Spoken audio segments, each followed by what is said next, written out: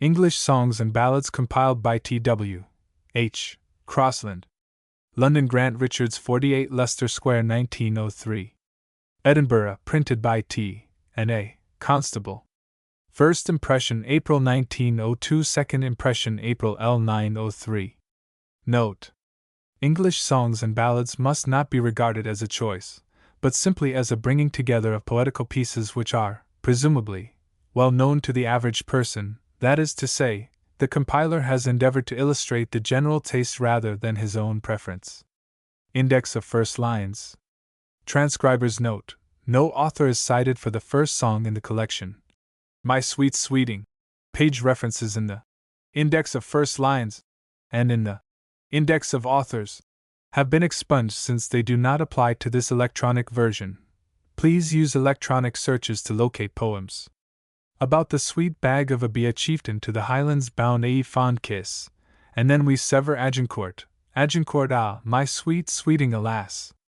My love, you do me wrong. Allanadale has no faggot for burning. All in the downs the fleet was moored, all ye woods, and trees, and bowers. And did ye not hear of a jolly young waterman, an old song made by an aged old pade, a parrot from the Spanish main arm, the scouts are all come in a simple child as I came through Sandgate. Ask me no more where Jove bestows, ask me no more. The moon may draw the sea, a spirit haunts the year's last hours, as through the land at eve we went a sweet. Disorder in the dress attend all ye who list to hear our noble England's praise. A weary lot is thine, fair maid, a well there is in the west country, a wet sheet and a flowing sea. Beauty clear and fair, be it right or wrong, these men among believe me, if all those endearing young charms, bird of the wilderness, blame not my lute. For he must sound blow, blow, thou winter wind, blow high, blow low, let tempests stir, break, break, break, busk ye, my bonny bride. But are ye sure the news is true?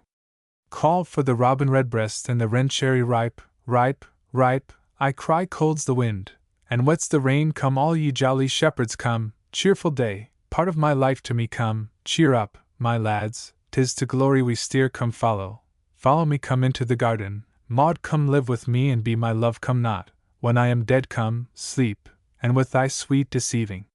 Dear is my little native vale, doubt thou the stars are fire, drink to me only with thine eyes. Duncan Gray came here to woo. Faintly as tolls the evening chime, fair daffodils, we weep to see, fair pledges of a fruitful tree. Fair stood the wind for France, fear no more the heat. Oh, the sun flowed down, cold rivulet, to the sea. Flow gently, sweet Afton, among thy green braes. Follow thy fair son, unhappy shadow for auld lang syne, my dear 24 bonny boys from Oberon. In fairyland from the forests and highlands, from the white blossomed sloe, my dear Chloe requested full fathom 5 thy father lies. Gather the rosebuds while ye may, God Laius, ever young, God prosper long our noble king, God save our gracious king. Go fetch to me a pint o' wine, go, lovely rose, good morrow to the day. So fair good people all, of every sort, go where glory waits thee, green fields of England, where soar. Hame, fain wad I be hang fear, cast away care, hark! Now everything is still, hark, the lark at heaven's gate sings, he is gone on the mountain, her arms across her breast she laid here, a sheer hulk, lies poor Tom bowling her eyes, the glowworm lend, he hears a health unto his majesty, here's to the maiden of bashful 15, hide me, O twilight, ere home they brought her warrior dead, ho! Why dost thou shiver and shake, how should I your true love know? I arise from dreams of thee, I cannot eat but little meat, I come from haunts of coot and hern, I come.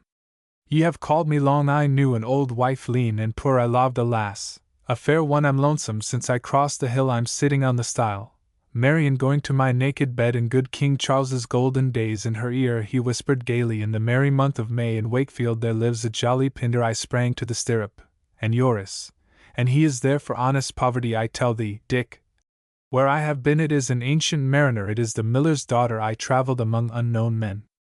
It was a blind beggar, had long lost his sight. It was a friar of orders grey. It was a lover, and his lass. It was a summer evening. It was the frog in the well. It was the time when lilies blow. I've seen the smiling. I wandered by the brook side. John Anderson, my Joe, John Gilpin was a citizen. Kentish Sir Bing stood for his king. King Death was a rare old fellow. Lassie, why the lint white locks lawn as white as driven snow, lay a garland on my hearse. Let me the cannikin clink, let the bells ring, and let the boys sing lithe and listen. Gentlemen, long the proud Spaniards had vaunted to conquer us, Lord. Thou hast given me a cell, love wakes and weeps. Maxwell Town braes are bonny men of England who inherit mine be a cot beside the hill, move eastward, happy earth, and leave my banks, they are furnished with bees, my heart is sere. I durena tell my heart is wasted with my woe, my mind to me a kingdom is, oh, Willie brood a peck o' mout. Napoleon's banners at Boulogne, no stir in the air, no stir in the sea, not a drum was heard, not a funeral note now, glory to the Lord of hosts, from whom all glories are now the mirth comes, now ponder well, you parents dear, now sleeps the crimson petal, now the white, now the hungry lion roars. Of all the girls that are so smart of the airts the wind can blaw of Nelson and the north, oft I had heard of Lucy Gray, oft in the stilly night, oh, call my brother back to me, oh, Mary, go and call the cattle home, oh. The days are gone when beauty bright, oh, the sweet contentment, oh where, and oh where, is your Highland laddie gone, oh Jenny's a wheat, poor body, oh listen, listen, ladies gay, oh mistress mine, where are you roaming, oh, my love s like a red, red rose, oh Nanny, wilt thou go with me on either side the river, lie on Linden when the sun was low? On that deep retiring shore, on the banks of Allan Water, Orpheus with his lute made trees, oh sing unto my roundelay, oh swallow, swallow, flying south our bugles sang truce, for the night cloud had lowered over hill, over dale, oh waly, waly up the bank, oh what can ail thee? Knight at arms, oh whistle, and I'll come to ye, my lad, oh world, oh life, oh time, oh young Lochinvar is come out of the west. Pack clouds, away, and welcome, day Pibroch of Donuil Dhu piping down the valleys, wild proud Maisie in the wood. Queen and huntress, chaste and fair. Red rose the nith tween bank and brae, rich and rare were the gems she wore, rose-cheeked Laura, come. Scots wahe why Wallace bled shall I, wasting in despair she dwelt among untrodden ways, she is a winsome wee thing, she is far from the land where her young hero sleeps, she stood breast high among the corn, she walks in beauty like the night, sigh no more, ladies, sigh no more, sing his praises, that doth keep, some asked me where the rubies grew, some talk of Alexander, and some of Hercules some years of late. In 88 so now is come our joyfulest part, so we'll go no more a roving spring. The sweet spring is the year's pleasant king, still to be neat, still to be drayest, sweet and low, sweet day, so cool, so calm, so bright, sweet Emma Moreland of yonder town. Tell me not, sweet, I am unkind, tell me, where is fancy bred? The Assyrian came down like the wolf on the fold, the boys stood on the burning deck, the breaking waves dashed high, the bride came out, oh the byre, the deal came fiddlin' through the tune, the feathered songster chanter clear, the fountains mingle with the river, the glories of our blood and state, the harp that once through Tara's halls the king sits in Dunfermline town, the laird o' Cockpen. He's proud and he s great, the lawns were dry in Euston Park, the minstrel boy to the war is gone, there be none of beauty's daughters, there came to the beach a poor exile of Erin. There come 7 gypsies on a day, there is a garden in her face, there is not in the wide world a valley so sweet, there was a youth, a well-beloved youth, there was 3 kings into the east, there were 3 ladies played at the BA, there were 3 sailors of Bristol city, the splendor falls on castle walls, the stars are with the voyager, the stately homes of England. The time I've lost in wooing they grew in beauty side by side, 3 fishers went sailing out into the west, tiger, burning bright, 'tis the last rose of summer, toll for the brave turn. Gentle hermit of the dale, 'twas in the prime of summer time. Under the greenwood tree. Was this fair face the cause? Quoth she, wa ll by my collar heron, when all among the thundering drums, when all is done and said, when Britain first, at heaven's command, when cats run home, and light is come, when daffodils begin to peer, when daisies pied and violets blew. When Hercules did use to spin, when icicles hang by the wall, when love with unconfined wings, when o'er the hill the eastern star, when the British warrior queen, when the sheep are in the fold, when the kye come hame, when this old cap was new, when we two parted, where gang ye, thou silly auld carle, where the bee sucks, there lurk I while larks with little wing, who is Sylvia? What is she? Why does your brand so drop with blood? Why do ye weep, sweet babes? Kintares, why so pale and wan? Fond lover with fingers weary and worn. Ye gentlemen of England, ye little birds that sit and sing, ye mariners of England, you are old, Father William, the young man cried, you spotted snakes with double tongue. Index of Authors Anonymous, Barnard, Lady and Beaumont and Fletcher Blake, William Bloomfield, Robert Breton, Nicholas Browning, Robert Burns, Robert Byron, Lord Campbell, Thomas Campion, Thomas Carew, Thomas Carey, Henry Chalkhill, John Chatterton, Thomas Clough, Arthur Hugh Cockburn, Mrs. Coleridge, Samuel Taylor Cooper, William Cunningham, Alan Dalrymple, Sir David Dibdin, Charles Drayton, Michael Dufferin, Lady Edwards, Richard Fletcher, John Garrick, David Gay, John Goldsmith, Oliver Hamilton, William Hemans, Felicia Herbert, George Herrick, Robert Haywood, Thomas Hogg, James Holcroft, Thomas Hood, Thomas Houghton, Lord Johnson, Ben Keats, John Kingsley, Rev. Charles Lovelace, Richard Macaulay, Lord Marlowe, Christopher Mickle, William Julius Moore, Thomas Nairn, Lady Nash, Thomas Parker, Martin Percy, Thomas Proctor, B.W. Rogers, Samuel Ross, Alexander Scott, Sir Walter Shakespeare, William Shelley, Percy Bysshe Shenstone, William Shirley, James Sidney, Sir Philip Southey, Robert Still, John Suckling, Sir John Tennyson, Lord Thackeray, William Makepeace Thompson, James Vaux, Lord Waller, Edmund Webster, John Wither, George Wolfe, Charles Wordsworth, William Wyatt, Sir Thomas. Songs and Ballads. My sweet sweeting. Ah, my sweet sweeting! My light, how pretty sweeting! My sweeting will I love wherever I go. She is so proper and pure, full steadfast, stable and demure. There is none such, you may be sure, as my sweet sweeting. In all this world, as thinketh me, is none so pleasant to my eye, that I am glad so oft to see, as my sweet sweeting. When I behold my sweeting sweet, her face, her hands, her minion fate, they send to me there is none so sweet, as my sweet sweeting. Above all other praise must I, and love my pretty pigsnigh, for none I find so womanly as my sweet sweeting. Lord Vaux thinking. When all is done and said, in the end thus shall you find, he most of all doth bathe in bliss that hath a quiet mind, and clear from worldly cares, to deem can be content the sweetest time in all his life in thinking to be spent. The body subject is to fickle fortune's power, and to a million of mishaps is casual every hour, and death in time doth change it to a clod of clay, when as the mind, which is divine, runs never to decay. Companion none is like unto the mind alone, for many have been harmed by speech through thinking, few, or none. Fear oftentimes restraineth words, but makes not thought to cease, and he speaks best that hath the skill when for to hold his peace. Our wealth leaves us at death, our kinsmen at the grave, but virtues of the mind unto the heavens with us we have. Wherefore, for virtue's sake, I can be well content, the sweetest time of all my life to deem in thinking spent. Richard Edwards. The falling out of faithful friends. In going to my naked bed as one that would have slept, I heard a wife sing to her child, that long before had wept. She sighed sore, and sang full sweet, to bring the babe to rest, that would not cease, but cried still, in sucking at her breast. She was full weary of her watch, and grieved with her child. She rocked it and rated it, till that on her it smiled. Then did she say, now have I found this proverb true to prove the falling out of faithful friends, renewing is of love.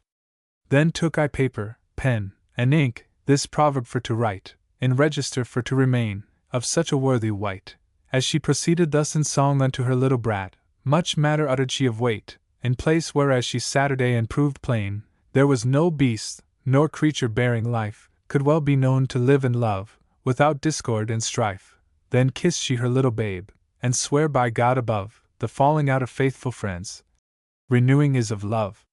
She said that neither king, nor prince, nor lord could live aright, until their puissance they did prove, their manhood and their might.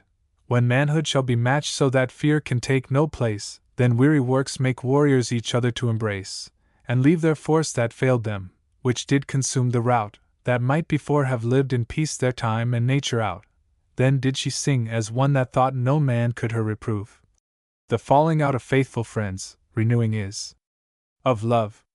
She said she saw no fish, nor fowl, nor beast within her haunt, that met a stranger in their kind, but could give it a taunt, since flesh might not endure for long, but rest must wrath succeed, and force the fight to fall to play, in pasture where they feed. So noble nature can well end the work she hath begun, and bridle well that will not cease her tragedy in sum. Thus in her songs she oft rehearsed, as did her well behove. The falling out of faithful friends, renewing is of love.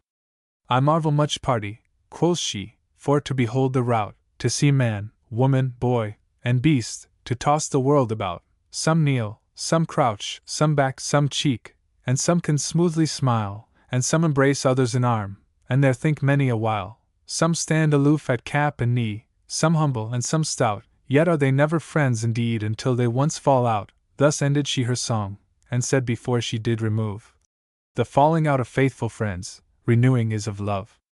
Sir Thomas Wyatt the lover's lute.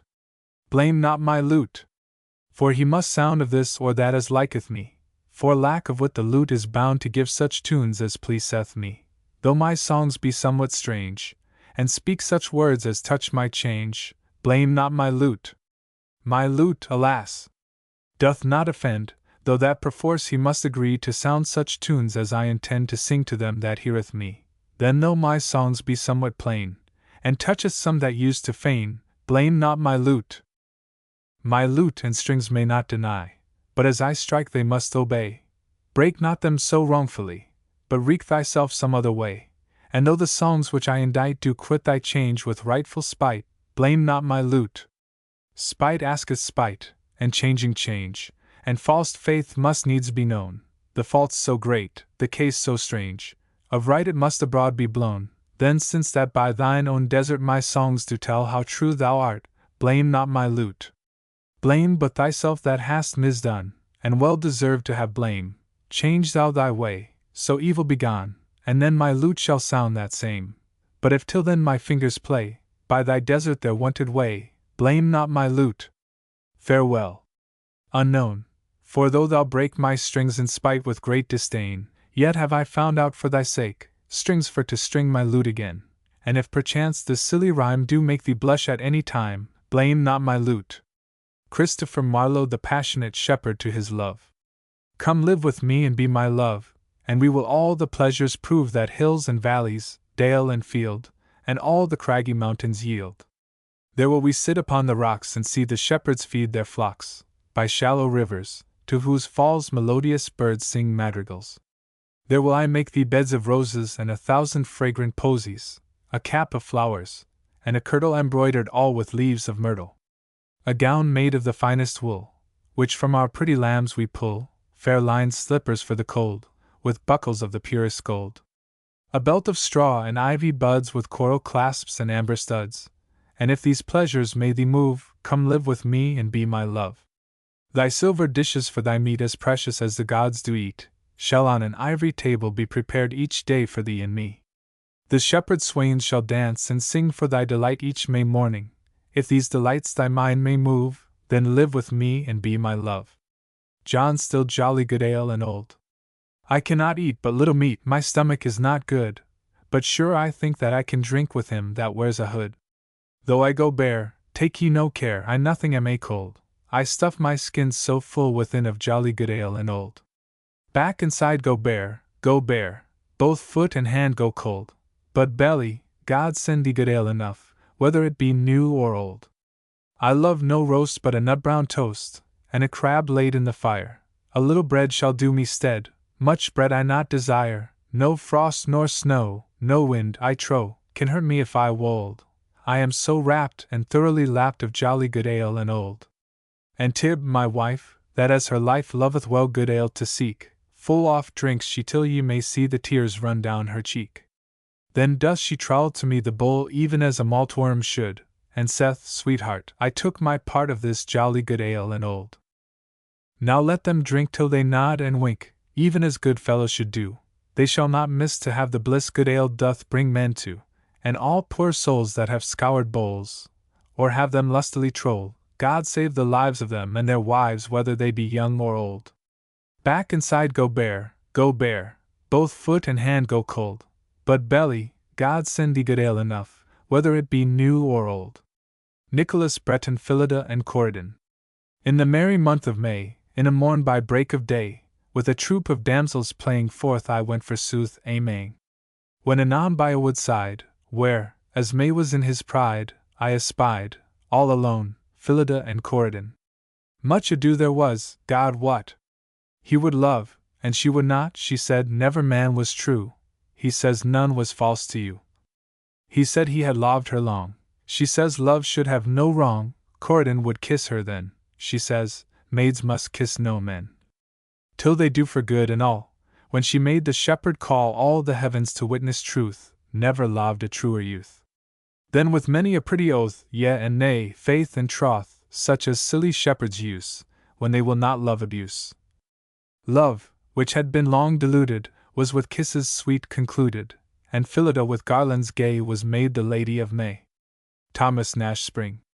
Spring, the sweet spring, is the year's pleasant king, then blooms each thing, then maids dance in a ring, cold doth not sting, the pretty birds do sing, cuckoo, jug-jug, pee-wee, to-wit-a-woo. The palm and may make country houses gay, lambs frisk and play, the shepherds pipe all day, and we hear birds tune this merry lay, cuckoo, jug-jug, pee-wee, to-wit-a-woo. The fields breathe sweet, the daisies kiss our feet, young lovers meet, old wives a-sunning sit, in every street these tunes our ears do greet, cuckoo, jug-jug, pee-wee, to-wit-a-woo. Spring. The sweet spring. Sir Edward Dyer. My mind to me a kingdom is. My mind to me a kingdom is, such perfect joy therein I find, that it excels all other bliss that God or nature hath assigned, though much I want that most would have, yet still my mind forbids to crave. No princely port, nor wealthy store, nor force to win a victory, no wily wit to salve a sore, no shape to win a loving eye, to none of these I yield as thrall, for why, my mind despise them all. I see that plenty surfeits oft, and hasty climbers soonest fall. I see that such as are aloft, mishap doth threaten most of all. These get with toil, and keep with fear, such cares my mind can never bear. I press to bear no haughty sway, I wish no more than may suffice. I do no more than well I may, look what I want, my mind supplies. Lo, thus I triumph like a king, my mind's content with anything. I laugh not at another's loss, nor grudge not at another's gain, no worldly waves my mind can toss. I brook that is another's bane. I fear no foe, nor fawn on friend. I loathe not life, nor dread mine end. My wealth is health and perfect ease, and conscience clear my chief defense. I never seek by bribes to please, nor by desert to give offense. Thus do I live, thus will I die. Would all do so as well as I? James Shirley, Death the Leveler. The glories of our blood and state are shadows, not substantial things. There is no armor against fate. Death lays his icy hand on kings, scepter and crown must tumble down, and in the dust be equal made with the poor crooked scythe and spade. Some men with swords may reap the field, and plant fresh laurels where they kill, but their strong nerves at last must yield. They tame but one another still, early or late they stoop to fate, and must give up their murmuring breath when they, pale captives, creep to death. The garlands wither on your brow, then boast no more your mighty deeds. Upon death's purple altar now see where the victim bleeds. Your heads must come to the cold tomb. Only the actions of the just smell sweet, and blossom in the dust. Thomas Haywood. Ye little birds that sit and sing. Wise ye, little birds that sit and sing amidst the shady valleys, and see how Phyllis sweetly walks within her garden alleys. Go, pretty birds, about her bower, sing, pretty birds, she may not lower. Ah me! Methinks I see her frown. Ye pretty wantons, warble. Go tell her through your chirping bills, as you by me are bidden, to her is only known my love, which from the world is hidden. Go, pretty birds, and tell her so, see that your notes strain not too low, for still methinks I see her frown. Ye pretty wantons, warble. Go tune your voices harmony and sing, I am her lover, strain loud and sweet, that every note with sweet content may move her, and she that hath the sweetest voice, tell her I will not change my choice, yet still methinks I see her frown. Ye pretty wantons, warble. Oh, fly! Make haste! See, see, she falls into a pretty slumber. Sing round about her rosy bed that waking she may wonder. Say to her, 'tis her lover true that sendeth love to you, to you. And when you hear her kind reply, return with pleasant warblings. Pack clouds away. Pack clouds away, and welcome day. With night we banish sorrow. Sweet air, blow soft, mount, lark, aloft to give my love good morrow. Wings from the wind to please her mind, notes from the lark I'll borrow. Bird, prune thy wing. Nightingale, sing. To give my love good morrow. To give my love good morrow notes from them all I'll borrow. Wake from thy nest, robin redbreast. Sing, birds, in every furrow. And from each bill let music shrill give my fair love good morrow. Blackbird and thrush in every bush stare, linnet and cock sparrow, you pretty elves, among yourselves sing my fair love good morrow. To give my love good morrow. Sing, birds, in every furrow. Beaumont and Fletcher sleep. Come, sleep, and with thy sweet deceiving lock me in delight awhile. Let some pleasing dreams beguile all my fancies, that from thence I may feel and influence all my powers of care bereaving. Though but a shadow, but a sliding, let me know some little joy. We that suffer long annoy are contented with a thought through an idle fancy wrought. Oh, let my joys have some abiding. Song to Pan. All ye woods, and trees, and bowers, all ye virtues and ye powers that inhabit in the lakes, in the pleasant springs or breaks, move your feet to our sound, whilst we greet all this ground with his honor and his name that defends our flocks from blame. He is great and he is just, he is ever good, and must thus be honored. Daffodil lies, roses, pinks, and loved lilies, let us fling, whilst we sing, ever holy, ever honored, ever young. Thus great Pan is ever sung. A spacious song. Lay a garland on my hearse of the dismal yew, maidens, willow branches bare, say, I died true. My love was false, but I was firm from my hour of birth. Upon my buried body lie lightly, gentle earth. John Fletcher. Beauty clear and fair. Beauty clear and fair, where the air rather like a perfume dwells, where the violet and the rose their blue veins and blush disclose, and come to honor nothing else. Where to live near and planted there is to live, and still live new, where to gain a favor is more than light, perpetual bliss, make me live by serving you. Dear, again back recall to this light, a stranger to himself and all. Both the wonder and the story shall be yours, and eke the glory. I am your servant, and your thrall. Let the bells ring, and let the boys sing. Let the bells ring, and let the boys sing, the young lasses skip and play. Let the cups go round, till round goes the ground, our learned old vicar will stay. Let the pig turn merrily, ah, and let the fat goose swim, for verily, oh, our vicar this day shall be trim. The stewed cock shall crow, cock-a-doodle-oo, a loud cock-a-doodle shall he crow, the duck and the drake shall swim in a lake of onions and claret below. Our wives shall be neat, to bring in our meat to thee our most noble adviser. Our pains shall be great, and bottles shall sweat, and we ourselves will be wiser. We'll labor and smirk, we'll kiss and we'll drink, and tides shall come thicker and thicker. We'll fall to our plough, and have children enow, and thou shalt be learned old vicar. Weep no more. Weep no more, nor sigh, nor groan. Sorrow calls no time that's gone. Violets plucked, the sweetest rain makes not fresh nor grow again. Trim thy locks, look cheerfully. Fate's hid ends eyes cannot see. Joys as winged dreams fly fast. Why should sadness longer last? Grief is but a wound to woe. Gentlest fair, mourn no mo. Pan. Sing his praises that doth keep our flocks from harm. Pan, the father of our sheep. And arm in arm tread we softly in around, whilst the hollow neighboring ground fills the music with her sound. Pan, O great God Pan, to thee thus do we sing. Thou who keep'st us chaste and free as the young spring, ever be thy honor spoke. From that place the morn is broke, to that place day doth unyoke. God Laius. God Laius, ever young, ever honored, ever sung, stained with blood of lusty grapes, in a thousand lusty shapes dance upon the mazer's brim, in the crimson liquor swim. From thy plenteous hand divine let a river run with wine. God of youth, let this day here enter neither care nor fear. A battle song. Arm.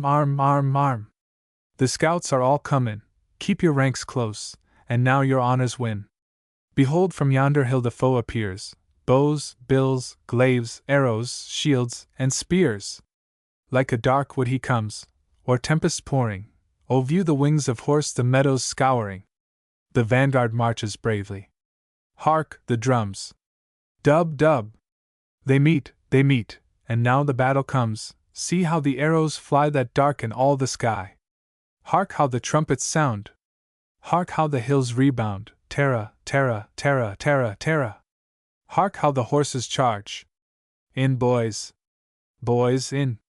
The battle totters, now the wounds begin. Oh, how they cry! Oh, how they die! Room for the valiant Memnon, armed with thunder! See how he breaks the ranks asunder! They fly! They fly!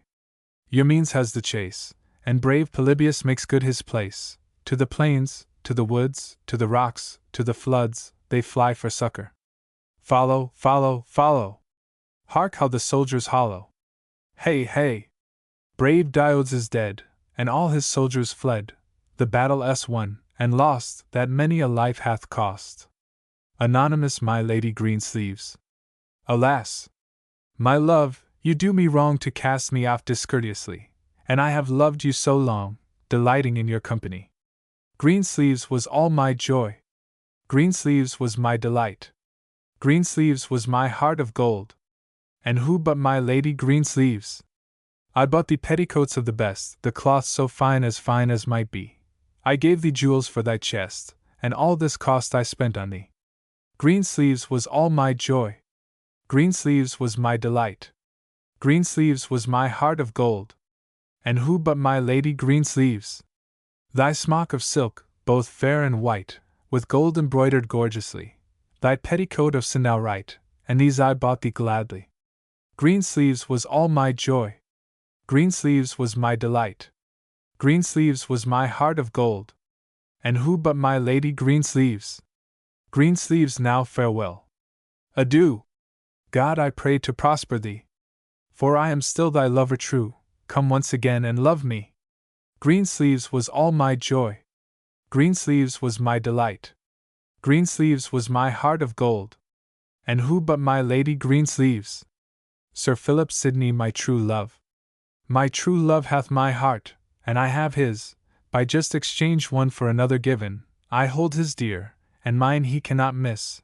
There never was a better bargain driven. My true love hath my heart, and I have his. His heart in me keeps him and me in one. My heart in him his thoughts and senses guides. He loves my heart, for once it was his own. I cherish his because in me it bides. My true love hath my heart, and I have his. John Webster Dirge. Call for the robin redbreast and the wren, since o'er shady groves they hover, and with leaves and flowers do cover the friendless bodies of unburied men. Call unto his funeral dole the ant, the field mouse, and the mole, to rear him hillocks that shall keep him warm, and when gay tombs are robbed, sustain no harm. But keep the wolf far thence, that's foe to men, for with his nails he'll dig them up again. The shrouding. Hark! Now everything is still, the screech owl and the whistler shrill, call upon our dame aloud, and bid her quickly don her shroud. Much you had of land and rent, your length in clays now competent, a long war disturbed your mind, here your perfect peace is signed.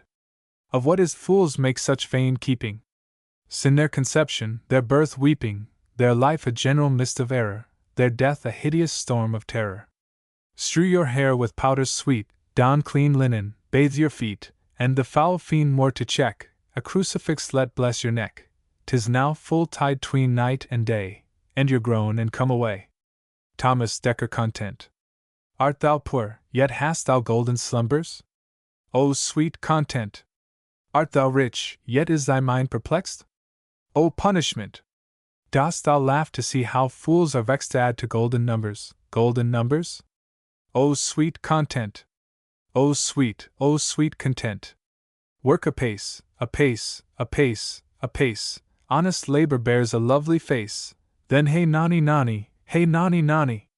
Canst drink the waters of the crisp spring? O sweet content!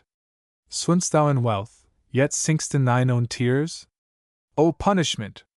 Then he that patiently wants burden bears no burden bears, but is a king, a king. O sweet content! O sweet content! Work apace, apace, apace, apace. Honest labor bears a lovely face. Then hey nonny nonny, hey nonny nonny. Troll the bull. Cold's the wind, and wet's the rain. Saint Hugh be our good speed. Ill is the weather that bringeth no gain, nor helps good hearts in need. Troll the bull, the jolly nut-brown bull, and here, kind mate, to thee. Let's sing a dirge for St. Hugh's soul, and down it merrily. Down-a-down, hey, down-a-down, hey derry down-a-down. Ho! Well done, to let me come, ring compass, gentle joy. Troll the bull, the nut-brown bull, and here, kind mate, to thee. Let's sing a dirge for St. Hugh's soul, and down it merrily. Cold's the wind, and wet's the rain, St. Hugh be our good speed. Ill is the weather that bringeth no gain, nor helps good hearts in need. Anonymous Sir Patrick Spens. The king sits in Dunfermline town, drinking the blood-red wine. Oh, where will I get a good sailor, to sail this ship o' mine? Then up and spake an elder knight sat at the king's right knee. Sir Patrick Spens is the best sailor that ever sailed the sea. The king has written a braid letter, and sealed it wi' his hand, and sent it to Sir Patrick Spens was walking on the strand. To Norway, to Norway, to Norway o'er the fame, the king's daughter to Norway, 'tis thou maun tak her hame. The first line that Sir Patrick read, a loud laugh laughed he. The neist line that Sir Patrick read, the tear blinded his ee. Oh, wha is this has done this deed, and told the king o' me, to send us out at this time o' the year, to sail upon the sea? Beat wind or weet, beat hail or sleet, our ship maun sail the fame, the king's daughter to Norway, 'tis we maun tak her hame. They hoisted their sails on Monday morn, while the speed they may, and they hae landed in Norway upon a Woden's day. They hadna been a week, in Norway but tway, when that the lords o' Norway began aloud to say, Ye Scottismen spend a our king's gowd, and a our canis fee. Ye lee ours loud, say loud as I hear ye lee. For I brought as much o' the white money as gain my men and me, and a half o' the good red gowd, out o'er the sea with me. Mac ready, my merry men our good ship sails the morn. O say na say, my master dear, I fear a deadly storm. I saw the new moon late yestreen, why the auld moon in her arm, and if we gang to sea, master, I fear we'll come to harm. They hadna sailed a league but barely 3, when the lift grew dark, and the wind blew loud and gully grew the sea. The anchors brak, and the topmasts slap, it was sick a deadly storm, and the waves cam o'er the broken ship, till a her sides were torn. Oh, where will I get a good sailor will tak the helm in hand, till I get up to the tall topmasts, to see if I can spy land. Oh, here am I, a sailor good, to tak the helm in hand, till ye get up to the tall topmasts, but I fear ye'll ne'er spy land. He hadn't again a step, but barely ane, when about flew out o' the good ship's side, and the saut see it cam in. Gee, fetch a web o' the silken claith, a neat o' the twine, and wap them into our good ship's side, and letna the sea come in. They fetched a wab o' the silken claith, a neat o' the twine, and they wapped them into the good ship's side, but I the sea cam in. O lathe were our Scots lords' sons to weet their coal black shoon, but lang ere the play was played, they wut their hats abune. And mony was the featherbed that fluttered on the fame, and mony was the good lord's son that never mair cam hame. O lang may the ladies sit, wi' their fans into their hand, before they see Sir Patrick Spens come sailing to the strand. And lang may the maidens sit, wi' the gowd cames in their hair, a-waiting for their ain dear loves, for them they'll see nae mair. Half o'er to Aberdare 'tis 50 fathom deep, and there lies good Sir Patrick Spens wi' the Scots lords at his feet. The Beggar's Daughter of Bednall Green Part 1. It was a blind beggar, had long lost his sight, he had a fair daughter of beauty most bright, and many a gallant brave suitor had she, for none was so comely as pretty Bessie. And though she was of favour most fair, yet seeing she was but a poor beggar's heir, of Anchian housekeepers despised was she, whose sons came as suitors to pretty Bessie.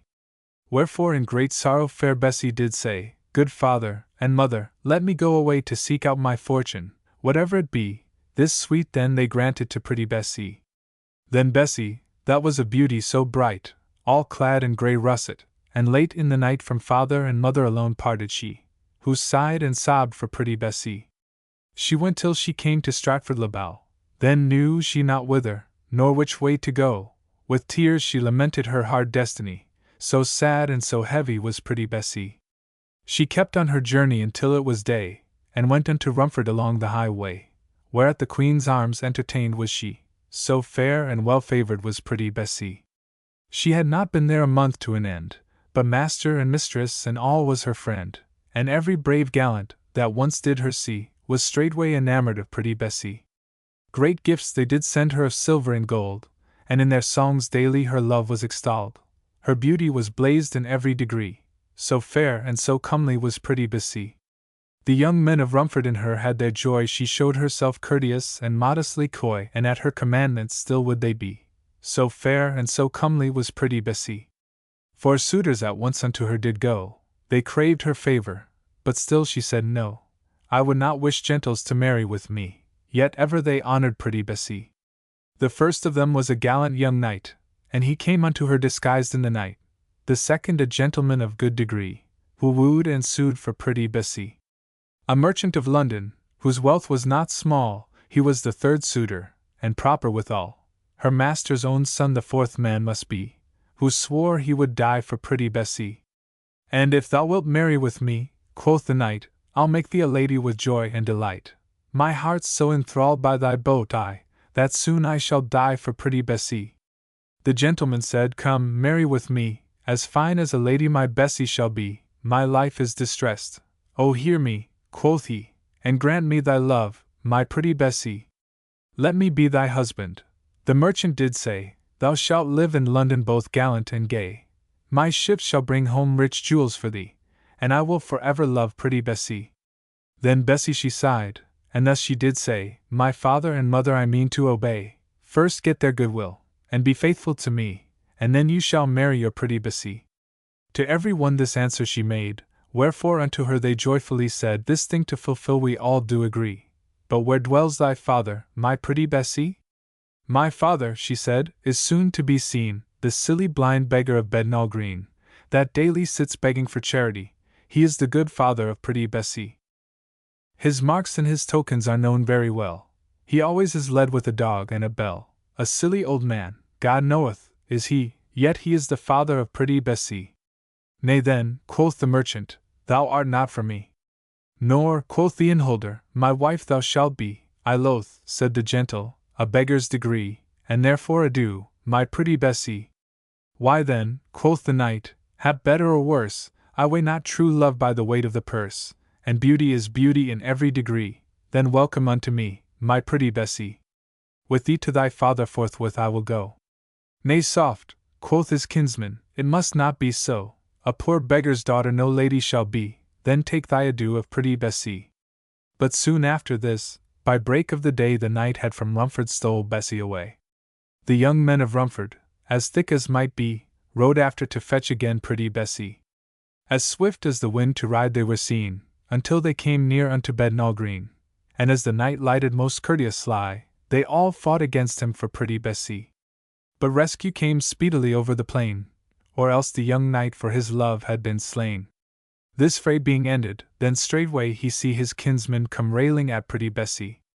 Then spake the blind beggar, Although I be poor, yet rail not against my child at my own door. Though she be not decked in velvet and pearl, yet will I drop angels with you for my girl. And then, if my gold may better her birth, and equal the gold that you lay on the earth, then neither rail nor grudge you to see the blind beggar's daughter a lady to be. But first you shall promise, and have it well known, the gold that you drop shall all be your own. With that they replied, contented be we. Then here's, quoth the beggar, for pretty Bessie. With that an angel he cast on the ground, and dropped an angel's full 3,000 pound, and oftentimes it was proved most plain, for the gentleman's one, the beggar dropped twain. So that the place, wherein they did sit, with gold it was covered every whit. The gentleman then having dropped all their store, said, Now, beggar, hold, for we have no more. Thou hast fulfilled thy promise aright. Then marry, quoth he, my girl to this knight, and here, added he, I will now throw you down 100 pounds more to buy her a gown. The gentlemen all, that this treasure had seen, admired the beggar of Bednall Green, and all those, that were her suitors before, their flesh for very anger they tore. Thus was fair Bessie matched to the knight, and then made a lady in others' despite. A fairer lady there never was seen, than the blind beggar's daughter of Bednall Green. But of their sumptuous marriage and feast, What brave lords and knights thither were pressed, the second fit shall set forth to your sight with marvellous pleasure and wished delight. Part 2. Of a blind beggar's daughter most bright, that late was betrothed unto a young knight. All the discourse thereof you did see, but now comes the wedding of pretty Bessee. Within a gorgeous palace most brave, adorned with all the cost they could have, this wedding was kept most sumptuously, and all for the credit of pretty Bessee. All kind of dainties and delicates sweet were bought for the banquet, as it was most meat, partridge, and plover, and venison most free, against the brave wedding of pretty Bessee. This marriage through England was spread by report, so that a great number thereto did resort of nobles and gentles in every degree, and all for the fame of pretty Bessee. To church then went this gallant young knight, his bride followed after, an angel most bright, with troops of ladies, the like ne'er was seen, as went with sweet Bessee of Bednall Green. This marriage being solemnized then, with music performed by the skilfullest men, the nobles and gentles sat down at that tide, each one admiring the beautiful bride. Now, after the sumptuous dinner was done, to talk, and to reason a number begun, they talked of the blind beggar's daughter most bright, and what with his daughter he gave to the knight. Then spake the nobles, much marvel have we, this jolly blind beggar we cannot here see. My lords, quoth the bride, my father's so base, he is loath with his presence these states to disgrace. The praise of a woman in question to bring before her own face, were a flattering thing, but we think thy father's baseness, quoth they, might by thy beauty be clean put away. They had no sooner these pleasant words spoke, but in comes the beggar clad in a silk cloak, a fair velvet cap, and a feather had he, and now a musician forsooth he would be. He had a dainty lute under his arm, he touched the strings, which made such a charm, says, please you to hear any music of me, I'll sing you a song of pretty Bessee. With that his lute he twanged straightway, and thereon began most sweetly to play, and after that lessons were played 2 or 3, he strained out this song most delicately.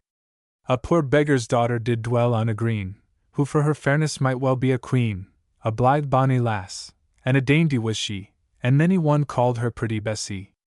Her father he had no goods, nor no land, but begged for a penny all day with his hand, and yet to her marriage he gave thousands 3, and still he hath somewhat for pretty Bessee. And if any one here her birth do disdain, her father is ready, with might and with main, to prove she is come of noble degree, therefore never flout at pretty Bessee. With that the lords and the company round with hearty laughter were ready to swound. At last said the lords, full well we may see, the bride and the beggars beholden to thee. On this the bride all blushing did rise, the pearly drops standing within her fair eyes. O pardon my father, grave nobles, quoth she, that through blind affection thus doteth on me. If this be thy father, the nobles did say, well may he be proud of this happy day, yet by his countenance well may we see, his birth and his fortune did never agree. And therefore, blind man, we pray thee bewray, and look that the truth thou to us do say, thy birth and thy parentage, what it may be, for the love that thou bearest to pretty Bessee.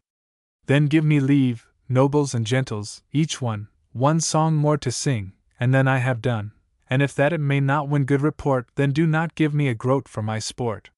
Sir Simon de Montfort my subject shall be, once chief of all the great barons was he, yet fortune so cruel this lord did abase, now lost and forgotten are he and his race. When the barons in arms did King Henry oppose, Sir Simon de Montfort their leader they chose. A leader of courage undaunted was he, and oft times he made their enemies flee. At length in the battle on Evesham plain, the barons were routed, and Montfort was slain. Most fatal that battle did prove unto thee, though thou wast not born then, my pretty Bessee. Along with the nobles, that fell at that tide, his eldest son Henry, who fought by his side, was felled by a blow he received in the fight, a blow that deprived him forever of sight. Among the dead bodies all lifeless he lay, till evening drew on of the following day, when by a young lady discovered was he, and this was thy mother, my pretty Bessee. A baron's fair daughter stepped forth in the night to search for her father, who fell in the fight, and seeing young Montfort, where gasping he lay, was moved with pity, and brought him away. In secret she nursed him, and swaged his pain, while he through the realm was believed to be slain. At length his fair bride she consented to be, and made him glad father of pretty Bessie. And now, lest our foes our lives should betray, we clothe ourselves in beggar's array. Her jewels she sold, and hither came we, all our comfort and care was our pretty Bessie.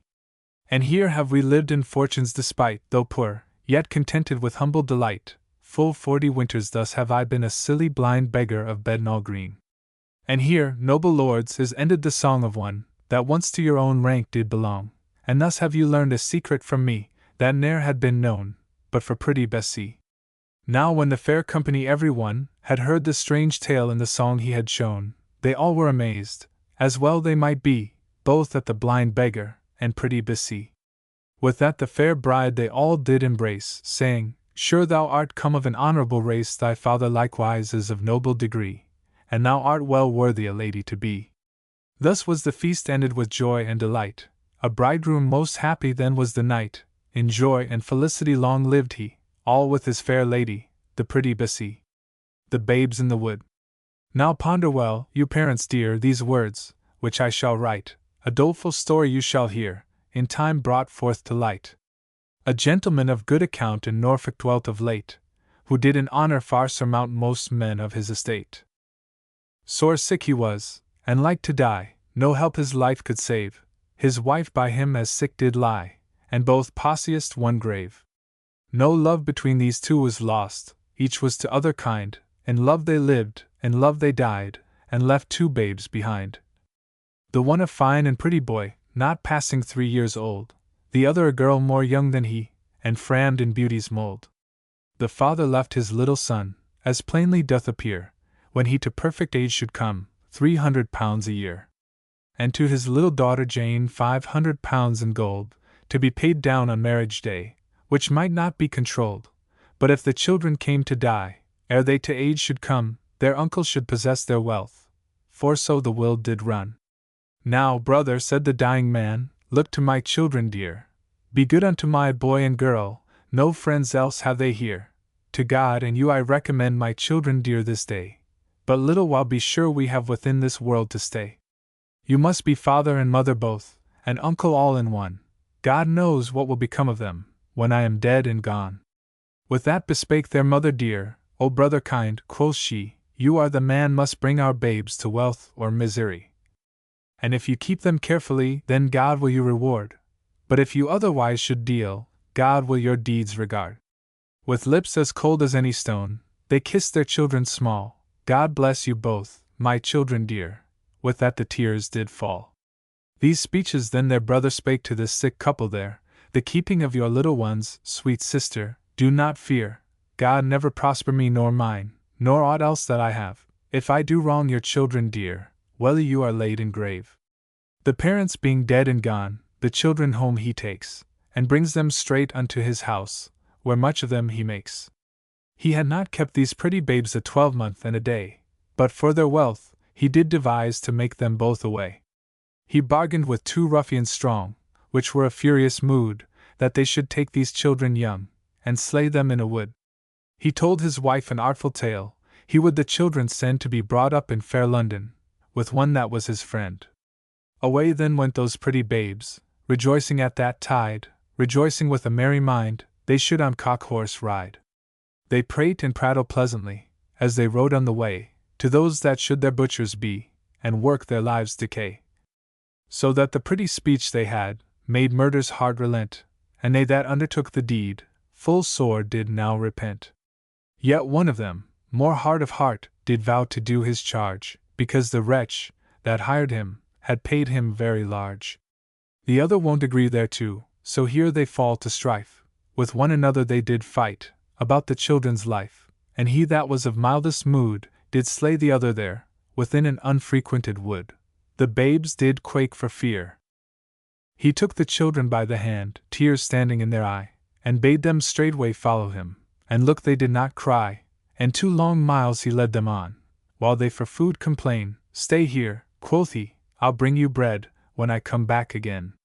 The pretty babes, with hand in hand, went wandering up and down, but never more could see the man approaching from the town. Their pretty lips with blackberries were all besmeared and dyed, and when they saw the darksome night, they sat them down and cried. Thus wandered these poor innocents, till death did end their grief. In one another's arms they died, as wanting due relief. No burial this pretty pair of any man receives, till Robin Redbreast piously did cover them with leaves. And now the heavy wrath of God upon their uncle fell, yea, fearful fiends did haunt his house, his conscience felt in hell. His barns were furred, his goods consumed, his lands were barren made, his cattle died within the field, and nothing with him stayed. And in a voyage to Portugal 2 of his sons did die, and to conclude, himself was brought to want and misery. He pawned and mortgaged all his land ere 7 years came about. And now at length this wicked act did by this means come out. The fellow, that did take in hand these children for to kill, was for a robbery judged to die, such was God's blessed will, who did confess the very truth, as here hath been displayed, their uncle having died in jail, where he for debt was laid. You that executors be made, and overseers eke, of children that be fatherless, and infants mild and meek, take you example by this thing, and yield to each his right, lest God with such like misery your wicked minds requite. Robin Hood and the Pinder of Wakefield. In Wakefield there lives a jolly Pinder, in Wakefield, all on a green. There is neither knight nor squire, said the Pinder, nor baron that is so bold, dare make a trace passé to the town of Wakefield, but his pledge goes to the pinfold. All this beheard 3 witty young men, 'twas Robin Hood, Scarlet, and John. With that they spied the jolly Pinder, as he sate under a thorn. Now turn again, said the Pinder, for a wrong way have you gone, for you have forsaken the king his highway, and made a path over the corn. Oh, that were great shame, said jolly Robin, we being 3, and now but 1. The Pinder leapt back then 30 good foot, 'twas 30 good foot and 1. He leaned his back fast unto a thorn, and his foot unto a stone, and there he fought a long summer's day, a summer's day so long, till that their swords, on their broad bucklers, were broken fast unto their hands. Hold thy hand, said Robin Hood, and my merry men every one, for this is one of the best Pinders that ever I tried with sword. And wilt thou forsake thy Pinder his craft, and live in the greenwood with me? At Michaelmas next my covenant comes out, when every man gathers his fee.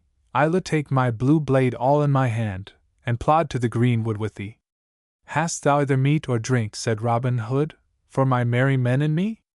I have both bread and beef, said the Pinder, and good ale of the best, and that is meat good enough, said Robin Hood, for such unbidden guest. O wilt thou forsake the Pinder his craft, and go to the greenwood with me? Thou shalt have a livery twice in the year, the one green, the other brown shall be. If Michaelmas day were once come and gone, and my master had paid me my fee, then would I set as little by him as my master doth set by me. The nut-brown maid. He. Be it right or wrong, these men among on women do complain, affirming this, how that it is a labor spent in vain, to love them well, for never a deal they love a man again, for let a man do what he can, their favor to attain, yet if anew do them pursue, their first true lover then laboureth for naught, for from their thought he is a banished man. She. I say not nay, but that all day it is both written and said that woman's faith is, as who saith, all utterly decayed, but nevertheless, right good witness in this case might be laid, that they love true, and continue, record the nut-brown maid, which, when her love came, her to prove, to her to make his moan, would not depart, for in her heart she loved but him alone. He. Then between us let us discuss what was all the manner between them two. We will also tell all the pain, and fear, that she was in.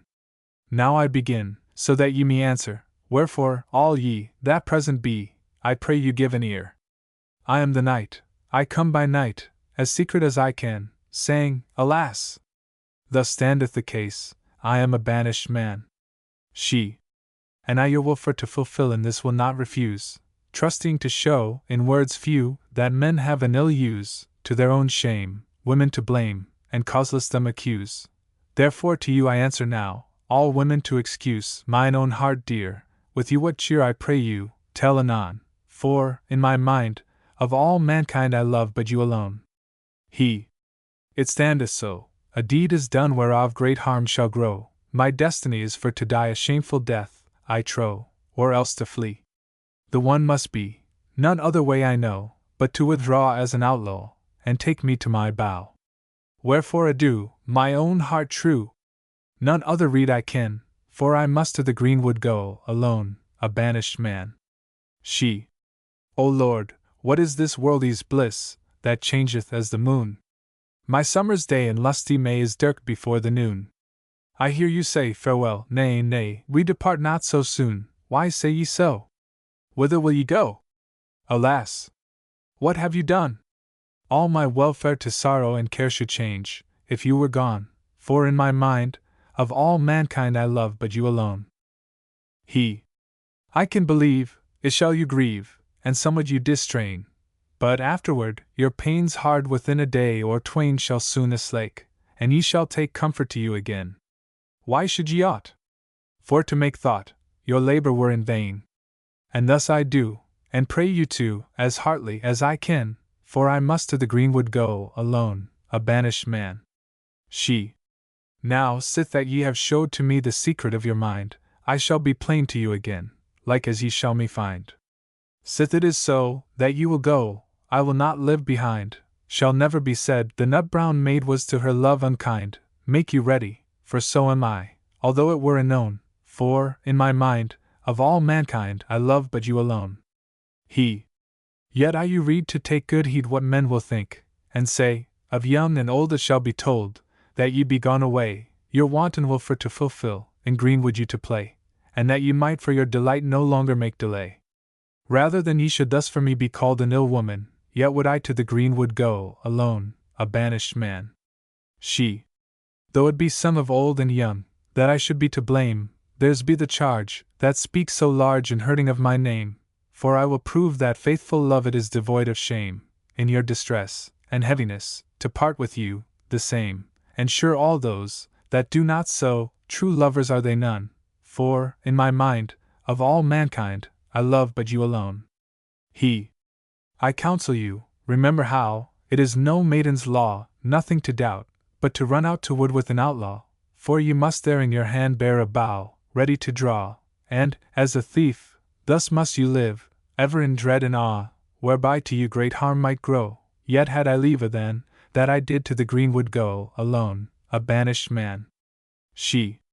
I think not, nay, but as ye say, it is no maiden's lore, but love may make me for your sake, as I have said before, to come on foot, to hunt, and shoot to get us meat in store, for so that I your company may have, I ask no more, from which to part, it mocketh my heart as cold as any stone, for, in my mind, of all mankind I love but you alone. He. For an outlaw this is the law, that men him take and bind, without pity, hang to be, and waver with the wind. If I had need, as God forbid, what succours could ye find? Forsooth I trow ye in your bow for fear would draw behind, and no marvel, for little avail were in your counsel then, wherefore I will to the greenwood go, alone, a banished man. She. Right well know ye that woman be but feeble for to fight, no woman heeded is indeed to be bold as a knight, yet, in such fear if that you were with enemies day or night, I would withstand, with bow in hand, to grieve them as I might, and you to save, as women have from death men many one, for, in my mind, of all mankind I love but you alone. He. Yet take good heed, for ever I dread that ye could not sustain the thorny ways, the deep valleys, the snow, the frost, the rain, the cold, the heat, for dry, or wet, we must lodge on the plain, and us above, no other roof but a brake bush, or twain, which soon should grieve you, I believe, and you would gladly than that I had to the greenwood go, alone, a banished man. She. Sith I have here been partoner with you of joy and bliss, I must also part of your woe endure, as reason is, yet am I sure of one pleasure, and shortly it is this, that where ye be me see meth, pard, I could not fare amiss. Without more speech, I you beseech that we were soon agone, for, in my mind, of all mankind I love but you alone. He. If you go thither, ye must consider, when ye have lust to dine, there shall no meat be for you geat, either beer, ale, nor wine, no slakes clean, to lie between, made of thread and twine, none other house but leaves and boughs, to cover your head and mine, lo, mine heart sweet, this evil diet should make you pale and wan, wherefore I will to the greenwood go, alone, a banished man. She. Among the wild deer, such an archer as men say that ye be, and ye may not fail of good victual, where is so great plenty, and water clear of the riviere shall be full sweet to me, with which in helle I shall right weal endure, as ye shall see. And, or we go, a bed or two I can provide anon, for, in my mind, of all mankind I love but you alone. He. Lo, yet before you must do more, if you will go with me, as cut your hair up by your ear, your kirtle by the knee, with bow in hand, for to withstand your enemies, if need be, and this same night before daylight. To woodward will I flee. If that ye will all this fulfill, do it shortly as ye can, else will I to the greenwood go, alone, a banished man. She. I shall as now do more for you than longeth to womanheed, to shope my hair, a bow to bear, to shoot in time of need. O my sweet mother, before all other for you I have most dread. But now adieu. I must ensue, where fortune doth me lead. All this make ye, now let us flee, the day cometh fast upon, for, in my mind, of all mankind I love but you alone. He. Nay, nay, not so, ye shall not go, and I shall tell you why. Your appetite is to be light of love, I well espy, for, like as ye have said to me, and likewise heartily ye would answer a whosoever it were, in way of company. It is said of old, soon hot, soon cold, and so is a woman. Wherefore I to the wood will go, alone, a banished man. She. If ye take heed, it is no need such words to say by me, for oft ye prayed, and long essayed, or I loved you, pard, and though that I of ancestry a baron's daughter be, yet have you proved how I you loved, a squire of low degree, and ever shall, whatso befall, to die therefore anon, for, in my mind, of all mankind I love but you alone. He. A baron's child to be beguiled. It were a cursed deed, to be filial with an outlaw. Almighty God forbid! Yet better were the poor squire alone to forest yedda, than ye shall say another day, that, by my curse rede, you were betrayed, wherefore, good maid, the best rede that I can, is, that I to the greenwood go, alone, a banished man. She. Whatever befall, I never shall of this thing be upbraid, but if ye go, and leave me so, then have ye me betrayed. Remember you well, how that ye deal, for if ye, as ye said, be so unkind, to leave behind your love, the nut-brown maid, trust me truly, that I shall die soon after ye be gone, for, in my mind, of all mankind I love but you alone. He. If that ye went, ye should repent, for in the forest now I have purveyed me of a maid, whom I love more than you, another more fair than ever you were, I dare it well avow, and if you both each should be wroth with other, as I trow, it were mine ease to live in peace, so will I, if I can, wherefore I to the wood will go, alone, a banished man. She. Though in the wood I understood ye had a paramour, all this may not remove my thought, but that I will be yours, and she shall find me soft and kind, and courteous every hour, glad to fulfill all that she will command me to my power, for had ye, lo, 100 mo, yet would I be that one, for, in my mind, of all mankind I love but you alone. He. Mine own dear love, I see the proof that ye be kind and true, of maid and wife, in all my life, the best that ever I knew. Be merry and glad, be no more sad, the case is changed new, for it were ruth, that, for your truth, ye should have cause to rue. Be not dismayed, whatsoever I said to you when I began, I will not to the greenwood go, I am no banished man. She.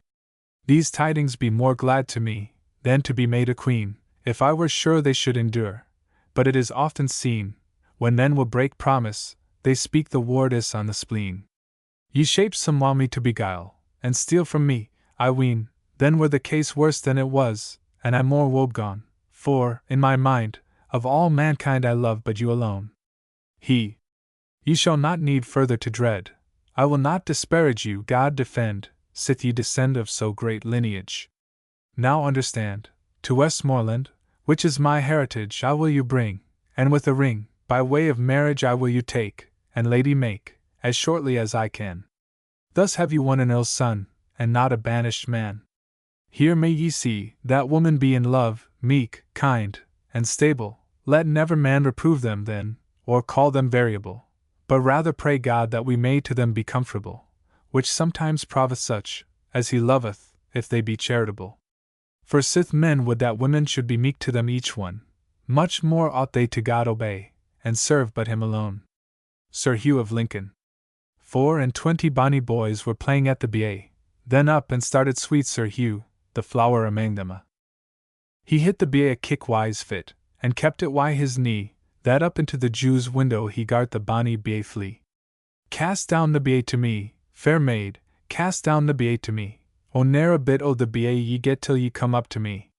Come up, sweet Hugh, come up, dear Hugh, come up and get the ba. I canna come, I darna come, without my playfair's twa. Come up, sweet Hugh, come up, dear Hugh, come up and play wy me. I canna come, I darna come, without my playfair's three. She's gane into the Jew's garden, where the grass grew lang and green. She powed an apple red and white, to wow the young thing in. She willed him into a chamber, she willed him into twa, she willed him to her ain chamber, the fairest o' them a. She laid him on a dressing board where she did sometimes dine. She put a penknife in his heart, and dressed him like a swine. Then out and cam the thick, thick blood, then out and cam the thin, then out and cam the bonny heart's blood, where the life lay in. She rode him in a cake of lead, bade him lie still and sleep. She cast him into the Jew's drawwell, was 50 fathom deep. She's ta'en her mantle about her head, her pike staff in her hand, and prayed heaven to be her guide unto some uncouth land. His mithers she cam to the Jew's castle, and there ran thrice about, O sweet Sir Hugh, gif ye be here, I pray ye to me speak. She cam into the Jew's garden, and there ran thrice about, O sweet Sir Hugh, gif ye be here, I pray ye to me speak. She cam unto the Jew's drawwell, and there ran thrice about, O sweet Sir Hugh, gif ye be here, I pray ye to me speak. How can I speak? How dare I speak? How can I speak to thee? The Jew's penknife sticks in my heart, I canna speak to thee. Gang hame, O mither dear, and shate my winding sheet, and at the Birks of Mere Island town there you and I shall meet. When bells were rung and mass was sung, and a men bound for bed, every mither had her son, but sweet Sir Hugh was dead. The Gypsy Countess. There come 7 gypsies on a day, oh, but they sang bonny, oh, and they sang so sweet, and they sang so clear. Down came the Earl's lady, oh. They gave to her the nutmeg, and they gave to her the ginger, but she gave to them a far better thing, the 7 gold rings off her fingers. When the Earl he did come home, inquiring for his lady, one of the servants made this reply, she's awa with the gypsy laddie. Come saddle for me the brown, he said, for the black was ne'er so speedy, and I will travel night and day till I find out my lady. Will you come home, my dear? He said, oh, will you come home, my honey? And by the point of my broadsword, a hand I'll ne'er lay on you. Last night I lay on a good feather bed, and my own wedded lord beside me, and tonight I'll lie in the ash corner, with the gypsies all around me. They took off my high-heeled shoes, that were made of Spanish leather, and I have put on coarse lowland brogues, to trip it o'er the heather. The Earl of Cashan is lying sick, not one hair I'm sorry. I'd rather have a kiss from his fair lady's lips than all his gold, and his money. There were 3 ladies. There were 3 ladies played at the ba, with a hey, and a lily gay. By came 3 lords and wooed them a, one the roses smelled sae sweetly. The first o' them was clad in yellow, O fair May, will ye be my marrow? One the roses smelled sae sweetly. The nighest o' them was clad I reed, O fair May, will ye be my bride? The thrid o' them was clad I green, he said, O fair May, will ye be my queen? The Heir of Lynn Part 1. Lie then listen, gentlemen, to sing a song I will begin. It is of a lord of fair Scotland, which was the unthrifty heir of Lynn. His father was a right good lord, his mother a lady of high degree, but they, alas, were dead, him fro, and he loved keeping company. To spend the day with merry cheer, to drink and revel every night, to card and dice from eve to morn, it was, I weep, his heart's delight. To ride, to run, to rant, to roar, to always spend and never spare, I wot, and it were the king himself, of gold and fee he mote be bare. So fares the unthrifty lord of Lynn till all his gold is gone and spent, and he maun sell his lands so broad, his house, and lands, and all his rent. His father had a keen steward, and John o' the Scales was called he. But John is become a gentleman, and John has got both gold and fee. Says, Welcome, welcome, Lord of Lynn, let not disturb thy merry cheer. If thou wilt sell thy lands so broad, good store of gold I'll give thee here. My gold is gone, my money is spent, my land now take it unto thee. Give me the gold, good John o' the Scales, and 9 for I my land shall be. Then John he did him to record draw, and John he cast him a God's penny. But for every pound that John agreed, the land, I wis, was well worth 3. He told him the gold upon the board, he was right glad his land to win. The gold is thine, the land is mine, and now I'll be the Lord of Lynn. Thus he bath sold his land so broad, both hill and holt, and moor and fen, all but a poor and lonesome lodge, that stood far off in a lonely glen. For so he to his father hight. My son, when I am gone, said he, then thou wilt spend thy land so broad, and thou wilt spend thy gold so free. But swear me now upon the rood, that lonesome lodge thou'lt never spend, for when all the world doth frown on thee, thou there shalt find a faithful friend. The air of Lynn is full of gold, and come with me, my friends, said he, let us drink, and rant, and merry make, and he that spares, ne'er mote he thee. They ranted, drank, and merry made, till all his gold it waxed thin, and then his friends they slunk away, they left the unthrifty heir of Lynn. He had never a penny left in his purse, never a penny left but 3, and one was brass, another was lead, and another it was white money. Now well a day, said the heir of Lynn, now well a day, and woe is me, for when I was the Lord of Lynn, I never wanted gold nor fee. But many a trusty friend have I, and why should I feel dole or care? I'll borrow of them all by turns, so need I not be never bare. But one, I wis, was not at home, Anther had paid his gold away, another called him thriftless loon, and bade him sharply wend his way. Now well a day, said the heir of Lynn, now well a day, and woe is me! For when I had my lands so broad, on me they lived right merrily. To beg my bread from door to door I wis, it were a burning shame, to rob and steal it were a sin, to work my limbs I cannot frame. Now I'll away to that lonesome lodge, for there my father bade me wend. When all the world should frown on me, I there should find a trusty friend. Part 2. Away then hied the heir of Lynn o'er hill and holt and moor and fen, until he came to the lonesome lodge, that stood so low in a lonely glen. He looked up, he looked down, in hopes some comfort for to win, but bare and loathly were the walls. Here's sorry cheer, quo' the heir of Lynn. The little window dim and dark was hung with ivy bare, and no shimmering sun here ever shone, no wholesome breeze here ever blew.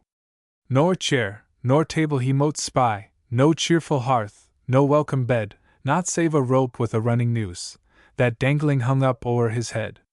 And over it in broad letters these words were written so plain to see, Ah! Graceless wretch, hast spent thine all, and brought thyself to penury? And this my boding mind misgave, I therefore left this trusty friend, let it now shield thy foule disgrace, and all thy shame and sorrows end. Sorely shent why this rebuke, sorely shent was the heir of Lyme, his heart, I wis, was near to burst with guilt and sorrow, shame and sin. Never a word spake the heir of Lyme, never a word he spake but 3, this is a trusty friend indeed, and is right welcome unto me. Then round his neck the cord he drew, and sprang aloft with his bodie, when lo! The ceiling burst in twain, and to the ground came tumbling he. Astonished lay the heir of Lynn, nor knew if he were live or dead. At length he looked, and saw a bill, and in it a key of gold so red. He took the bill, and looked it on, straight good comfort found he there. It told him of a hole in the wall, in which there stood 3 chests in fair. 2 were full of the beaten gold, the third was full of white money, and over them in broad letters these words were written so plain to see. Once more, my son, I set thee clear, amend thy life and follies past, for but thou amend thee of thy life, that rope must be thy end at last. And let it be, said the heir of Lynn, and let it be, but if I amend, for here I will make mine a vow, this reed shall guide me to the end. Away then went with a merry cheer, away then went the heir of Lynn, I wis, he neither siez nor stayed, till John o' the Scales' house he did win. And when he came to John o' the Scales, up at the window then looked he, there sate 3 lords upon a row, were drinking of the wine so free. And John himself sate at the board head, because now Lord of Lynn was he. I pray thee, he said, good John o' the Scales, 140 for to lend me. Away, away, thou thriftless loon, away, away, this may not be, for a curse upon my head, he said, if ever I trust thee 1 penny. Then bespake the heir of Lynn, to John o' the Scales' wife then spake he, Madam, some alms on me bestow, I pray for sweet Saint Charity.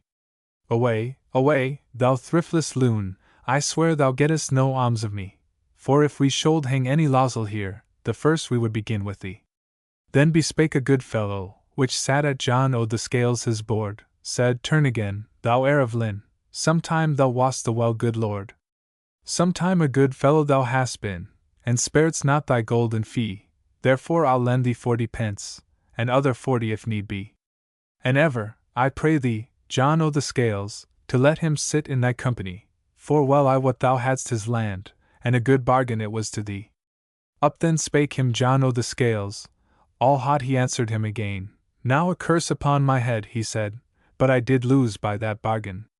And here I proffer thee, heir of Lynn, before these lords so fair and free, thou shalt have it back again better cheap, by 100 marks, than I had it of thee. I draw you to record, lords, he said. With that he cast him a God's penny. Now by my fay, said the heir of Lynn, and here, good John, is thy money. And he pulled forth 3 bags of gold, and laid them down upon the board. All woebegone was John o' the Scales, so sheet he could say never a word. He told him forth the good red gold, he told it forth with mickle din, the gold is thine, the land is mine, and now I'm again the Lord of Lynn. Says, have thou here, thou good fellow, 40 pence thou didst lend me, now I am again the Lord of Lynn, and 40 pounds I will give thee. I'll make thee keeper of my forests, both of the wild deer and the tame, for unless I reward thy bounteous heart, I wis, good fellow, I were to blame. Now well a day, saith John o' the Scales, now well a day. And woe is my life!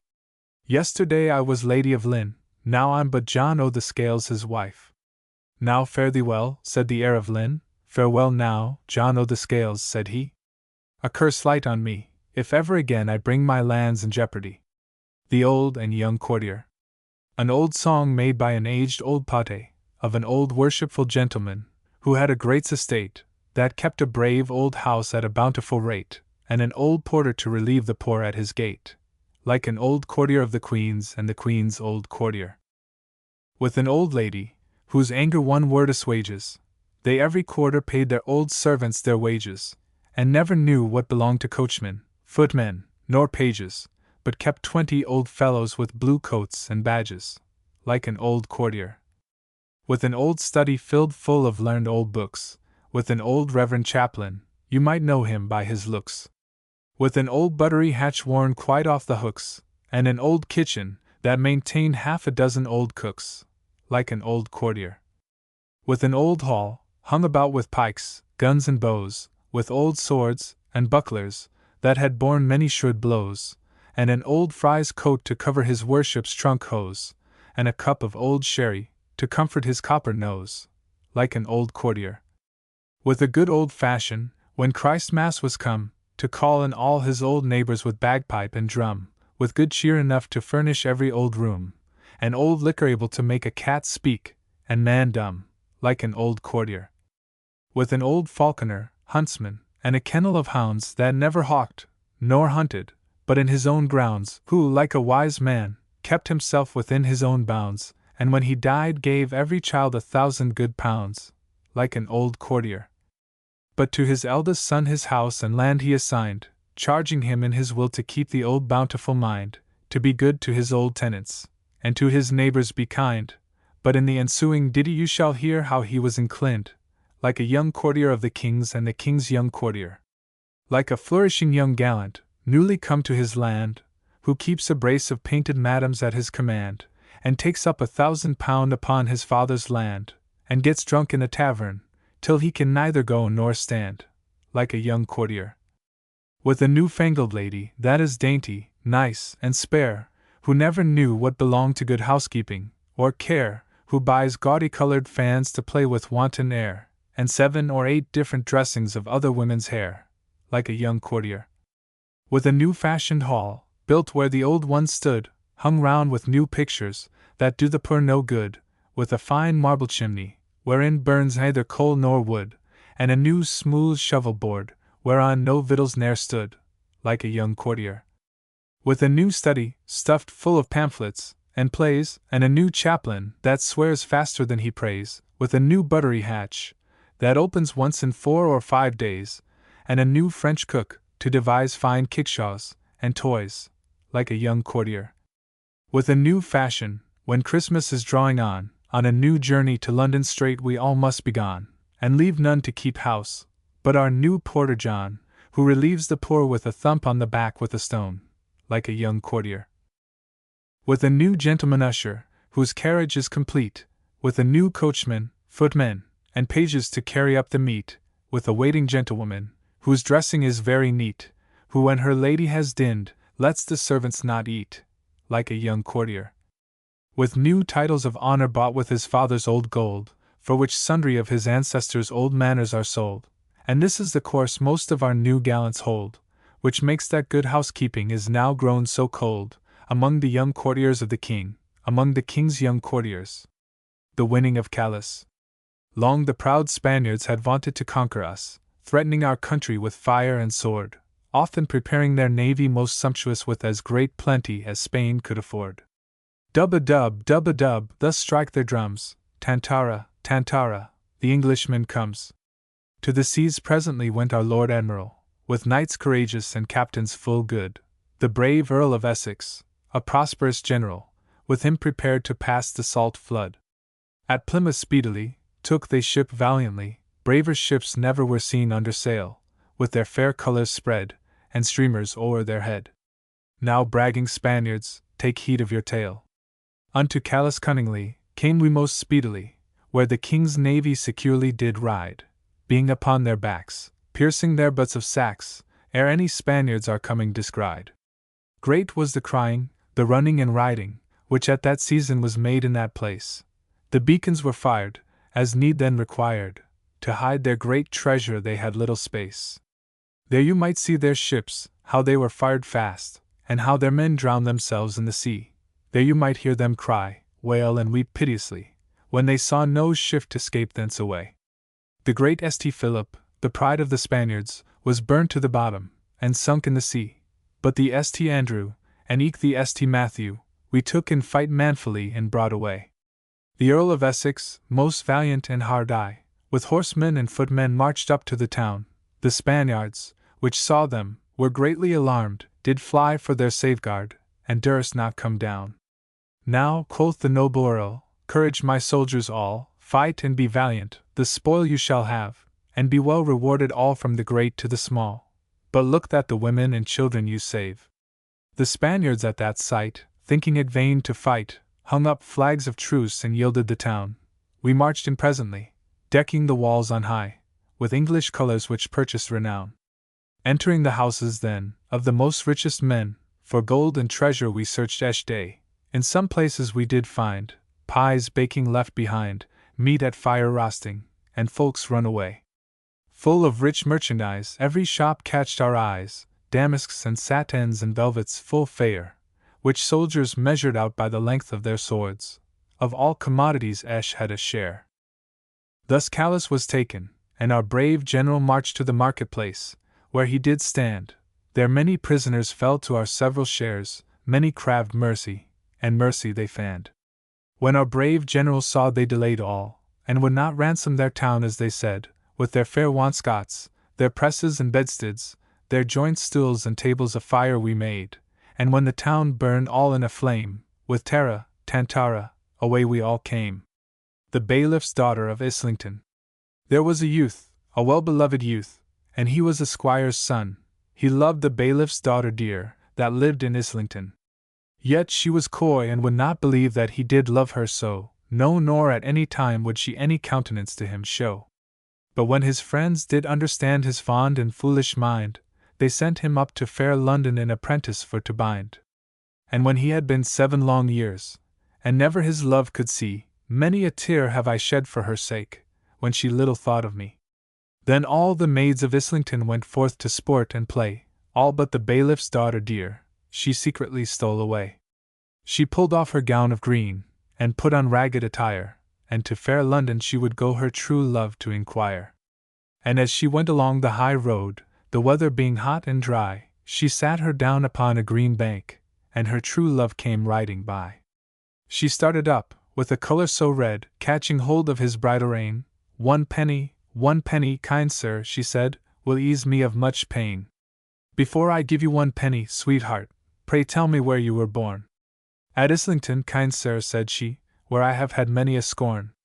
I pry the sweetheart, then tell to me, oh tell me, whether you know the bailiff's daughter of Islington. She is dead, sir, long ago. If she be dead, then take my horse, my saddle and bridle also, for I will unto some far country, where no man shall me know. O stay, thou goodly youth, she standeth by thy side, she is here alive, she is not dead, and ready to be thy bride. O farewell grief, and welcome joy, 10,000 times therefore, for now I have found mine own true love, whom I thought I should never see more. Chevy Chase Part 1. God prosper long our noble king, our lives and safeties all. A woeful hunting once there did in Chevy Chase befall. To drive the deer, with hound and horn, Earl Percy took the way, the child may rue, that is unborn, the hunting of that day. The stout Earl of Northumberland a vow to God did make, his pleasure in the Scottish woods, 3 summer days to take the chiefest harts in Chevy Chase, to kill and bear away. These tidings to Earl Douglas came in Scotland, where he lay, who sent Earl Percy present word, he would prevent his sport. The English Earl, not fearing that, did to the woods resort, with 1,500 bowmen bold, all chosen men of might, who knew full well, in time of need, to aim their shafts aright. The gallant greyhounds swiftly ran, to chase the fallow deer. On Monday they began to hunt, ere daylight did appear. And long before high noon they had 100 fat bucks slain. Then, having dined, the drovers went to rouse the deer again. The hounds ran swiftly through the woods, the nimble deer to take, that with their cries the hills and dales an echo shrill did make. Lord Percy to the quarry went, to view the slaughtered deer. Quoth he, Earl Douglas promised this day to meet me here. But if I thought he would not come, no longer would I stay. With that, a brave young gentleman thus to the Earl did say, Lo! yonder doth Earl Douglas come, his men in armour bright, full 200 Scottish spears all marching in our sight, all pleasant men of Tividale, fast by the river Tweed.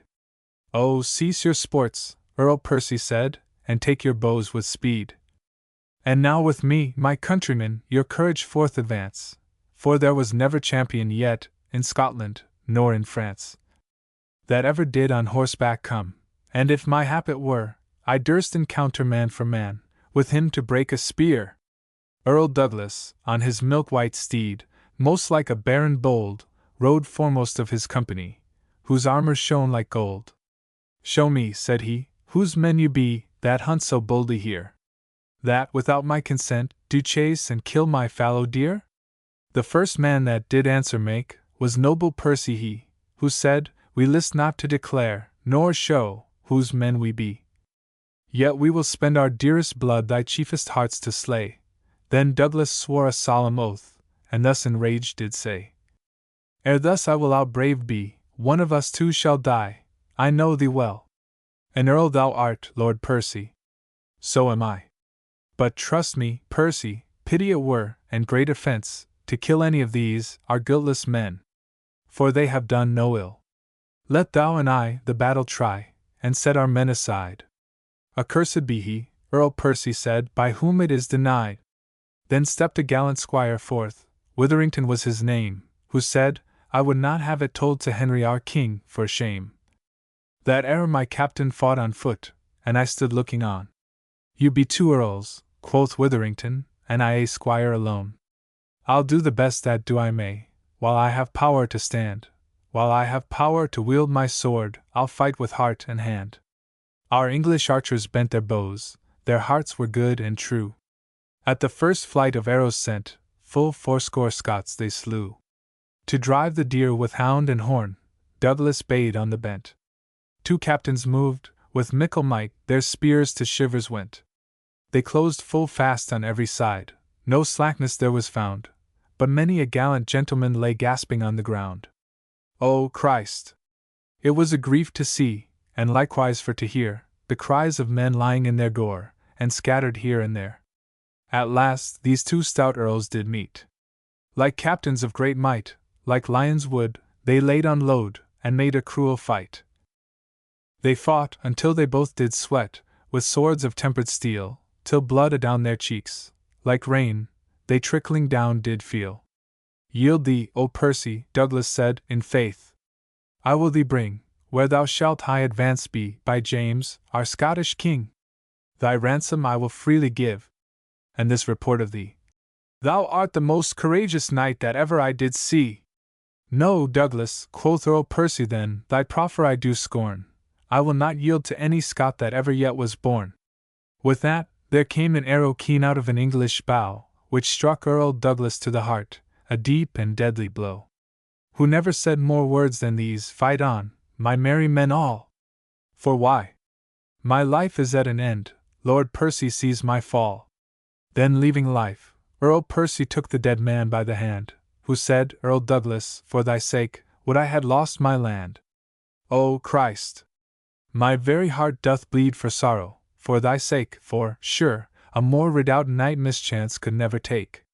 A knight, amongst the Scots there was, which saw Earl Douglas die, who straight in heart did vow revenge upon the Lord Percy. Part 2. Sir Hugh Montgomery was he called, who, with a spear most bright, well mounted on a gallant steed, ran fiercely through the fight, and passed the English archers all, without or dread or fear, and through Earl Percy's body then he thrust his hateful spear. With such a vehement force and might he did his body gore, the staff ran through the other side, a large cloth yard and more. Thus did both those nobles die, whose courage none could stain. An English archer then perceived the noble earl was slain. He had a good bow in his hand, made of a trusty tree. An arrow of a cloth yard long, up to the head drew he. Against Sir Hugh Montgomery, so right the shaft he set, the grey goose wing that was thereon, and his heart's blood was wet. This fight did last from break of day till setting of the sun, for when they rang the evening bell, the battle scarce was done. With stout Earl Percy there were slain Sir John of Edgerton, Sir Robert Ratcliffe, and Sir John, Sir James, that bold baron.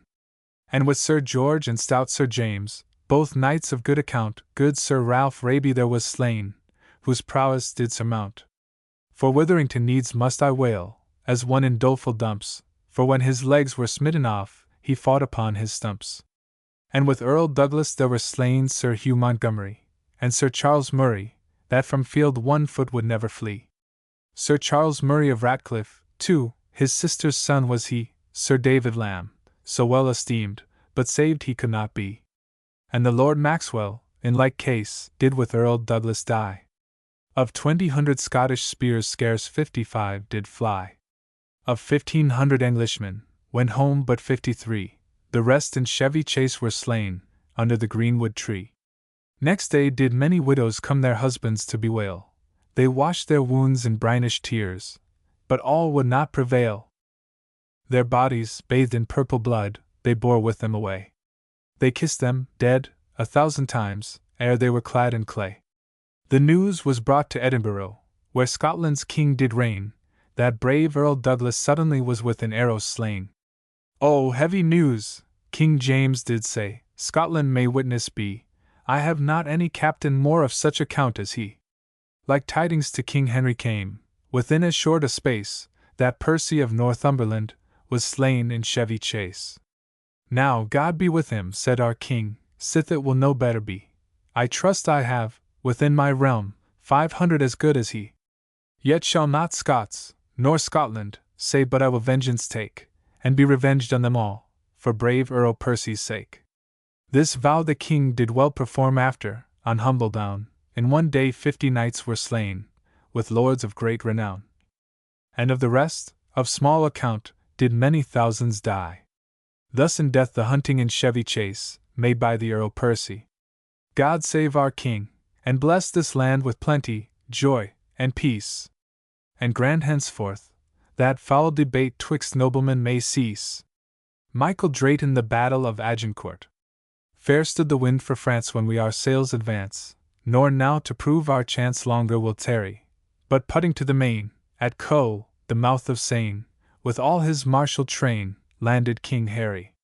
And taking many a fort, furnished in warlike sort, marched towards Agincourt in happy hour, skirmishing day by day with those that stopped his way, where the French general lay with all his power. Which in his height of pride King Henry to deride, his ransom to provide to the king sending, which he neglects the while, as from a nation vile, yet with an angry smile, their fall portending. And turning to his men, quoth our brave Henry then, though they to one be 10, be not amazed. Yet have we well begun, battles so bravely won have ever to the sun by fame been raised. And for myself, quoth he, this my full rest shall be, England ne'er mourn for me, nor more esteem me. Victor I will remain, or on this earth lie slain, never shall she sustain loss to redeem me. Poictiers and Cressy tell, when most their pride did swell, under our swords they fell, no less our skill is, than when our grandsire great, claiming the regal seat, by many a warlike feat, lopped the French lilies. The Duke of York so dread, the eager Van Ward led, with the main Henry sped, amongst his henchmen. Exeter had the rear, a braver man not there. O Lord, how hot they were on the false Frenchmen! They now to fight are gone, armor on armor shone, drum now to drum did groan, to hear, was wonder, that with cries they make, the very earth did shake, trumpet to trumpet spake, thunder to thunder. Well at thine age became, O noble Erpingham, which did the signal aim to our hid forces, when from a meadow by, like a storm suddenly, the English archery struck the French horses. With Spanish you so strong, arrows a cloth yard long, that like to serpents stung piercing the weather, none from his fellow starts, but playing manly parts, and like true English hearts, stuck close together. When down their bows they threw, and forth their bilboes drew, and on the French they flew, not one was tardy, arms were from shoulders sent, scalps to the teeth were rent, down the French peasants went, our men were hardy. This while our noble king, his broad sword brandishing, down the French host did ding, as to o'erwhelm it, and many a deep wound lent, his arms with blood besprent, and many a cruel dent bruised his helmet. Gloucester, that duke so good, next of the royal blood, for famous England stood, with his brave brother, Clarence, in steel so bright, though but a maiden knight, yet in that furious fight scarce such another. Warwick in blood did wade, Oxford the foe invade, and cruel slaughter made, still as they ran up, Suffolk his axe did ply, Beaumont and Willoughby bare them right doughtily, Ferrers and Fairhope. Upon St. Crispin's day fought was this noble fray, which fame did not delay to England to carry. Oh, when shall Englishmen with such axe fill a pen, or England breed again such a King Harry? Anonymous Song of the English Bowmen. Agincourt, Agincourt! Know ye not Agincourt, where English slew and hurt all their French foemen? With their pikes and bills brown, how the French were beat down, shot by our bowmen. Agincourt, Agincourt! Know ye not Agincourt, never to be forgot, or known to no men? Where English clothyard arrows killed the French like tame sparrows, slain by our bowmen. Agincourt, Agincourt! Know ye not Agincourt? English of every sort, high men and low men, fought that day wondrous well, all our old stories tell, thanks to our bowmen. Agincourt, Agincourt! Know ye not Agincourt? Where our fifth Harry taught Frenchmen to know men, and, when the day was done, thousands there fell to one good English bowman. Agincourt, Agincourt! Know ye not Agincourt? Dear was the victory bought by 50 yeomen. Ask any English wench, they were worth all the French, rare English bowmen. William Shakespeare Winter. When icicles hang by the wall, and Dick the shepherd blows his nail, and Tom bears logs into the hall, and milk comes frozen home in pail, when blood is nipped, and ways be foul, then nightly sings the staring owl to wit. Tu vu! A merry note! While greasy Joan doth keel the pot. When all about the wind doth blow, and coughing drowns the parson's saw, and birds sit brooding in the snow, and Marian's nose looks red and raw, when roasted crabs hiss in the bowl, then nightly sings the staring owl to-wit. To-who! A merry note! While greasy Joan doth keel the pot. Ingratitude.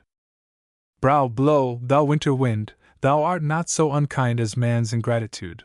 Thy tooth is not so keen, because thou art not seen, although thy breath be rude. Hey ho! Sing hey ho! Unto the green holly, most friendship is feigning, most loving mere folly, then hey, ho, the holly! This life is most jolly.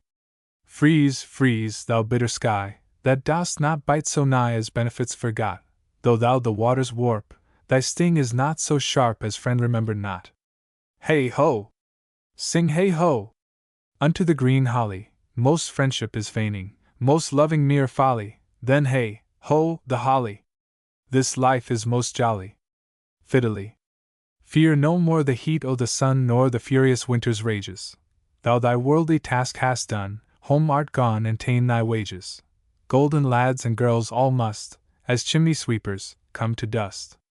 Fear no more the frown o' the great, thou art past the tyrant's stroke. Care no more to clothe and eat. To thee the reed is as the oak, the sceptre, learning, physic, must all follow this, and come to dust. Fear no more the lightning flash, nor the all-dreaded thunderstone. Fear not slander, censure rash. Thou hast finished joy and moan. All lovers all lovers must consign to thee, and come to dust. Under the greenwood tree. Under the greenwood tree who loves to lie with me, and tune his merry note unto the sweet bird's throat. Come hither, come hither, come hither. Here shall he see no enemy, but winter and rough weather. Who doth ambition shun, and loves to lie i' the sun, seeking the food he eats, and pleased with what he gets, come hither, come hither, come hither. Here shall he see no enemy, but winter and rough weather. Sylvia. Who is Sylvia? What is she, that all our swains commend her? Holy, fair, and wise is she, the heaven such grace did lend her, that she might admired be. Is she kind as she is fair? For beauty lives with kindness, love doth to her eyes repair, to help him of his blindness, and being helped, inhabits there. Then to Sylvia let us sing, that Sylvia is excelling, she excels each mortal thing upon the dull earth dwelling, to her let us garlands bring. Song. Come away, death, and in sad cypress let me be laid, fly away, breath, I am slain by a fair cruel maid. My shroud of white, stuck all with you, oh, prepare it, my part of death no one so true did share it. Not a flower sweet, on my black coffin let there be strown, not a friend greet my poor corpse, where my bones shall be thrown.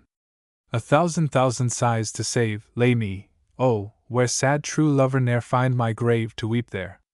A sea dirge. Full fathom 5 thy father lies, of his bones are coral made, those are pearls that were his eyes, nothing of him that doth fade, but doth suffer a sea change into something rich and strange. Sea nymphs hourly ring his knell, hark! Now I hear them, ding-dong bell. Ophelia's song. How should I your true love know from another one? By his cockle hat and staff, and his sandal shoon. He is dead and gone, lady, he is dead and gone, at his head a grass-green turf, at his heels a stone. White his shroud as the mountain snow, larded with sweet flowers, which bewept to the grave did go with true love showers. And will he not come again? And will he not come again? No, no, he is dead, go to thy deathbed, he never will come again. His beard was as white as snow, all flaxen was his poll, he is gone, and we cast away moan, God ha' mercy on his soul. When daisies pied. When daisies pied and violets blew, and lady smocks all silver white, and cuckoo buds of yellow hue do paint the meadows with delight, the cuckoo then, on every tree, mocks married men, for thus sings he, cuckoo, cuckoo, cuckoo, O word of fear, unpleasing to a married ear. When shepherds pipe on oaten straws, and merry larks are ploughmen's clocks, when turtles tread, and rooks, and daws, and maidens bleach their summer smocks, the cuckoo then, on every tree, mocks married men, for thus sings he, cuckob, cuckoo, cuckoo, O word of fear, unpleasing to a married ear. It was a lover. It was a lover and his lass, with a hey, and a ho, and a hey nanino, that o'er the green cornfield did pass in the springtime, the only pretty ring time, when birds do sing, hey ding a ding, ding, sweet lovers love the spring. Between the acres of the rye, with a hey, and a ho, and a hey nanino, these pretty country folks would lie, in springtime, etc. This carol they began that hour, with a hey, and a ho, and a hey nanino, how that a life was but a flower in springtime, etc. And therefore take the present time, with a hey, and a ho, and a hey nanino, for love is crowned with the prime in springtime, etc. Sweet and 20. O mistress mine, where are you roaming? Oh, stay in here, your true love is coming, that can sing both high and low, trip no further, pretty sweeting, journeys end in lovers' meeting, every wise man's son doth know. What is love? 'Tis not hereafter, present mirth hath present laughter, what's to come is still unsure, in delay there lies no plenty, then come kiss me, sweet and 20, useless stuff will not endure. Music. Orpheus with his lute made trees, and the mountain tops that freeze, bow themselves when he did sing, to his music plants and flowers ever sprung, as sun and showers there had made a lasting spring. Everything that heard him play, even the billows of the sea, hung their heads, and then lay by. In sweet music is such art, killing care and grief of heart fall asleep, or hearing, die. The Peddler.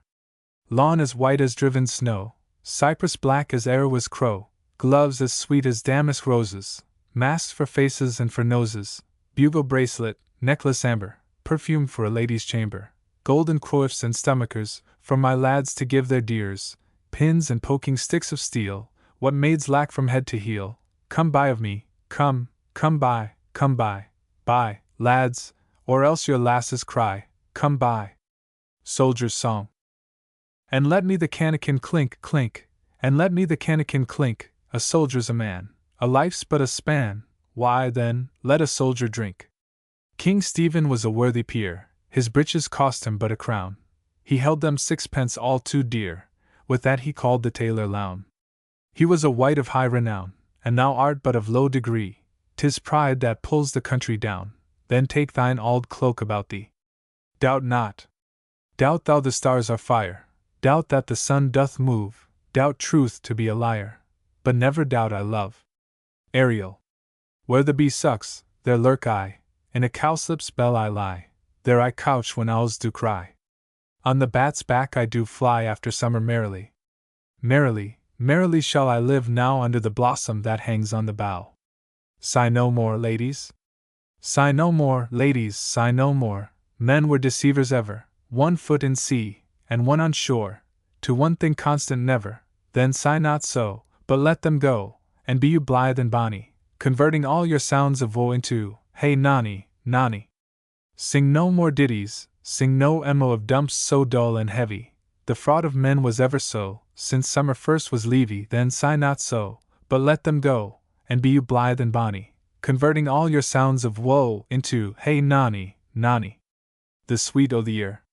When daffodils begin to peer, with hey, the doxy over the dale, why, then comes in the sweet o' the year, for the red blood reigns in the winter's pale. The white sheet bleaching on the hedge, with hey. The sweet birds, oh, how they sing! Doth set my pugging tooth on edge, for a quart of ale is a dish for a king. The lark, that tirlira chants, with hay. With hay. The thrush and the jay are summer songs for me and my aunts, while we lie tumbling in the hay. But shall I go mourn for that, my dear? The pale moon shines by night, and when I wander here and there, I then do most go right. If tinkers may have leave to live, and bear the sowskin budget, then my account I well may give, and in the stocks avouch it. Hark! Hark! The lark! Hark! Hark! The lark at heaven's gate sings, and Phoebus gins her eyes, his steeds to water at those springs, on calyced flowers that lies. And winking merry buds begin to ope their golden eyes, with everything that pretty been, my lady sweet, arise. Over hill, over dale.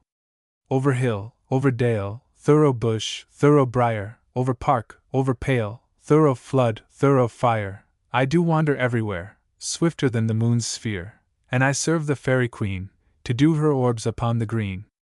The cowslips tall her pensioners be, in their gold coats spots you see, those be rubies, fairy favors, in those freckles live their savors. I must go seek some dewdrops here, and hang a pearl in every cowslip's ear. 1 in 10. Was this fair face the cause, quoth she, why the Grecians sacked Troy? Fond dun fond, was this King Priam's joy? With that she sighed as she stood, and gave this sentence then, among 9 bad if one be good, there's yet one good in 10. Puck. Now the hungry lion roars, and the wolf behowls the moon, whilst the heavy ploughman snores, all with weary task fordone. Now the wasted brands do glow, while the screech owl, screeching loud, puts the wretch, that lies in woe, in remembrance of a shroud. Now it is the time of night that the graves, all gaping wide, every one lets forth his sprite, in the churchway paths to glide, and we fairies, that do run by the triple Hecate's team, from the presence of the sun, following darkness like a dream, now our frolic, not a mouse shall disturb this hallowed house. I am sent with broom before, to sweep the dust behind the door. Through the house give glimmering light, by the dead and drowsy fire, every elf and fairy sprite hop as light as bird from briar, and this ditty, after me, sing, and dance it trippingly. First, rehearse your song by rote, to each word a warbling note, hand in hand, with fairy grace, will we sing, and bless this place. Lullaby. You spotted snakes with double-tongued thorny hedgehogs, be not seen, newts and blindworms, do no wrong, come not near our fairy queen. Philomel, with melody sing in our sweet lullaby, lula, lula, lullaby, lula, lula, lullaby. Never harm, nor spell nor charm, come our lovely lady nigh, so, good night, with lullaby. Weaving spiders, come not here, hence, you long-legged spinners, hence. Beetles black, approach not near, worm nor snail, do no offense. Philomel, with melody sing in our sweet lullaby, lula, lula, lullaby, lula, lula, lullaby. Never harm, nor spell nor charm, come our lovely lady nigh, so, good night, with lullaby. Song. Tell me where is fancy bred, or in the heart, or in the head how begot, how nourished? Reply. It is engendered in the eyes, with gazing fed, and fancy dies in the cradle where it lies. Let us all ring fancy's knell, I'll begin it, ding-dong bell. Ding-dong bell. Thomas Campion Cherry Ripe. There is a garden in her face, where roses and white lilies grow, a heavenly paradise is that place, wherein all pleasant fruits do grow, there cherries grow that none may buy till cherry ripe themselves do cry. Those cherries fairly do enclose of orient pearl a double row, which, when her lovely laughter shows, they look like rosebuds filled with snow, yet them no peer nor prince may buy till cherry ripe themselves do cry. Her eyes like angels watch them still, her brows like bended bows do stand, threatening with piercing frowns to kill all that approach with eye or hand these sacred cherries to come nigh, till cherry ripe themselves do cry. Laura. Rose-cheeked Laura, come, sing now smoothly with thy beauty's silent music, either other sweetly gracing. Lovely forms do flow from consent divinely framed, heaven is music, and thy beauty's birth is heavenly. These dull notes we sing discords need for helps to grace them, only beauty purely loving knows no discord, but still moves delight, like clear springs renewed by flowing, ever perfect, ever in themselves eternal. Come, cheerful day.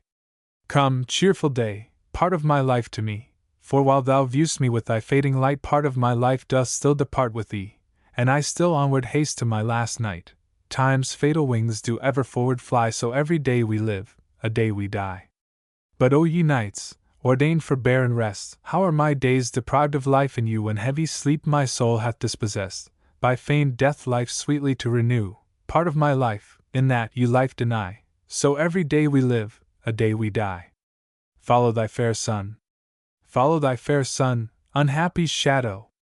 Though thou be black as night, and she made all of light, yet follow thy fair sun, unhappy shadow. Follow her, whose light thy light depriveth. Though here thou liv'st disgraced, and she in heaven is placed, yet follow her whose light the world reviveth. Follow those pure beams, whose beauty burneth, that so have scorched thee as thou still black must be till her kind beams thy black to brightness turneth. Follow her, while yet her glory shineth. There comes a luckless night that will dim all her light, and this the black unhappy shade divineth. Follow still, since so thy fates ordained. The sun must have his shade, till both at once do fade, the sun still proved, the shadow still disdained. Ben Jonson to Celia. Drink to me only with thine eyes, and I will pledge with mine, or leave a kiss but in the cup and I'll not look for wine. The thirst that from the soul doth rise doth ask a drink divine, but might I of Jove's nectar sup, I would not change for thine. I sent thee late a rosy wreath, not so much honoring thee as giving it a hope that there it could not withered be, but thou thereon didst only breathe and sent'st it back to me, since when it grows, and smells, I swear, not of itself, but thee. Song from Cynthia's Revels. Queen and huntress, chaste and fair, now the sun is laid to sleep, seated in thy silver chair, state in wonted manner keep. Hesperus entreats thy light, goddess excellently bright. Earth, let not thy envious shade dare itself to interpose. Cynthia's shining orb was made heaven to clear, when day did close. Bless us then with wished sight, goddess excellently bright. Lay thy bow of pearl apart, and thy crystal shining quiver, give unto the flying heart space to breathe how short soever. Thou that mak'st the day of night, goddess excellently bright. The sweet neglect. Still to be neat, still to be dressed, as you were going to a feast, still to be powdered, still perfumed, lady, it is to be presumed, though art's hid causes are not found, all is not sweet, all is not sound. Give me a look, give me a face, that makes simplicity a grace, robes loosely flowing, hair as free, such sweet neglect more taketh me, than all adulteries of art, that strike mine eyes, but not my heart. Anonymous the Weaver's Song.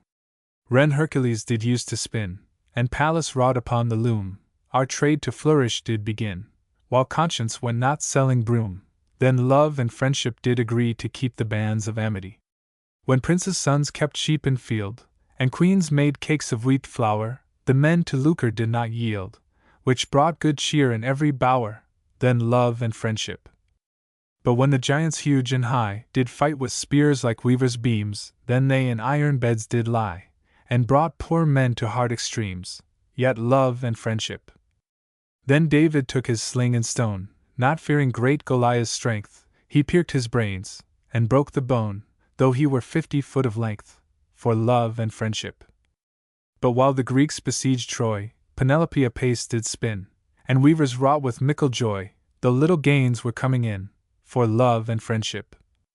Had Helen then sate carding wool, whose beauteous face did breed such strife, she had not been Sir Paris Trull, nor caused so many to lose their life, yet we by love did still agree to hold the bands of amity. Or had King Priam's wanton son been making quills with sweet content, he had not then his friends undone, when he to Greece a-gadding went, for love and friendship. The cedar trees endure more storms than little shrubs that sprout on high. The weavers live more void of harms than princes of great dignity, while love and friendship doth agree. The shepherd sitting in the field doth tune his pipe with heart's delight. When princes watch with spear and shield, the poor man soundly sleeps all night, while love and friendship doth agree. Yet this by proof is daily tried, for God's good gifts we are ingrate, and no man through the world so wide lives well contented with his state.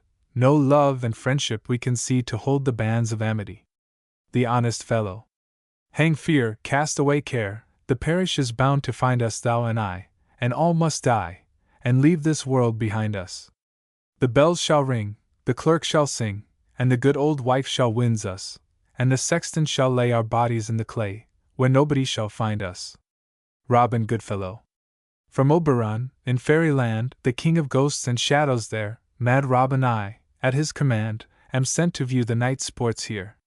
What revel rout is kept about, in every corner where I go, I will o'ersee, and merry be, and make good sport, with ho, ho, ho! More swift than lightning can I fly about this airy welkin soon, and in a minute's space, descry each thing that's done below the moon. There's not a hag or host shall wag, or cry, where goblins? Where I go, But Robin I their feats will spy, and send them home with ho, ho, ho. Weener such wanderers I meet, as from their night sports they trudge home, with counterfeiting voice I greet, and call them on with me to roam, through woods, through lakes, through bogs, through brakes, or else, unseen, with them I go, all in the nick, to play some trick, and frolic it, with ho, ho, ho.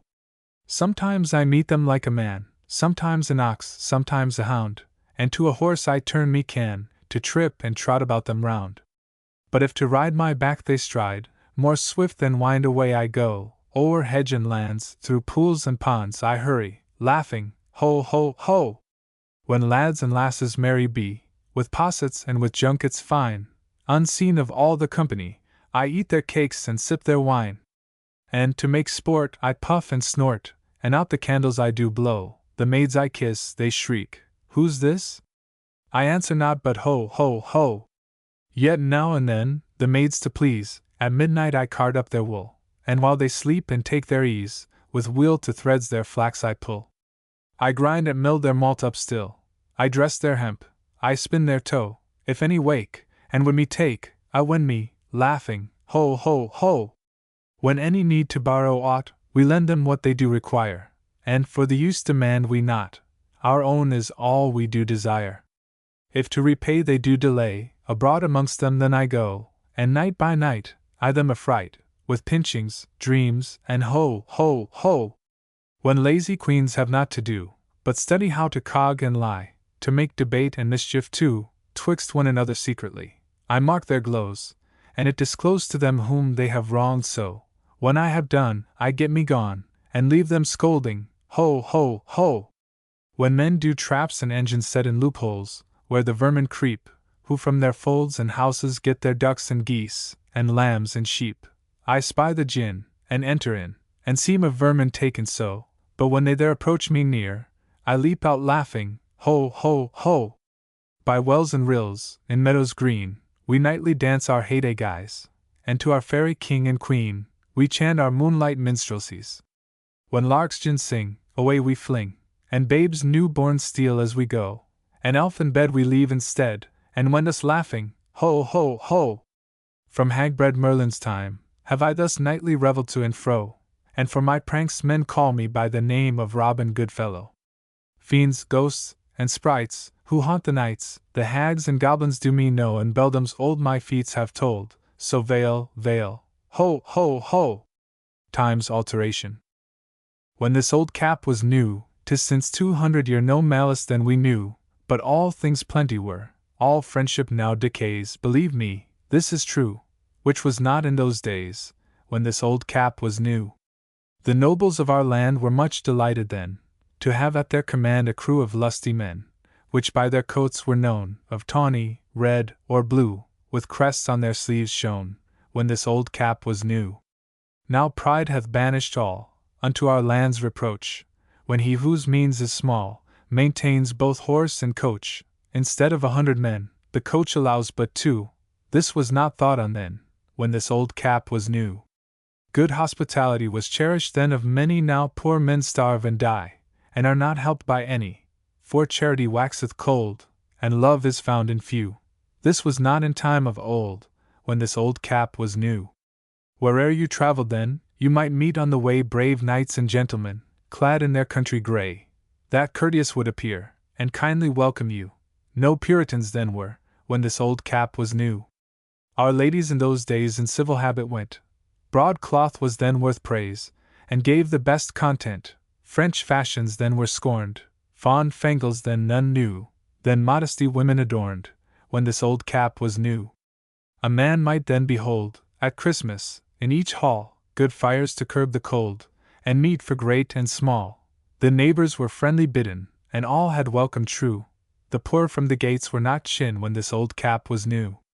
Black jacks to every man were filled with wine and beer. No pewter pot nor can in those days did appear. Good cheer in a nobleman's house was counted a seemly show. We wanted no brawn nor souse, when this old cap was new. We took not such delight in cups of silver fine. None under the degree of a knight in plate drank beer or wine. Now each mechanical man hath a cupboard of plate for a show, which was a rare thing then, when this old cap was new. Then bribery was unborn, no simony men did use, Christians did usury scorn, devised among the Jews. The lawyers to be feed at that time hardly knew, for man with man agreed, when this old cap was new. No captain then caroused, nor spent poor soldiers' pay, they were not so abused as they are at this day, of 7 days they make 8, to keep from them their due. Poor soldiers had their right, when this old cap was new, which made them forward still to go, although not pressed, and going with goodwill, their fortunes were the best. Our English then in fight did foreign foes subdue, and forced them all to flight, when this old cap was new. God save our gracious King, and send him long to live. Lord, mischief on them bring that will not their alms give, but seek to rob the poor of that which is their due. This was not in time of yore, when this old cap was new. George, whither shall I, wasting in despair? Shall I, wasting in despair, die because a woman's fair? Or make pale my cheeks with care cause another's rosy are? Be she fairer than the day, or the flowery meads in May, if she be not so to me, what care I how fair she be? Should my heart be grieved or pinned cause I see a woman kind? Or a well-disposed nature joined with a lovely feature? Be she meeker, kinder than turtle-dove or pelican, if she be not so to me, what care I how kind she be? Shall a woman's virtues move me to perish for her love? Or her well-deservings, known, make me quite forget my own? Be she with that goodness blessed which may gain her name of best, if she be not such to me, what care I how good she be? Cause her fortune seems too high, shall I play the fool and die? Those that bear a noble mind, where they want of riches find, think what with them they would do that without them dare to woo, and unless that mind I see, what care I how great she be? Great, or good, or kind, or fair, I will ne'er the more despair. If she love me, this believe, I will die ere she shall grieve. If she slight me when I woo, I can scorn and let her go. For if she be not for me, what care I for whom she be? I loved a lass, a fair one. I loved a lass, a fair one, as fair as e'er was seen. She was indeed a rare one, another Sheba queen. But fool as then I was, I thought she loved me too. But now, alas! She's left me, falero, luro, loo. Her hair like gold did glister, each eye was like a star. She did surpass her sister, which passed all others far. She would me honey call, she'd kiss me too. But now, alas! She's left me, falero, luro, loo. Many a merry meeting my love and I have had. She was my only sweeting, she made my heart full glad. The tears stood in her eyes, like to the morning dew. But now, alas! She's left me, falero, luro, loo. Her cheeks were like the cherry, her skin as white as snow. When she was blithe and merry, she angel-like did show. Her waist exceeding small, the fives did fit her shoe. But now, alas! She's left me, falero, luro, loo. In summer time or winter she had her heart's desire. I still did scorn to stint her from sugar, sack, or fire. The world went round about, no cares we ever knew. But now, alas! She's left me, falero, luro, loo. To maidens' vows and swearing henceforth no credit give. You may give them the hearing, but never them believe. They are as false as fair, unconstant, frail, untrue. For mine, alas! Hath left me, falero, luro, loo. Christmas. So now is come our joyfullest part. Let every man be jolly. Each room with ivy leaves is dressed, and every post with holly. Though some churls at our mirth repine, round your foreheads garlands twine, drown sorrow in a cup of wine, and let us all be merry. Now all our neighbors' chimneys smoke, and Christmas blocks are burning. Their ovens they with baked meat choke, and all their spits are turning. Without the door let sorrow lie, and if for cold it hap to die, we'll bury it in a Christmas pie and evermore be merry.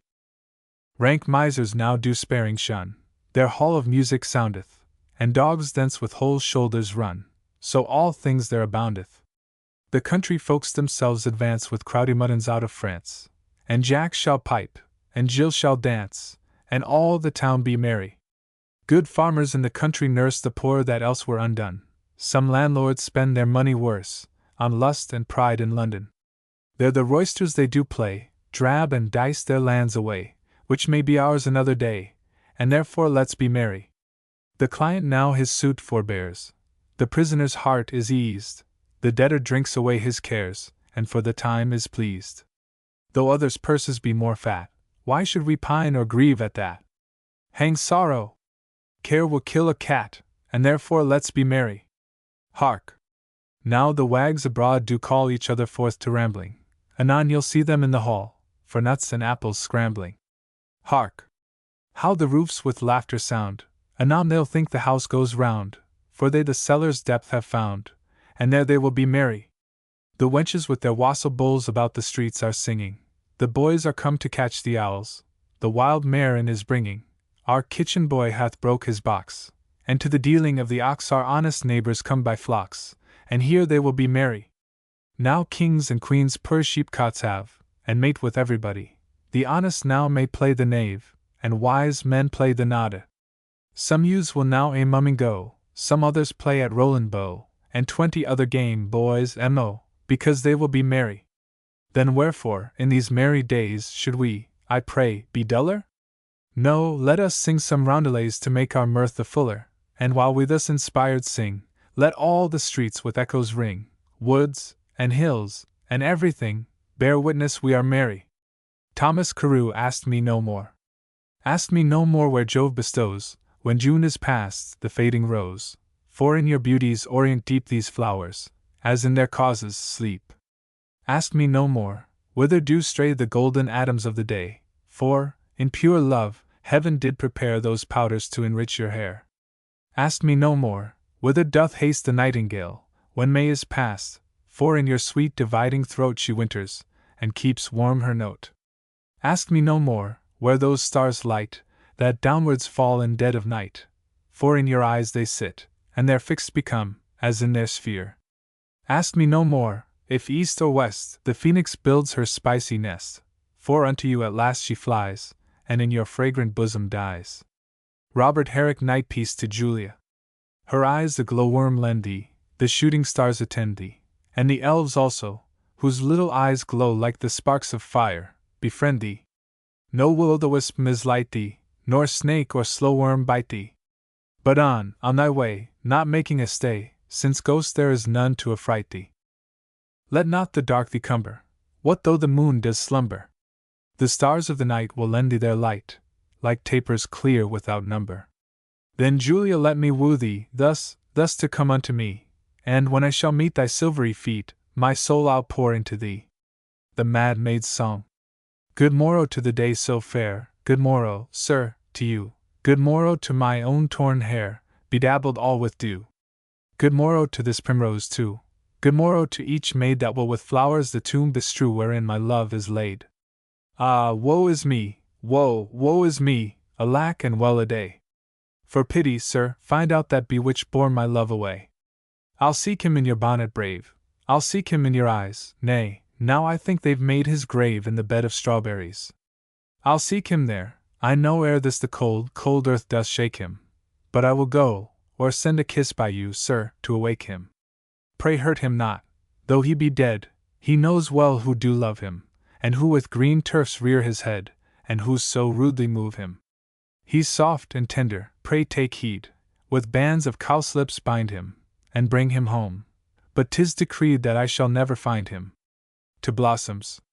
Fair pledges of a fruitful tree, why do you fall so fast?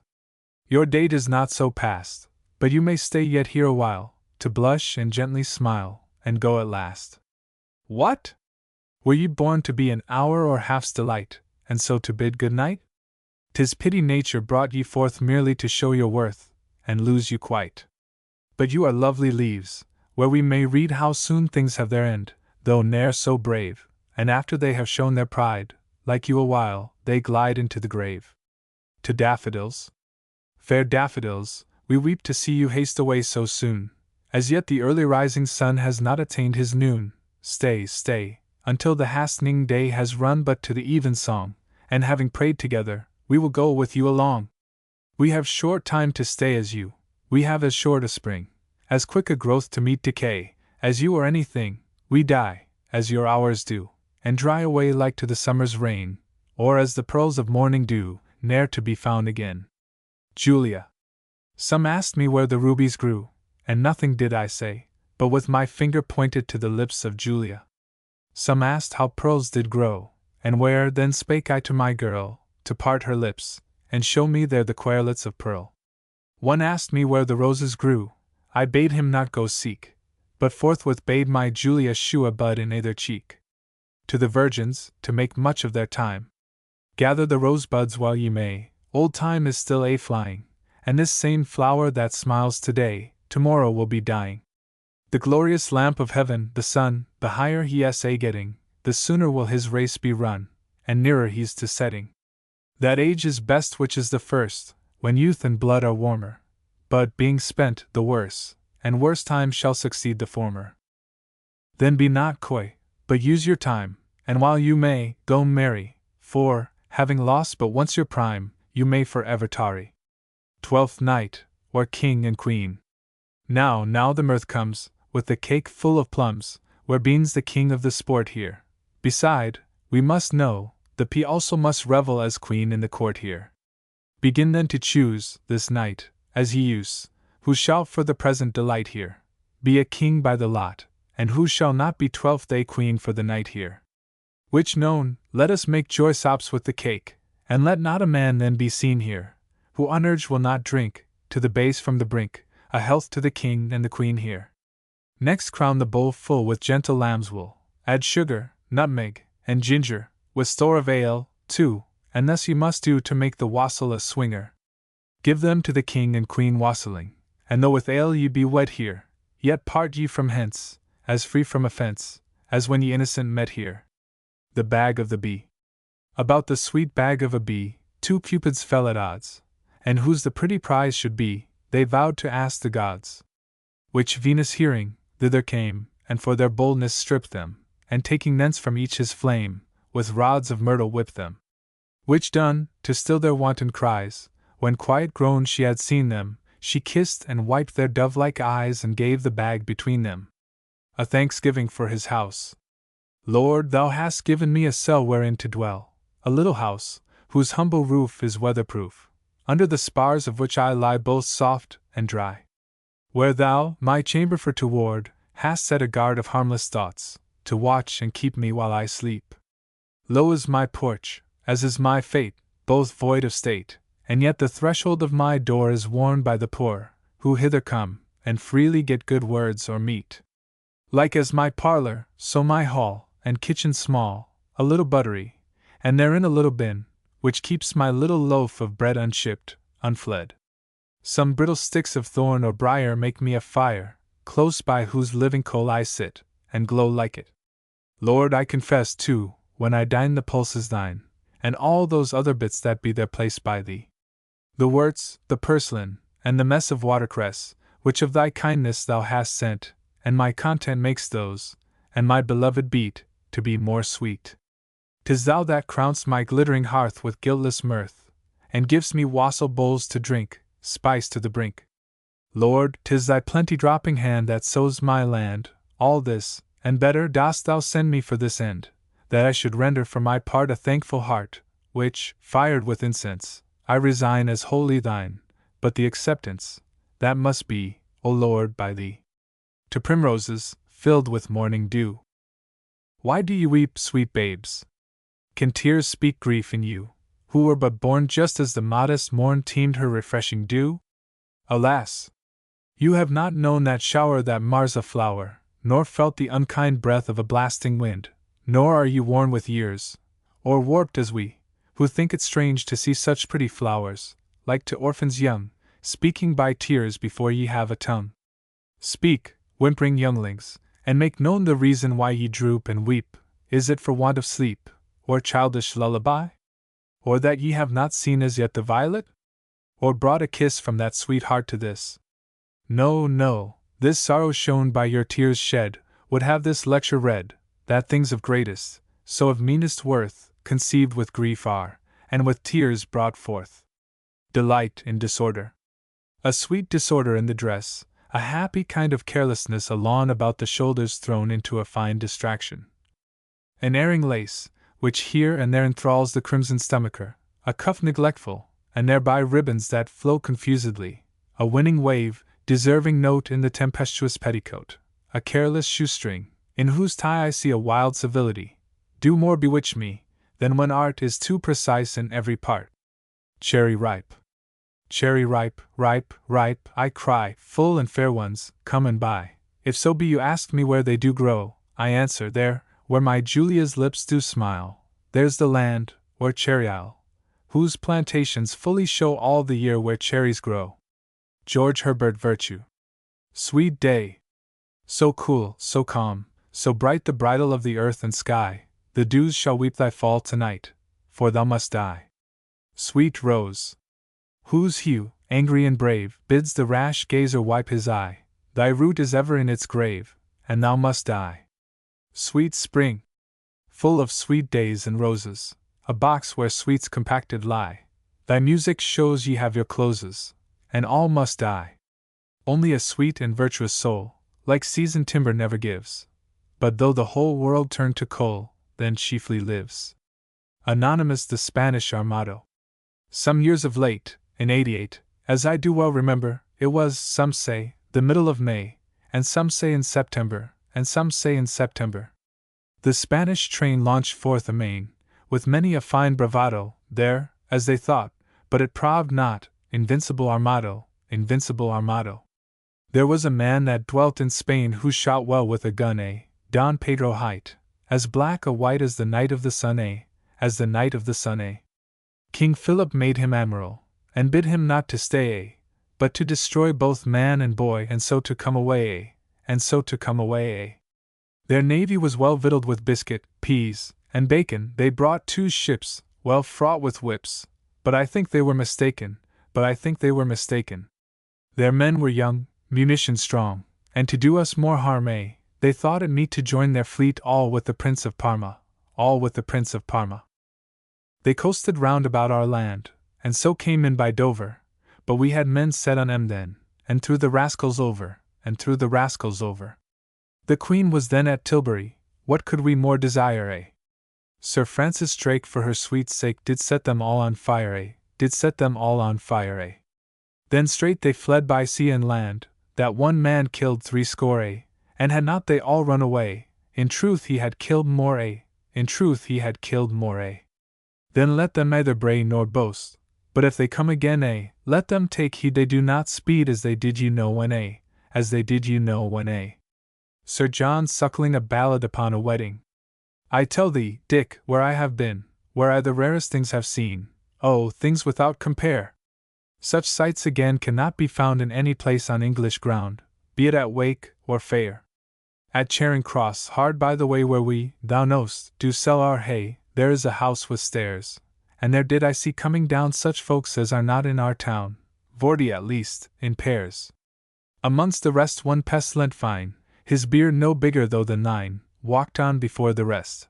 Our landlord looks like nothing to him. The king, God bless him, 'twould undo him, should he go still so drayest. At Corsa Park, without all doubt, he should have first been taken out by all the maids I' the town, though lusty Roger there had been, or little George upon the green, or Vincent of the Crown. But what? The youth was going to make an end of all his wooing, the parson for him stayed, yet by his leave, for all his haste, he did not so much wish all past, perchance, as did the maid. The maid, and thereby hangs a tale, for such a maid no Whitsundael could ever yet produce, no grape that's kindly ripe could be so round, so plump, so soft as she, nor half so full of juice. Her finger was so small, the ring would not stay on which they did bring, it was too wide a peck, and, to say truth, for out it must, it looked like the great collar, just about our young colt's neck. Her feet beneath her petticoat, like little mice stole in and out, as if they feared the light, but oh! She dances such a way, no sun upon an Easter day is half as fine a sight. Her cheeks so rare, a white was on, no daisy make comparison, who sees them is undone, for streaks of red were mingled there, such as are on a Catherine pear, the side that's next the sun. Her lips were red, and one was thin, compared to what was next her chin, somebody had stung it newly, but Dick, her eyes so guard her face, I durst no more upon them gaze, than on a sun in July. Her mouth so small, when she does speak, Thou didst swear her teeth her words did break that they might passage get, but she so handled still the matter, they came as good as ours, or better, and are not spent a whit. Passion, oh me! How I run on! There's that would be thought upon, I trow, beside the bride. The business of the kitchen's great, for it is fit that men should eat, nor was it there denied. Just in the nick the cook knocked thrice, and all the waiters in a trice his summons did obey. Each serving man, with dish in hand, marched boldly up like our trained band, presented, and away. When all the meat was on the table, what man of knife, or teeth, was able to stay to be entreated? And this the very reason was, before the parson could say grace the company was seated. Now hats fly off, and youths carouse, healths first go round, and then the house, the bride's came thick and thick, and when 'twas named another's health, perhaps he made it hers by stealth, and who could help it, Dick? Sudden up they rise and dance, then sit again, and sigh, and glance, then dance again, and kiss, thus several ways the time did pass, till every woman wished her place, and every man wished his. By this time all were stolen aside to counsel and undress the bride, but that he must not know, but yet 'twas thought he guessed her mind, and did not mean to stay behind above an hour or so. Why so pale and wan? Why so pale and wan, fond lover? Prithee, why so pale? Will, when looking well can't move her, looking ill prevail? Prithee, why so pale? Why so dull and mute, young sinner? Prithee, why so mute? Will, when speaking well can't win her, saying nothing do't? Prithee, why so mute? Quit, for shame, this will not move, this cannot take her, if of herself she will not love, nothing can make her. The devil take her! Edmund Waller, go, lovely Rose! Go, lovely Rose! Tell her that wastes her time and me, that now she knows, when I resemble her to thee how sweet and fair she seems to be. Tell her that's young, and shuns to have her graces spied, that hadst thou sprung in deserts, where no men abide, thou must have uncommended died. Small is the worth of beauty from the light retired, bid her come forth, suffer herself to be desired, and not blush so to be admired. Then die, that she the common fate of all things rare may read in thee, how small a part of time they share that are so wondrous sweet and fair. Anonymous the frog he would wooing ride. It was the frog in the well, humble dumb, and the merry mouse in the mill, tweedle, tweedle, twino. The frog would wooing ride, humble dumb, sword and buckler by his side, tweedle, tweedle, twino. When upon his high horse set, humble dumb, his boots they shone as black as jet, tweedle, tweedle, twino. When he came to the merry mill pin, Lady Mouse, be you within? Then came out the dusty mouse, I am lady of this house. Hast thou any mind of me? I have e'en great mind of thee. Who shall this marriage make? Our Lord, which is the rat. What shall we have to our supper? 3 beans and a pound of butter. But when supper they were at, the frog, the mouse, and e'en the rat. Then came in Tib, our cat, and caught the mouse e'en by the back, then did they separate, the frog leapt on the floor so flat. Then came in Dick, our drake, and drew the frog e'en to the lake, the rat he ran up the wall, and so the company parted all. Richard Lovelace to Althea, from prison. When love with unconfined wings hovers within my gates, and my divine Althea brings to whisper at my grates, when I lie tangled in her hair, and fettered to her eye, the birds that wanton in the air know no such liberty. When flowing cups run swiftly round, with no allaying Thames, our careless heads with roses bound, our hearts with loyal flames, when thirsty grief and wine we steep, when healths and draughts are free, fishes that tipple in the deep know no such liberty. When linnet-like confined, I with shriller throat shall sing the sweetness, mercy, majesty, and glories of my King, when I shall voice aloud how good he is, how great should be, enlarged winds that curl the flood know no such liberty. Stone walls do not a prison make, nor iron bars a cage. Minds innocent and quiet take that for a hermitage. If I have freedom in my love, and in my soul am free, angels alone that soar above enjoy such liberty. To Lucasta, on going to the wars. Tell me not, sweet, I am unkind, that from the nunnery of thy chaste breast, and quiet mind to war and arms I fly. True, a new mistress now I chase, the first foe in the field, and with a stronger faith embrace a sword, a horse, a shield. Yet this inconstancy is such as you, too, shall adore. I could not love thee, dear, so much, loved I not honor more. Martin Parker, ye gentlemen of England. Ye gentlemen of England that live at home at ease, ah! Little do ye think upon the dangers of the seas. Give ear unto the mariners, and they will plainly show all the cares and the fears when the stormy winds do blow. When the stormy winds do blow. If enemies oppose us when England is at war with any foreign nation, we fear not wound or scar. Our roaring guns shall teach them our valor for to know, whilst they reel on the keel, and the stormy winds do blow. And the stormy winds do blow.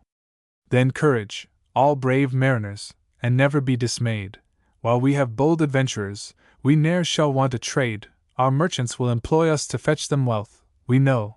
Then be bold, work for gold, when the stormy winds do blow. When the stormy winds do blow. Anonymous, the Fairy Queen. Come follow me, you, fairy elves that be, which circle on the green, come follow Mab your queen. Hand in hand let's dance around, for this place is fairy ground.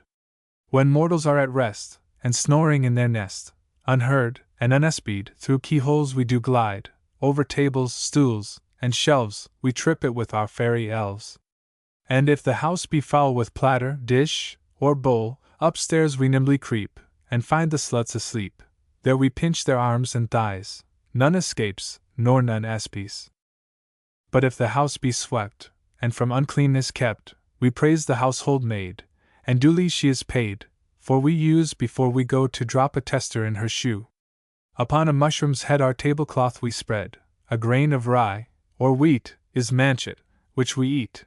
Pearly drops of dew we drink in acorn cups filled to the brink. The brains of nightingales, with unctuous fat of snails, between two cockles stewed, is meat that's easily chewed. Tails of worms, and marrow of mice, do make a dish that's wondrous nice. The grasshopper, gnat, and fly, serve for our minstrelsy. Grace said, we dance a while, and so the time beguile, and if the moon doth hide her head, the glowworm lights us home to bed. On tops of dewy grass so nimbly do we passe, the young and tender stalk ne'er bends when we do walk, yet in the morning may be seen where we the night before have been. John Chalkhill, the praise of a countryman's life. Oh, the sweet contentment the countryman doth find, hi trolley, lolly, lol, hi trolley, lee, that quiet contemplation possesseth all my mind, then care away, and wend along with me. For courts are full of flattery, as hath too oft been tried, hi trolley, lolly, lol, hi trolley, lee, the city full of wantonness, and both are full of pride, then care away, and wend along with me. But oh! The honest countryman speaks truly from his heart, hi trolley, lolly, lol, hi trolley, lee, his pride is in his tillage, his horses and his cart, then care away, and wend along with me.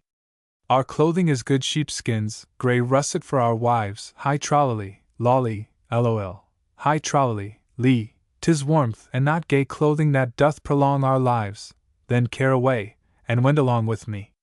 The ploughman, though he labor hard, yet on the holy day, hi trolley, lolly, lol, hi trolley, lee, no emperor so merrily does pass his time away, then care away, and wend along with me.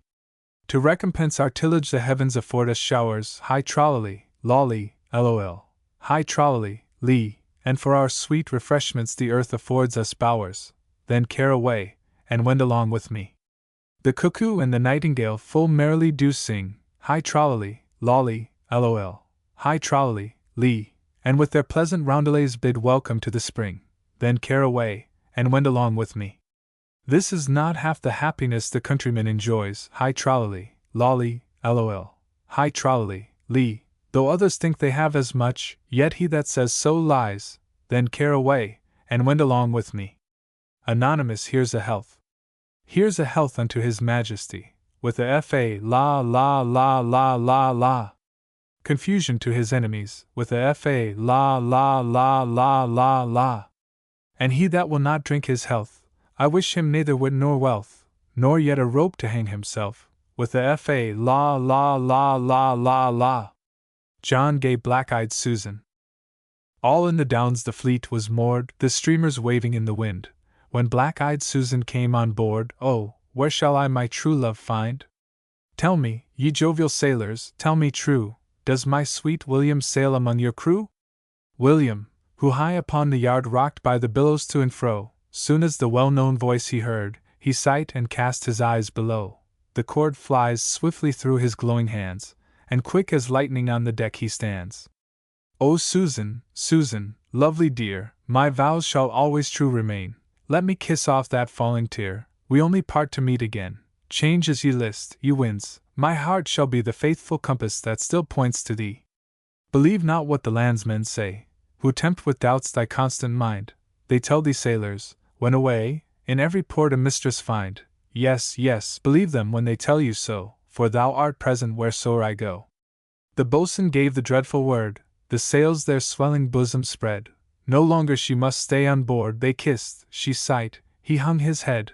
Her lessening boat unwilling rose to land. Adieu, she cried, and waved her lily hand. Anonymous Annie Laurie. Maxwellton braes are bonny, where early F.A.'s the dew, and 'twas there that Annie Laurie gied me her promise true, which ne'er forgot shall be, and for bonny Annie Laurie, I'd lay me doon in D.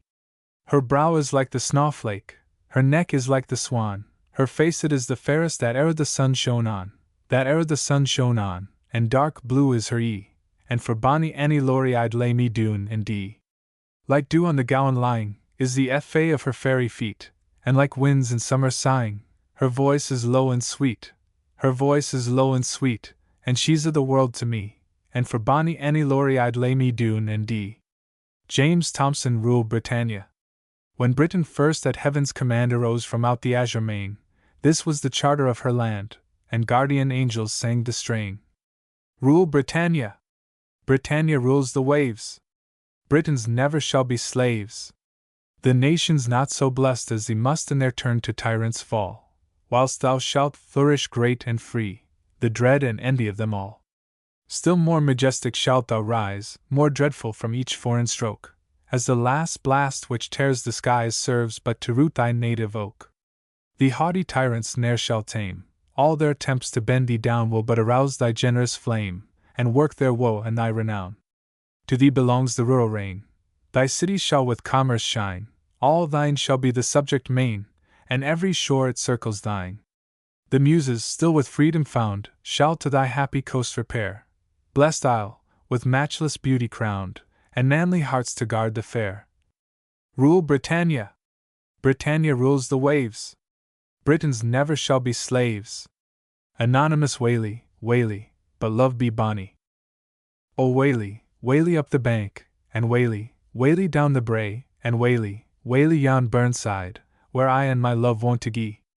I leaned my back unto an ike, and thought it was a trusty tree, but first it bowed, and syne it brak, as say my true love did lightly me.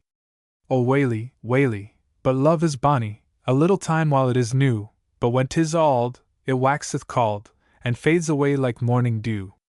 Oh! Wherefore should I busk my head? Or wherefore should I comb my hair? For my true love has me forsook, and says he'll never love me mair. Now Arthur's seat shall be my bed, the sheets shall ne'er be filled by me, Saint Anton's well shall be my drink, since my true love's forsaken me. Martinmas wind, when wilt thou blaw, and shake the green leaves off the tree? O gentle death! When wilt thou come? For of my life I am weary. 'Tis not the frost that freezes fell, nor blowing snow's inclemency. 'Tis not sick cold that makes me cry, but my love's heart grown cold to me. When we came in by Glasgow town, we were a comely sight to see. My love was clad in the black velvet, and I missile in cramacy.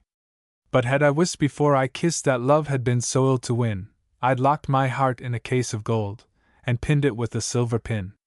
And oh! if my young babe were born, and set upon the nurse's knee, and I missile were dead and gane, why the green grass growin' over me. Henry carries Sally in our alley. Of all the girls that are so smart, there's none like pretty Sally. She is the darling of my heart, and lives in our alley. There's ne'er a lady in the land is half so sweet as Sally. She is the darling of my heart, and lives in our alley. Her father he makes cabbage nets, and through the streets doth cry them. Her mother she sells laces long to such as please to buy them. But sure such folk can have no part in such a girl as Sally. She is the darling of my heart, and lives in our alley. When she is by, I leave my work, I love her so sincerely. My master comes, like any Turk, and bangs me most severely. But let him bang, long as he will, I'll bear it all for Sally. She is the darling of my heart, and lives in our alley. Of all the days are in the week, I dearly love but one day, and that's the day that comes betwixt a Saturday and Monday. For then I'm dressed, in all my best, to walk abroad with Sally. She is the darling of my heart, and lives in our alley.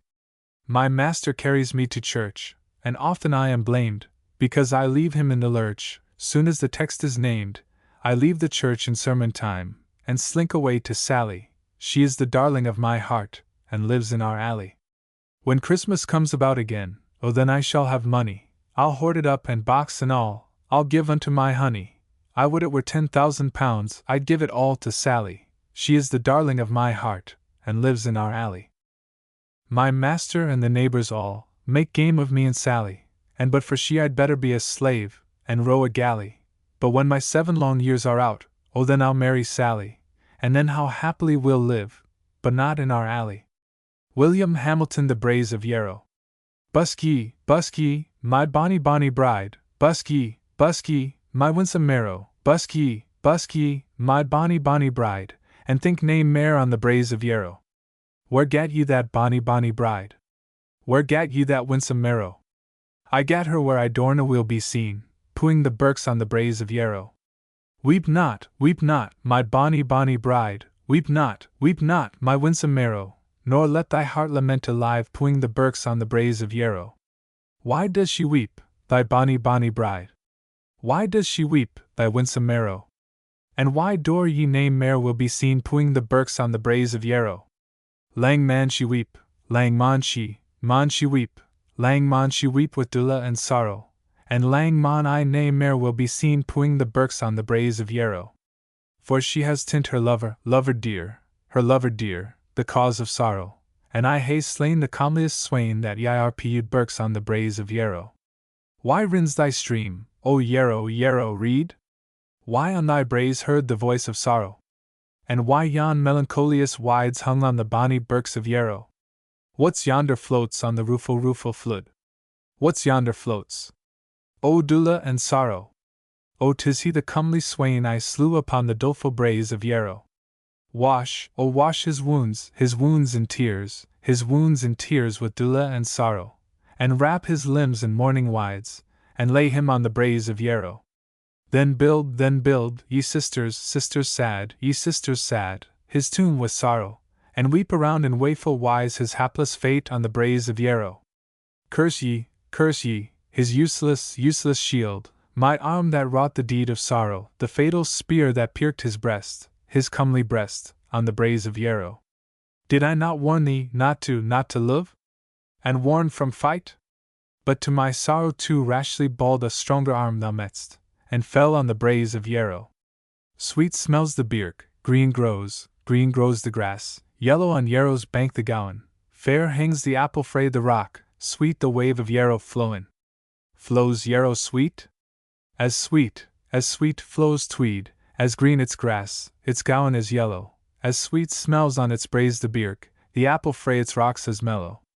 Fair was thy love, fair indeed thy love, in flowery bands thou didst him fetter, though he was fair, and weel beloved again than me he never loved thee better. Busk ye, then busk, my bonny bonny bride, busk ye, my winsome marrow, busk ye, and love me on the banks of Tweed, and think nae mair on the Braes of Yarrow. How can I busk a bonny bonny bride? How can I busk a winsome marrow? How love him on the banks of Tweed, that slew my love on the Braes of Yarrow?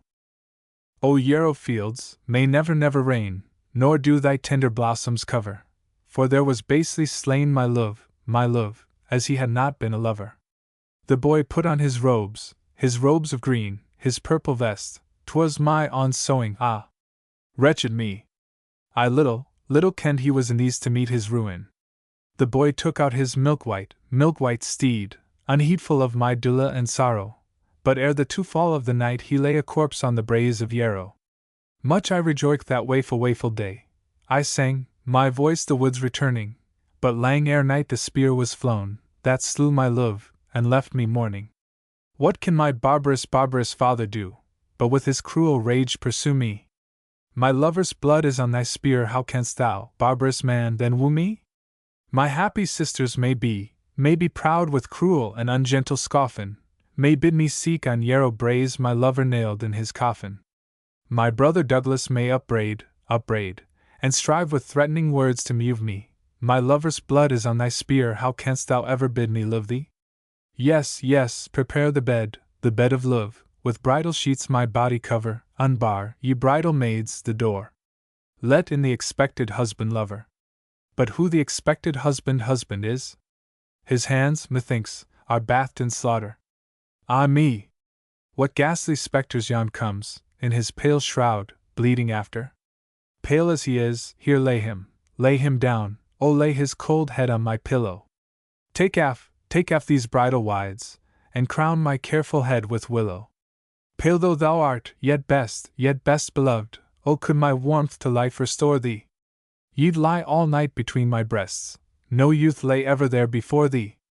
Pale indeed, O lovely youth, forgive so foul a slaughter, and lie all night between my breasts, no youth shall ever lie thereafter.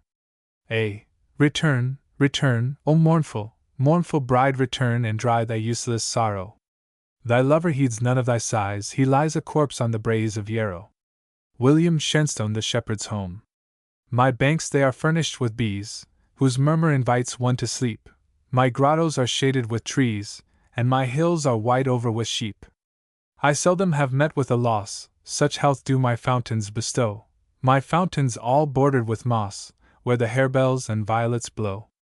Not a pine in the grove is there seen, but with tendrils of woodbine is bound.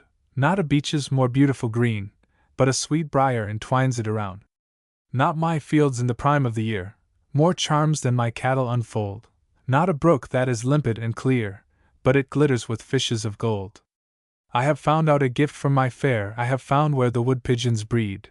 But let me such plunder forbear, she will say 'twas a barbarous deed. For he ne'er could be true, she averred, who would rob a poor bird of its young, and I loved her the more when I heard such tenderness fall from her tongue. William Cooper, The Diverting History of John Gilpin. John Gilpin was a citizen of credit and renown, a trained band captain eke was he of famous London town. John Gilpin's spouse said to her dear, though wedded we have been these twice 10 tedious years, yet we no holiday have seen. Tomorrow is our wedding day, and we will then repair unto the Bell at Edmonton all in a chaise and pair. My sister, and my sister's child, myself and children 3, will fill the chaise, so you must ride on horseback after we. He soon replied, I do admire of womankind but one, and you are she, my dearest dear, therefore, it shall be done. I am a linen draper bold, as all the world doth know, and my good friend the calendar will lend his horse to go. Quoth Mrs. Gilpin, that's well said, and for that wine is dear, we will be furnished with our own, which is both bright and clear. John Gilpin kissed his loving wife. Overjoyed was he to find that, though on pleasure she was bent, she had a frugal mind. The morning came, the chaise was brought, but yet was not allowed to drive up to the door, lest all should say that she was proud. So 3 doors off the chaise was stayed, where they did all get in, 6 precious souls, and all agog to dash through thick and thin. Smack went the whip, round went the wheels, were never folks so glad, the stones did rattle underneath, as if Cheapside were mad. John Gilpin at his horse's side seized fast the flowing mane, and up he got, in haste to ride, but soon came down again. For saddle-tree scarce reached had he, his journey to begin, when, turning round his head, he saw 3 customers come in.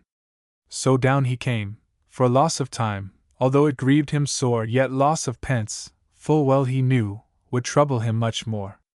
'Twas long before the customers were suited to their mind, when Betty screaming came downstairs, the wine is left behind. Good lack, quoth he, eat ye bring it me, my leathern belt likewise, in which I bear my trusty sword when I do exercise.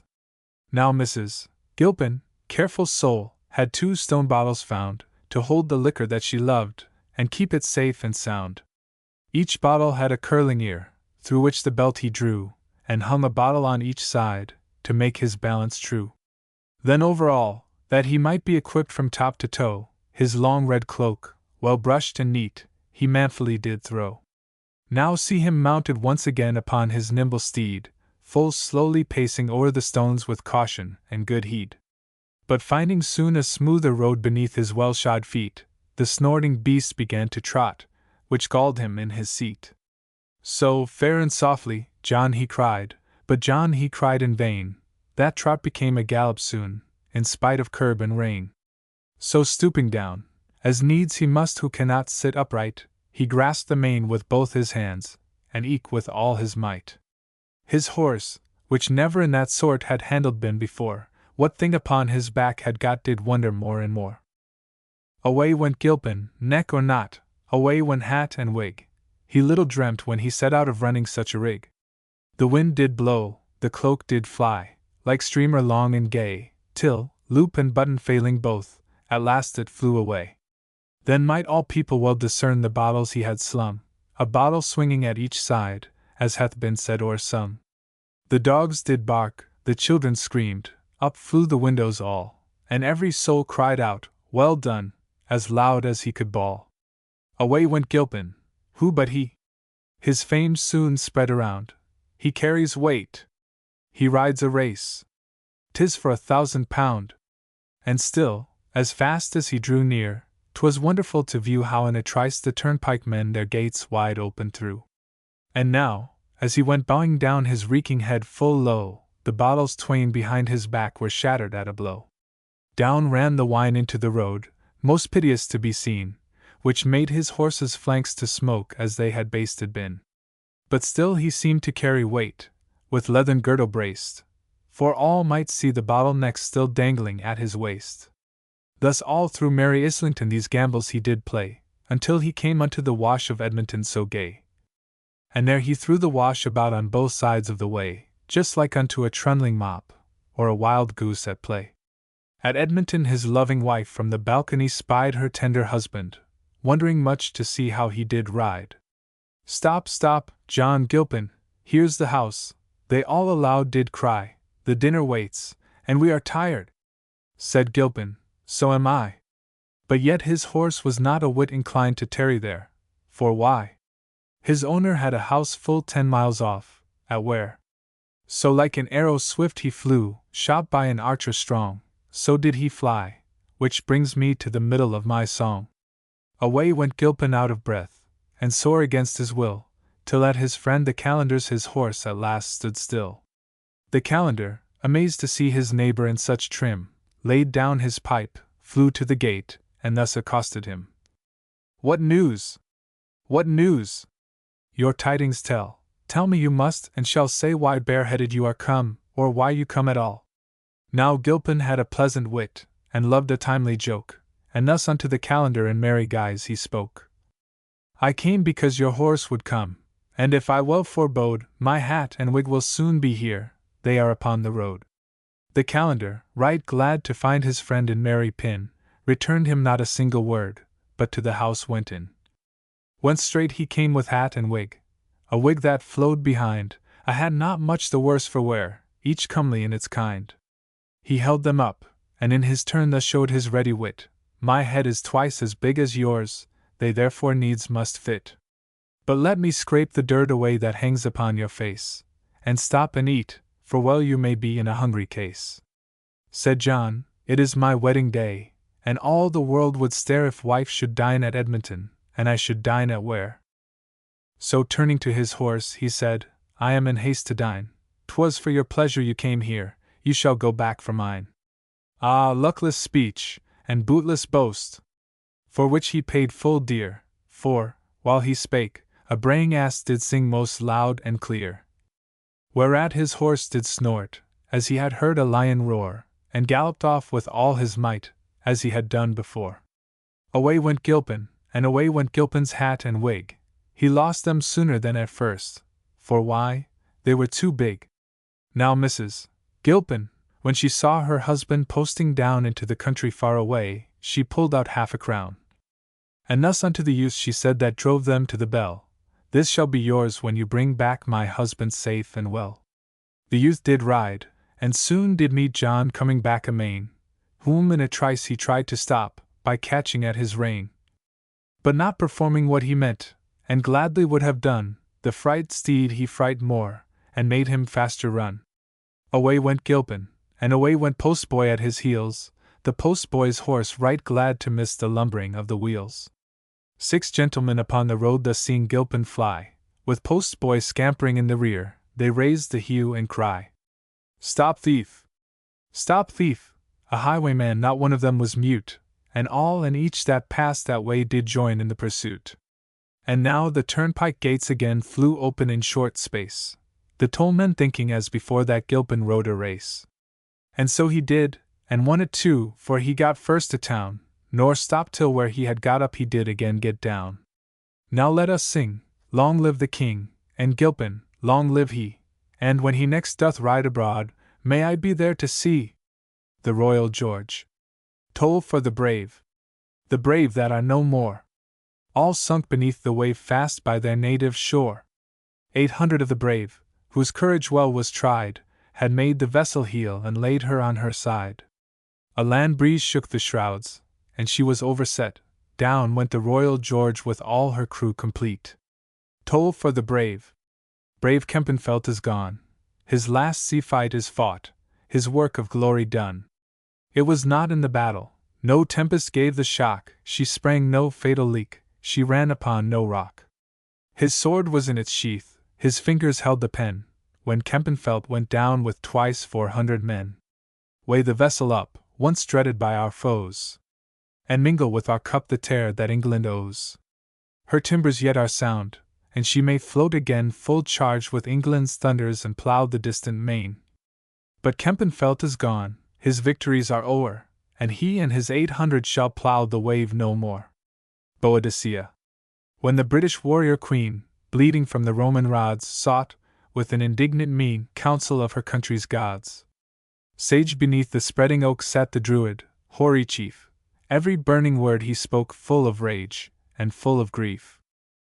Princess, if our aged eyes weep upon thy matchless wrongs, 'tis because resentment ties all the terrors of our tongues. Rome shall perish, write that word in the blood that she has spilt, perish, hopeless and abhorred, deep in ruin as in guilt. Rome, for empire far renowned, tramples on 1,000 states, soon her pride shall kiss the ground. Hark! The Gaul is at her gates. Other Romans shall arise, heedless of a soldier's name. Sounds, not arms, shall win the prize, harmony the path to fame. Then the progeny that springs from the forests of our land, armed with thunder, clad with wings, shall a wider world command. Regent Caesar never knew thy posterity shall sway, where his eagles never flew, none invincible as they. Such the bard's prophetic words, pregnant with celestial fire, bending as he swept the chords of his sweet but awful lyre. She, with all a monarch's pride, felt them in her bosom glow, rushed to battle, fought, and died, dying hurled them at the foe. Ruffians, pitiless as proud, heaven awards the vengeance due, empire is on us bestowed, shame and ruin wait for you. David Garrick, Hearts of Oak. Come, cheer up, my lads, 'tis to glory we steer, to add something more to this wonderful year, to honor we call you, not press you like slaves, for who are so free as the sons of the waves? Hearts of oak are our ships, hearts of oak are our men, we always are ready, steady, boys, steady, we'll fight and we'll conquer again and again. We ne'er see our foes but we wish them to stay, they never see us but they wish us away. If they run, why we follow, and run them ashore, for if they won't fight us, we cannot do more. Hearts of oak are our ships, hearts of oak are our men, we always are ready, steady, boys, steady, we'll fight and we'll conquer again and again. Still Britain shall triumph, her ships plough the sea, her standard be justice, her watchword be free. Then, cheer up, my lads, with one heart let us sing our soldiers, our sailors, our statesmen, our king. Hearts of oak are our ships, hearts of oak are our men, we always are ready, steady, boys, steady, we'll fight and we'll conquer again and again. Oliver Goldsmith, an elegy on the death of a mad dog. Good people all, of every sort, give ear unto my song, and if you find it wondrous short, it cannot hold you long.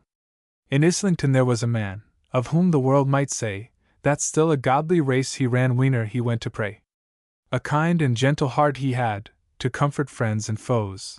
The naked every day he clad, when he put on his clothes. And in that town a dog was found, as many dogs there be, both mongrel, puppy, whelp, and hound, and curs of low degree. This dog and man at first were friends, but when a pique began, the dog, to gain his private ends, went mad, and bit the man. Around from all the neighboring streets the wondering neighbors ran, and swore the dog had lost his wits, to bite so good a man. The wound it seemed both sore and sad to every Christian eye, and while they swore the dog was mad, they swore the man would die. But soon a wonder came to light, that showed the rogues they lied, the man recovered of the bite, the dog it was that died. Edwin and Angelina. Turn, gentle hermit of the dale, and guide my lonely way, to where yon taper cheers the vale with hospitable ray. For here forlorn and lost I tread, with fainting steps and slow, where wilds immeasurably spread, seem lengthening as I go. Forbear, my son, the hermit cries, to tempt the dangerous gloom, for yonder phantom only flies to lure thee to thy doom. Here, to the houseless child of want, my door is open still, and though my portion is but scant, I give it with good will. Then turn to-night, and freely share whatever my cell bestows, my rushy couch and frugal fare, my blessing and repose. No flocks that range the valley free, to slaughter I condemn, taught by that power that pities me, I learn to pity them. But from the mountain's grassy side, a guiltless feast I bring, a script, with herbs and fruits supplied, and water from the spring. Then, pilgrim, turn, thy cares forego, all earth-born cares are wrong, man wants but little here below, nor wants that little long. Soft as the dew from heaven descends, his gentle accents fell, the modest stranger lowly bends, and follows to the cell. Far in a wilderness obscure, the lonely mansion lay, a refuge to the neighboring poor, and strangers led astray. No stores beneath its humble thatch required a master's care, the wicket, opening with a latch, received the harmless pair. And now, when busy crowds retire, to take their evening rest, the hermit trimmed his little fire, and cheered his pensive guest, and spread his vegetable store, and gaily pressed and smiled, and skilled in legendary lore, the lingering hours beguiled. Around, in sympathetic mirth, its tricks the kitten tries, the cricket chirps in the hearth, the crackling faggot flies. But nothing could a charm impart, to soothe the stranger's woe, for grief was heavy at his heart, and tears began to flow. His rising cares the hermit spied, with answering care oppressed, and whence, unhappy youth, he cried, the sorrows of thy breast? From better habitations spurned, reluctant dost thou rove? Or grieve for friendship unreturned, or unregarded love? Alas! The joys that fortune brings are trifling, and decay, and those who prize the paltry things more trifling still than they. And what is friendship but a name, a charm that lulls to sleep, a shade that follows wealth or fame, and leaves the wretch to weep? And love is still an emptier sound, the modern fair one's jest, on earth unseen, or only found to warm the turtle's nest. For shame, fond youth, thy sorrows hush, and spurn the sex, he said, but while he spoke, a rising blush his love-lorn guest betrayed. Surprised he sees new beauties rise, swift mantling to the view, like colors o'er the morning skies, as bright, as transient too. The bashful look, the rising breast, alternate spread alarms, the lovely stranger stands confious a maid in all her charms. And forgive a stranger rude, a wretch forlorn, she cried, whose feet unhallowed thus intrude where heaven and you reside. But let a maid thy pity share, whom love has taught to stray, who seeks for rest, but finds despair companion of her way. My father lived beside the Tyne, a wealthy lord was he, and all his wealth was marked as mine, he had but only me. To win me from his tender arms, unnumbered suitors came, who praised me for imputed charms, and felt, or feigned, a flame. Each hour a mercenary crowd with richest proffers strove, amongst the rest young Edwin bowed, but never talked of love. In humblest, simplest habit clad, no wealth nor power had he, wisdom and worth were all he had, but these were all to me. The blossom opening to the day, the dews of heaven refined, could not of purity display, to emulate his mind. The dew, the blossoms of the tree, with charms in constant shine, their charms were his, but woe to me, their constancy was mine. For still I tried each fickle art, importunate and vain, and while his passion touched my heart, I triumphed in his pain. Till quite dejected with my scorn, he left me to my pride, and sought a solitude forlorn, in secret, where he died. But mine the sorrow, mine the fault, and well my life shall pay, I'll seek the solitude he sought, and stretch me where he lay. And there, forlorn, despairing, hid I'll lay me down and die. 'Twas so for me that Edwin did, and so for him will I. Forbid it, Heaven, the hermit cried, and clasped her to his breast.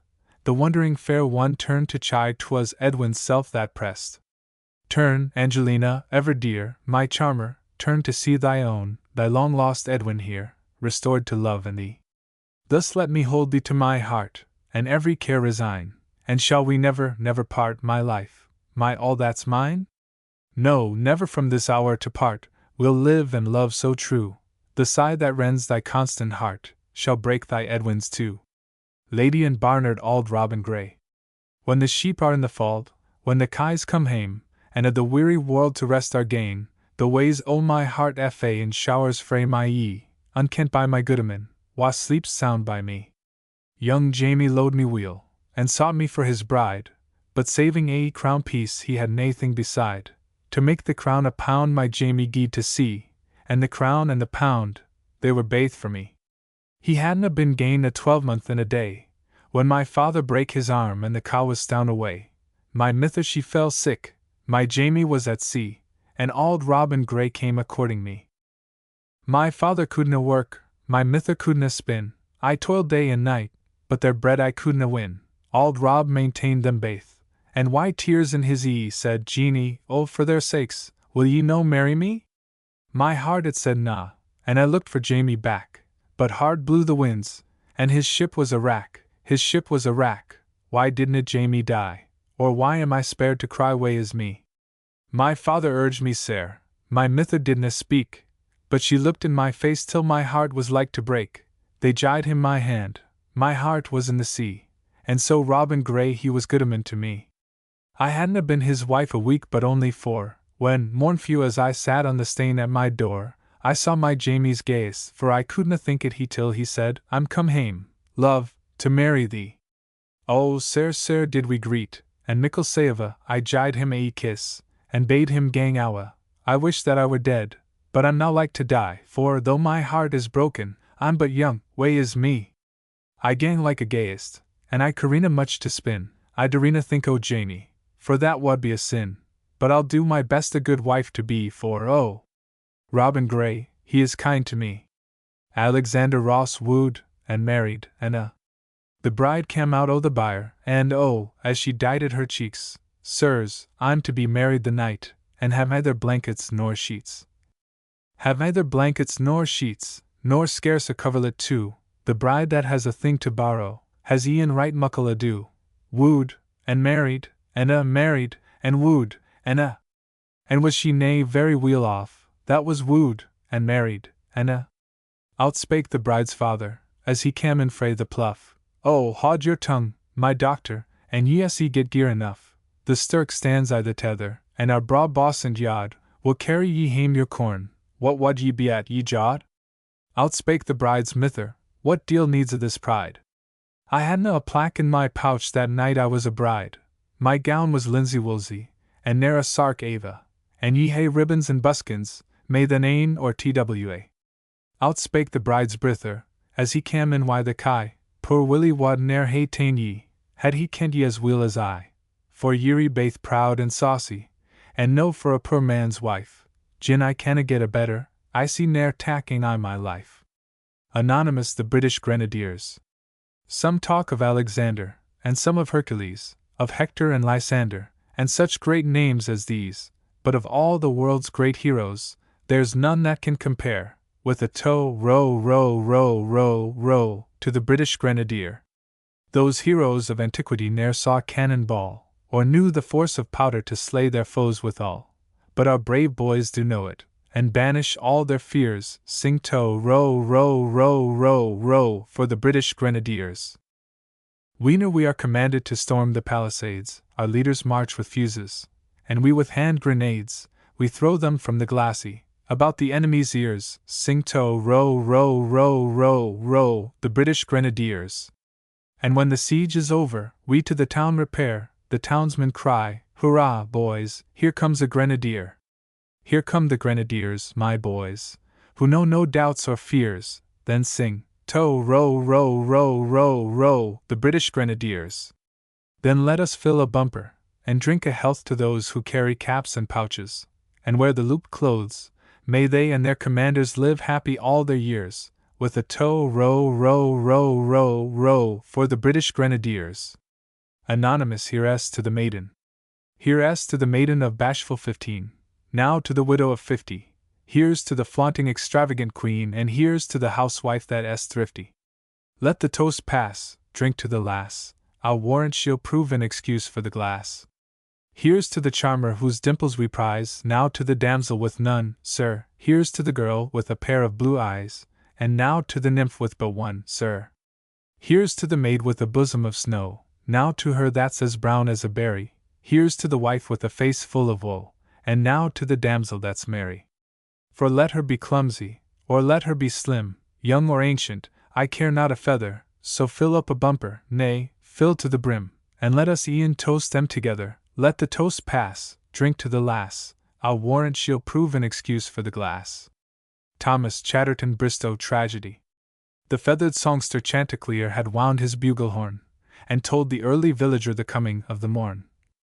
King Edward saw the ruddy streaks of light eclipse the grey, and heard the raven's croaking throat proclaim the fated day. Thou'rt right, quoth he, for by the God that sits enthroned on high, Charles Bauden, and his fellows twain, today shall surely die. Then with a jug of nappy ale his knights did on him wait. Go tell the traitor that today he leaves this mortal state. Sir Canterlone then bended low, with heart brimful of woe, he journeyed to the castle gate, and to Sir Charles did go. But when he came, his children twain, and eke his loving wife, with briny tears did wet the floor, for good Sir Charles's life. O good Sir Charles, said Canterlone, bad tidings I do bring. Speak boldly, man, said brave Sir Charles, what says the traitor king? I grieve to tell, before yon sun does from the welkin fly, he hath upon his honour sworn, that thou shalt surely die. We all must die, said brave Sir Charles, of that I'm not afraid. What boots to live a little space? Thank Jesus, I'm prepared. But tell thy king, for mine he's not, I'd sooner die today, than live his slave, as many are, though I should live for I. Then Canterlone he did go out, to tell the mayor straight to get all things in readiness for good Sir Charles's fate. Then Mr. Canninge sought the king, and fell down on his knee. I'm come, quoth he, unto your grace, to move your clemency. Then, quoth the king, your tale speak out, you have been much our friend, whatever your request may be, we will to it attend. My noble liege, all my request is for a noble knight, who, though mayhap he has done wrong, he thought it still was right. He has a spouse and children twain, all ruined are for I, if that you are resolved to let Charles Bauden die today. Speak not of such a traitor vile, the king in fury said, before the evening star doth shine, Bauden shall lose his head. Justice does loudly for him call, and he shall have his meed. Speak, Mr. Canninge, what thing else at present do ye need? My noble liege, good Canninge said, leave justice to our God, and lay the iron rule aside, be thine the olive rod. Was God to search our hearts and reins, the best were sinners great, Christ's vicar only knows no sin, in all this mortal state. Let mercy rule thine infant reign, 'twill fix thy crown full sure, from race to race thy family all sovereigns shall endure. But if with blood and slaughter thou begin thy infant reign, thy crown upon thy children's brows will never long remain. Canninge, away! This traitor vile has scorned my power and me. How canst thou, then, for such a man entreat my clemency? My noble liege, the truly brave will valorous actions prize. respect a brave and noble mind, although in enemies. Canninge, away! By God in heaven that did me being give, I will not taste a bit of bread whilst this Sir Charles doth live. By Mary, and all saints in heaven, this son shall be his last. Then Canninge dropped a briny tear, and from the presence passed. With heart brimful of gnawing grief, he to Sir Charles did go, and sat him down upon a stool, and tears began to flow. We all must die, said brave Sir Charles, what boots it how or when? Death is the sure, the certain fate, of all we mortal men. Say why, my friend, thy honest soul runs over at thine eye? Is it for my most welcome doom that thou dost childlike cry?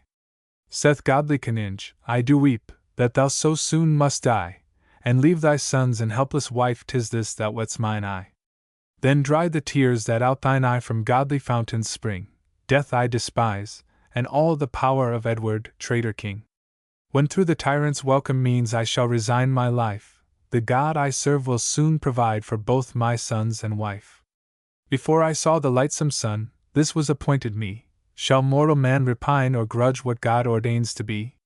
How oft in battle have I stood, when thousands died around, when smoking streams of crimson blood imbrued the fattened ground. How did I know that every dart that cut the airy way might not find passage to my heart, and close mine eyes for aye? And shall I now, for fear of death, look wan and be dismayed? No! From my heart fly childish fear, be all the man displayed. Ah, God like Henry, God forfend, and guard thee and thy son, if 'tis his will, but if 'tis not, why, then his will be done. My honest friend, my fault has been to serve God and my prince, and that I no time server am, my death will soon convince. In London city was I born, of parents of great note, my father did a noble arms emblazon on his coat. I make no doubt but he is gone where soon I hope to go, where we forever shall be blessed, from out the reach of woe. He taught me justice and the laws with pity to unite, and eke he taught me how to know the wrong cause from the right. He taught me with a prudent hand to feed the hungry poor, nor let my servants drive away the hungry from my door. And none can say but all my life I have his word is kept, and some the actions of the day each night before I slept. I have a spouse, go ask of her if I defiled her bed? I have a king, and none can lay black treason on my head. In Lent, and on the Holy Eve, from flesh I did refrain. Why should I then appear dismayed to leave this world of pain? No, hapless Henry, I rejoice I shall not see thy death. Most willingly in thy just cause do I resign my breath. O fickle people! Ruined land! Thou wilt ken peace no mo', while Richard's sons exalt themselves, thy brooks with blood will flow. Say, were you tired of godly peace, and godly Henry's reign, that you did chop your easy days for those of blood and pain? What though I on a sledge be drawn, and mangled by a hind, I do defy the traitor's power, he cannot harm my mind. What though, uphoisted on a pole, my limbs shall rot in air, and no rich monument of brass Charles Bawden's name shall bear? Yet in the holy book above, which time can't eat away, there with the servants of the Lord my name shall live for aye. Then welcome death, for life etern I leave this mortal life, farewell, vain world, and all that's dear, my sons and loving wife. Now death as welcome to me comes as e'er the month of May, now would I even wish to live, with my dear wife to stay. Saith Canninge 'tis a goodly thing to be prepared to die, and from this world of pain and grief to God and heaven to fly. And now the bell began to toll, and clarions to sound. Sir Charles he heard the horses' feet prancing on the ground.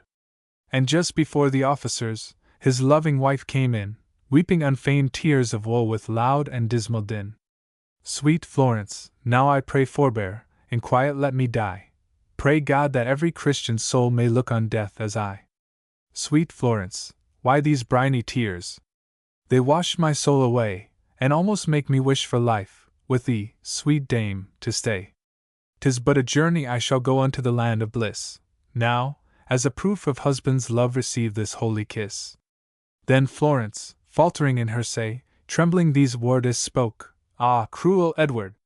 Bloody king! My heart is well nigh broke. Ah, sweet Sir Charles, why wilt thou go without thy loving wife? The cruel axe that cuts thy neck, it eke shall end my life. And now the officers came in to bring Sir Charles away, who turned to his loving wife, and thus to her did say, I go to life, and not to death. Trust thou in God above, and teach thy sons to fear the Lord, and in their hearts him love. Teach them to run the noble race that I their father run. Florence, should death thee take, adieu! Ye officers, lead on. Then Florence raved as any mad, and did her tresses tear. O stay, my husband, lord, and life! Sir Charles then dropped a tear. Till tired out with raving loud, she fell upon the floor. Sir Charles exerted all his might, and marched from out the door. Upon a sledge he mounted then, with looks full brave and sweet, looks that in shone no more concern than any in the street. Before him went the councilmen, in scarlet robes and gold, and tassels spangling in the sun, much glorious to behold. The friars of St. Augustine next appeared to the sight, all clad in homely russet weeds, of godly monkish plight.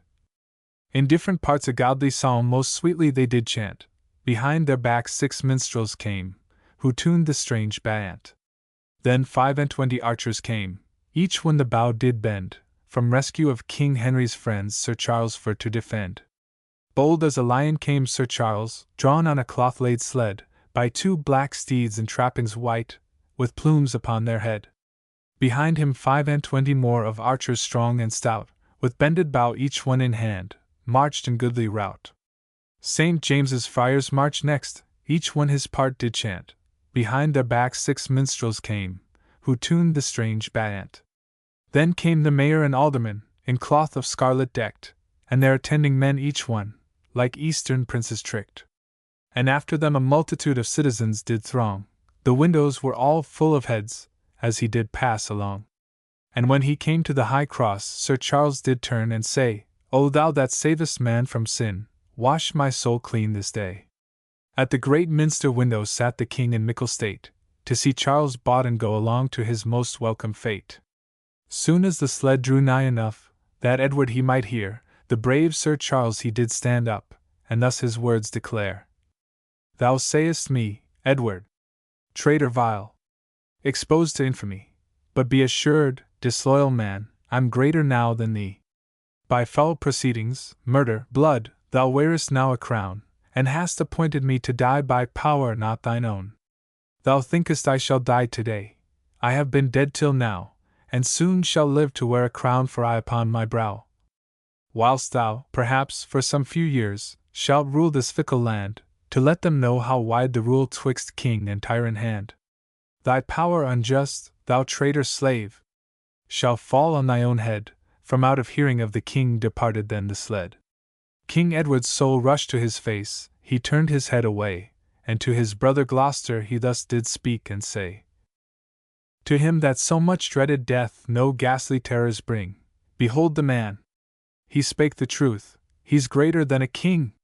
So let him die, Duke Richard said, and may each one our foes bend down their necks to bloody axe, and feed the carrion crows. And now the horses gently drew Sir Charles up the high hill. The axe did glister in the sun, his precious blood to spill. Sir Charles did up the scaffold go, as up a gilded car of victory, by valorous chiefs gained in the bloody war. And to the people he did say, Behold you see me die, for serving loyally my king most rightfully. As long as Edward rules this land, no quiet you will know, your sons and husbands shall be slain, and brooks with blood shall flow. You leave your good and lawful king when in adversity, like me, unto the true cause stick, and for the true cause die. Then he, with priests, upon his knees a prayer to God did make, beseeching him unto himself his parting soul to take. Then, kneeling down, he laid his head most seemly on the block, which from his body fair at once the able headsman stroke. And out the blood began to flow, and round the scaffold twine, and tears, enough to wash away, did flow from each man's eyne. The bloody axe his body fair into 4 part is cut, and every part, and eke his head, upon a pole was put. 1 part did rot on Kinwulf Hill, 1 on the Minster Tower, and 1 from off the castle gate the Crowan did devour. The other on St. Paul's good gate, a dreary spectacle. His head was placed on the high cross, in High Street most noble. Thus was the end of Bawden's fate. God prosper long our king, and grant he may, with bought and soul, in heaven God's mercy sing. Minstrel's song in Ella. Oh, sing unto my roundelay, oh, drop the briny tear with me, dance no more at holiday, like a running river be. My love is dead, gone to his deathbed, all under the willow tree.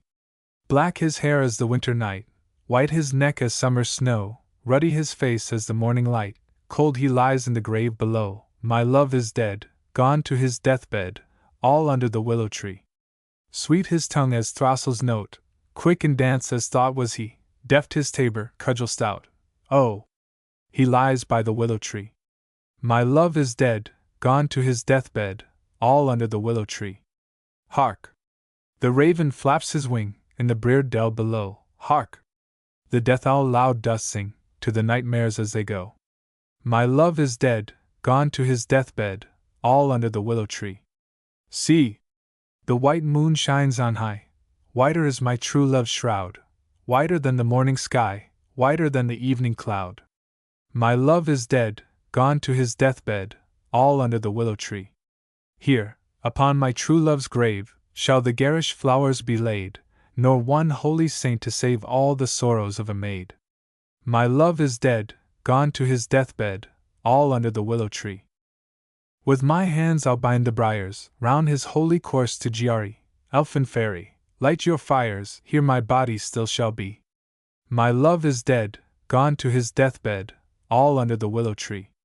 Come with acorn, cup, and thorn, drain my heart's blood all away, life and all its good I scorn, dance by night, or feast by day, my love is dead, gone to his deathbed, all under the willow tree.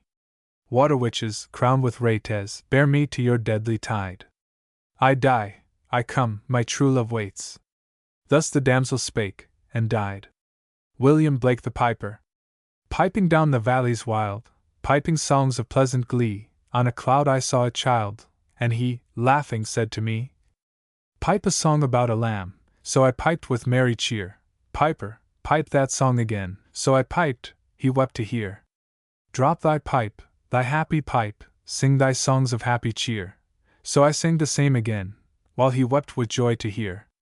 Piper, sit thee down and write in a book that all may read. So he vanished from my sight, and I plew CK to hollow reed. And I made a rural pen, and I stained the water clear, and I wrote my happy songs every child may joy to hear. The tiger.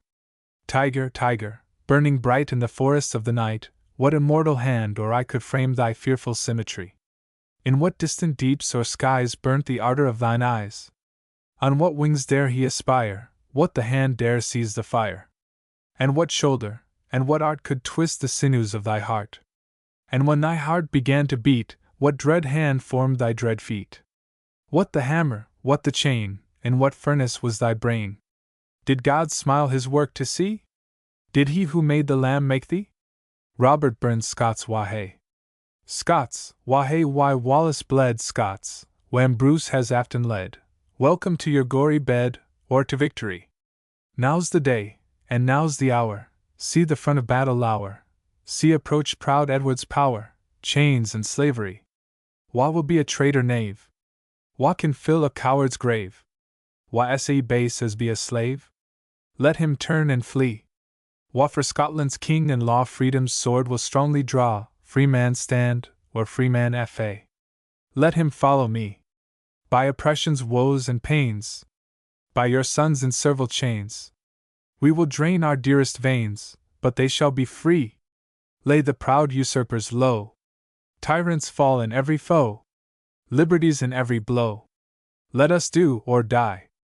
For a that. Is there, for honest poverty, that hangs his head, and a that, the coward slave, we pass him by, we dare be poor for a that. For a that, and a that, our toils obscure, and a that, the rank is but the guinea's stamp, the man's the gowd for a that. What though unhamely fair we dine, wear hot and grey, and a that,gie fools their silks, and knaves their wine, a man's a man for a that.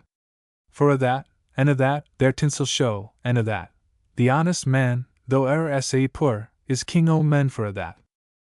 Ye see yon Berkey, see the Lord, wha struts, and stares, and a that, though hundreds worship at his word, he's but a coof for a that, and a that, his ribbon, star, and a that, the man of independent mind, he looks and laughs at a that.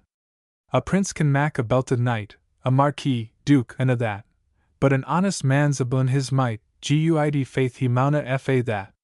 For a that, and a that, their dignities, and a that, the pith o' sense and pride o' worth, are higher rank than a that. Then let us pray that come it may, as come it will for a that sense and worth, o'er the earth, may bear the gree, and a that. For a that, and a that, it's comin' yet, for a that man to man, the world o'er, shall brothers be for a that. A red, red rose. Oh, my love s like a red, red rose, that's newly sprung in June. Oh, my love's like the melody that's sweetly played in tune. As fair art thou, my bonny lass, so deep in love am I, and I will love thee still, my dear, till a the seas gang dry. Till a the seas gang dry, my dear, and the rocks melt wi' the sun, I will love thee still, my dear, while the sands o' life shall run. And fare thee weel, my only love, and fare thee weel awhile. And I will come again, my love, though it were 10,000 mile. Comin' through the rye. Oh, Jenny's a wheat, poor body, Jenny's seldom dry, she draggled to her petticoatie, comin' through the rye. Comin' through the rye, poor body, comin' through the rye, she draggled to her petticoatie, comin' through the rye. Gin a body meet a body, comin' through the rye, gin a body kiss a body, need a body cry?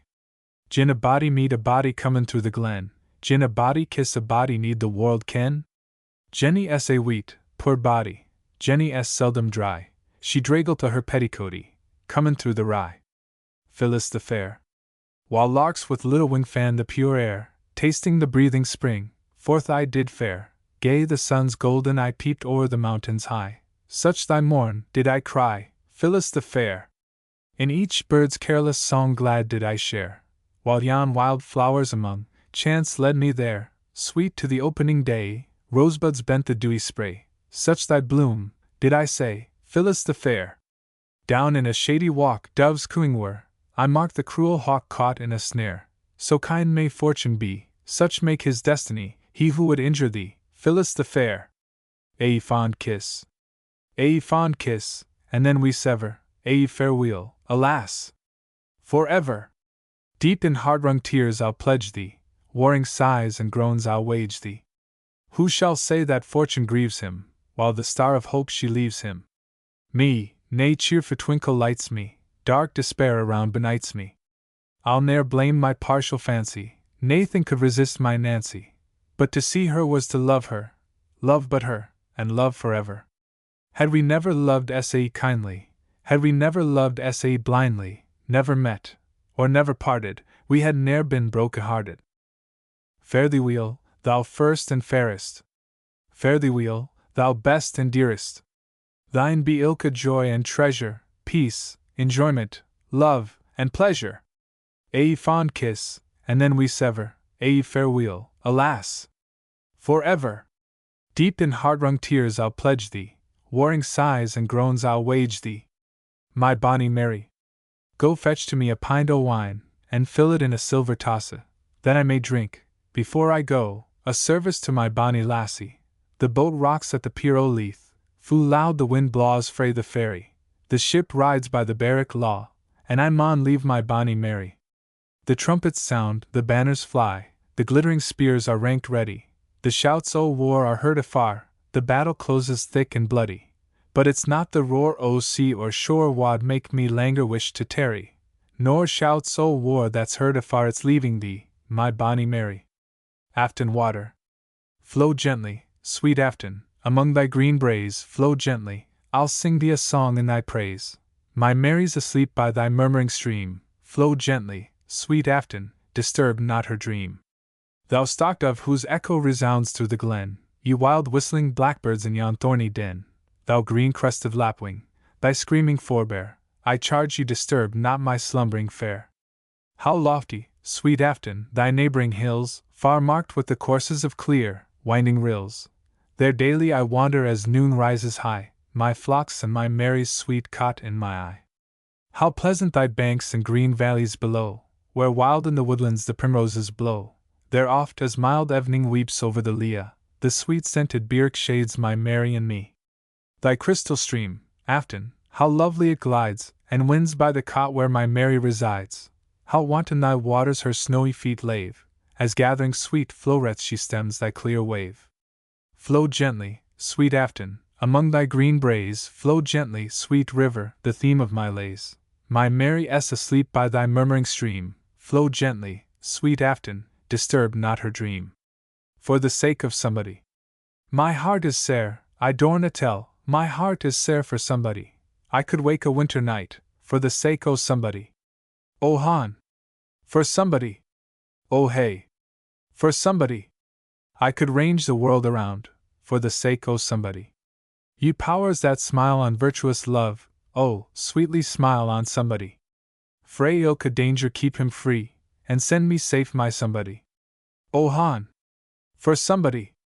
O hey! For somebody! I wad do, what wad I not? For the sake o' somebody. Whistle, and I'll come to ye, my lad. O whistle, and I'll come to ye, my lad. O whistle, and I'll come to ye, my lad. Though father and mither and a should gie mad. O whistle, and I'll come to ye, my lad. But warily tent, when ye come to court me, and come now unless the back yet be ag. Sign up the back style, and let naebody see, and come as ye were now comin' to me. At kirk, or at market, whene'er ye meet me, gang by me as though that ye cardna a fly but steal me a blink o' your bony black ee, yet look as ye were now looking at me. I vow and protest that ye care na for me, and whiles ye may lightly my beauty a wee, but court na on either, though joking ye be, for fear that ye while your fancy fray me. O whistle, and I'll come to ye, my lad. O whistle, and I'll come to ye, my lad, though father and mither and a should gie mad. O whistle, and I'll come to ye, my lad. The dial's awa why the exciseman. The dial cam fiddling through the town, and danked awa why the exciseman, and ilka wife cried auld mahoun, we wish you luck o' your prize, man. We'll mak our mout, and brew our drink, we'll dance, and sing, and rejoice, man, and money thanks to the muckle black dial that danked awa why the exciseman. There's 3 some reels, and 4 some reels, there's hornpipes and strathspeys, man. But the best dance that cam to our lawn was the dial s awa why the exciseman. We'll mak our mout, and brew our drink, we'll dance, and sing, and rejoice, man, and money thanks to the muckle black dial that danked awa why the exciseman. Lassie why the lint white locks. Lassie why the lint white locks, bony lassie, artless lassie, wilt thou wy me tent the flocks? Wilt thou be my dearie-o? Now nature cleeds the flowery Leah, and is young and sweet like thee, O wilt thou share its joys wy me, and say thou'lt be my dearie-o? Lassie why the lint white locks. And when the welcome simmer shower has cheered ilk drooping little flower, will to the breathing woodbine bower at sultry noon, my dearie-o. Lassie why the lint white locks. When Cynthia lights, why silver ray, the weary shearers hameward way, through yellow waving fields will stray, and talk o' love, my dearie-o. Lassie why the lint white locks. And when the howling wintry blast disturbs my lassie's midnight rest, and clasped to my faithful breast, I'll comfort thee, my dearie-o. Lassie why the lint white locks, bony lassie, artless lassie, wilt thou wy me tent the flocks? Wilt thou be my dearie-o? I love my Jean. Over the airts the wind can blaw, I dearly like the west, for there the bony lassie lives, the lassie I lo'e best. There wild woods grow, and rivers row, and many a hill between, but day and night my fancy's flight is ever wy my Jean. I see her in the dewy flowers, I see her sweet and fair, I hear her in the tune of birds, I hear her charm the air. There's not a bony flower that springs by fountain, shaw, or green, there's not a bony bird that sings, but minds me o' my Jean. The happy trio. Oh, Willie brewed a peck o' mout, and Rob and Allan cam to pree, 3 blithe hearts that lelang night, ye wad na find in Christen nigh. We are na foe, we're no that foe, but just a drappie in our ee, the cock may craw, the day may daw, and I will taste the barley brie. Here are we met, 3 merry boys, I trove, are we, and mony a night we've merry been, and mony may we hope to be. It is the moon, I ken her horn, that's blinkin' in the lift sae high, she shines sae bright to wow us hame, but by my sooth she'll wait a wee. Wha first shall rise to gang awa, a cuckold coward loon is he. Wha first beside his chair shall fa, he is the king amang us three. We are na foe, we're no that foe, but just a drappy in our ee. The cock may craw, the day may daw, and I will taste the barley brie. John Anderson, my Joe. John Anderson, my Joe, John, when we were first acquaint, your locks were like the raven, your bony brow was brent.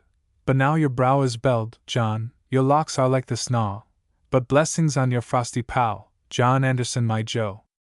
John Anderson, my Joe, John, we climb the hill thegither, and mony a candy day, John, we've had wine on either, now we maun totter down, John, but hand in hand we'll go, and sleep thegither at the foot, John Anderson, my Joe. My wife's a winsome wee thing.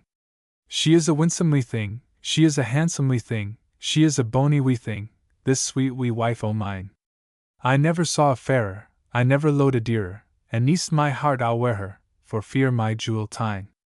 She is a winsome wee thing, she is a handsome wee thing, she is a bony wee thing, this sweet wee wife o' mine. The world's wrack, we share o't, the warsel and the care o't, why her I'll blithely bear it, and think my lot divine. Duncan Gray. Duncan Gray came here to woo, ha, ha, the wooing oat, on blithe Yule night when we were foe, ha, ha, the wooing oat. Maggie kissed her head foo high, looked asklant and uncos skay, gart poor Duncan stand abay, ha, ha, the wooing oat. Duncan fleeched, and Duncan prayed, ha, ha, the wooing oat, Meg was deaf as Ailsa Craig, ha, ha, the wooing oat. Duncan sight baith out and in, grat his een baith bleart and blin, spak o lopin o'er a lin, ha, ha, the wooing oat. Time and chance are but a tide, ha, ha, the wooing oat, slighted love is sair to bide, ha, ha, the wooing oat. Shall I, like a fool, quoth he, for a haughty hizzy die? She may gie to France for me. Ha, ha, the wooing oat. How it comes let doctors tell, ha, ha, the wooing oat, Meg grew sick, as he grew well, ha, ha, the wooing oat. Something in her bosom rings, for relief a sigh she brings, and oh, her een, they spak sick things. Ha, ha, the wooing oat. Duncan was a lad o' grace, ha, ha, the wooing oat, Maggie's was a piteous case, ha, ha, the wooing oat. Duncan couldna be her death, swelling pity smored his wrath, now they recrouse and can't hide baith. Ha, ha, the wooing oat. My ein kind dearie o. When o'er the hill the eastern star tells Butin time is near, my Joe, and owsen frae the frode field return sae douf and weary o, down by the burn, where scented birks wide dew are hanging clear, my Joe, I'll meet thee on the Learig, my ein kind dearie o. In Mercus Glen, at midnight hour, I'd rove, and ne'er beerie o, if through that glen I gied to thee, my ein kind dearie o, although the night were ne'er sae wild, and I were ne'er sae weary o, I'd meet thee on the Learig, my ein kind dearie o. The hunter lo yes the morning sun, to rouse the mountain deer, my Joe, at noon the fisher seeks the glen, along the burn to steer, my Joe, gie me the hour o gloamin' grey, it maks my heart sae cheery o, to meet thee on the Learig, my ein kind dearie o. The thorn. From the white blossomed sloe my dear Chloe requested a sprig her fair breast to adorn, from the white blossomed sloe my dear Chloe requested a sprig her fair breast to adorn. No! By heaven! I exclaimed, may I perish, if ever I plant in that bosom a thorn. When I showed her a ring, and implored her to marry, she blushed like the dawning of morn. When I showed her a ring, and implored her to marry, she blushed like the dawning of morn. Yes. I'll consent, she replied, if you promise that no jealous rival shall laugh me to scorn. John Barleycorn. There was 3 kings into the east, 3 kings both great and high, and they hae sworn a solemn oath, John Barleycorn should die. They took a plough and ploughed him down, put clods upon his head, and they hae sworn a solemn oath, John Barleycorn was dead.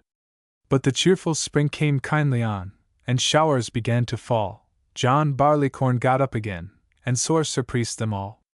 The sultry suns of summer came, and he grew thick and strong, his head well armed wide-pointed spears, that no one should him wrong. The sober autumn entered mild, when he grew wan and pale, his bending joints and drooping head showed he began to fail. His color sickened more and more, he faded into age, and then his enemies began to show their deadly rage. They ta'en a weapon long and sharp, and cut him by the knee, and tied him fast upon the cart, like a rogue for forgery. They laid him down upon his back, and cudgelled him full sore.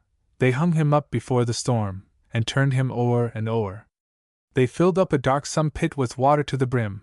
They heaved in John Barleycorn, there let him sink or swim. They laid him out upon the floor, to work him further woe, and still as signs of life appeared, they tossed him to and fro. They wasted, o'er a scorching flame, the marrow of his bones, but a miller used him worst of all, for he crushed him between two stones. And they ta'en his very heart's blood, and drank it round and round, and still the more and more they drank, their joy did more abound. John Barleycorn was a hero bold, of noble enterprise, for if you do but taste his blood, 'twill make your courage rise. 'Twill make a man forget his woe, 'twill heighten all his joy, 'twill make the widow's heart to sing, though the tear were in her eye. Then let us toast John Barleycorn, each man a glass in hand, and may his great prosperity ne'er fail in old Scotland. Anonymous. The banks of Allan Water. On the banks of Allan Water, when the sweet springtime did fall, was the miller's lovely daughter, fairest of them all. For his bride a soldier sought her, and a winning tongue had he. On the banks of Allan Water, none so gay as she. On the banks of Allan Water, when brown autumn spread his store, there I saw the miller's daughter, but she smiled no more. For the summer grief had brought her, and the soldier false was he. On the banks of Allan Water, none so sad as she.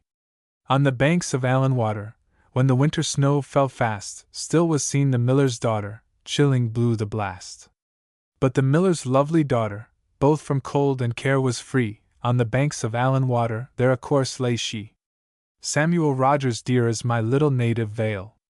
Dear is my little native vale, the ringdove builds and murmurs there. Close by my cot she tells her tale to every passing villager. The squirrel leaps from tree to tree, and shells his nuts at liberty. In orange groves and myrtle bowers, that breathe a gale of fragrance round, I charm the fairy-footed hours with my loved lute's romantic sound, or crowns of living laurel weave for those that win the race at eve. The shepherd's horn at break of day, the ballet danced in twilight glade, the canzonet and roundelay sung in the silent greenwood shade. These simple joys, that never fail, shall bind me to my native vale. A wish. Mine be a cot beside the hill, a beehive's hum shall soothe my ear, a willowy brook, that turns a mill, with many a fall, shall linger near. The swallow oft, beneath my thatch, shall twitter near her clay-built nest, oft shall the pilgrim lift the latch, and share my meal, a welcome guest. Around my ivied porch shall spring each fragrant flower that drinks the dew, and Lucy, at her wheel, shall sing, in russet gown and apron blue. The village church beneath the trees, where first our marriage vows were given, with merry peals shall swell the breeze, and point with taper spire to heaven. Robert Bloomfield. The Fakenham Ghost. The lawns were dry in Euston Park, here truth inspires my tale. The lonely footpath, still and dark, led over hill and dale. Benighted was an ancient dame, and fearful haste she made to gain the vale of Fakenham, and hail its willow shade. Her footsteps knew no idle stops, but followed faster still, and echoed to the darksome copse that whispered on the hill. Where clamorous rooks, yet scarcely hushed, bespoke a peopled shade, and many a wing the foliage brushed, and hovering circuits made. The dappled herd of grazing deer, that sought the shades by day, now started from her path with fear, and gave the stranger way. Darker it grew, and darker fears came o'er her troubled mind, when now a short, quick step she hears come padding close behind. She turned, it stopped, naught could she see upon the gloomy plain, but as she strove the sprite to flee, she heard the same again. Now terror seized her quaking frame, for, where the path was bare, the trotting ghost kept on the same. She muttered many a prayer. Yet once again, amidst her fright, she tried what sight could do, when through the cheating glooms of night a monster stood in view. Regardless of whatever she felt, it followed down the plain. She owned her sins, and down she knelt, and said her prayers again. Then on she sped, and hope grew strong, the white park gate in view, which pushing hard, so long it swung that ghost and all passed through. Loud fell the gate against the post. Her heartstrings like to crack, for much she feared the grisly ghost would leap upon her back. Still on, pat, pat, the goblin went, as it had done before. Her strength and resolution spent, she fainted at the door. Out came her husband, much surprised, out came her daughter dear, good-natured souls, all unadvised of what they had to fear.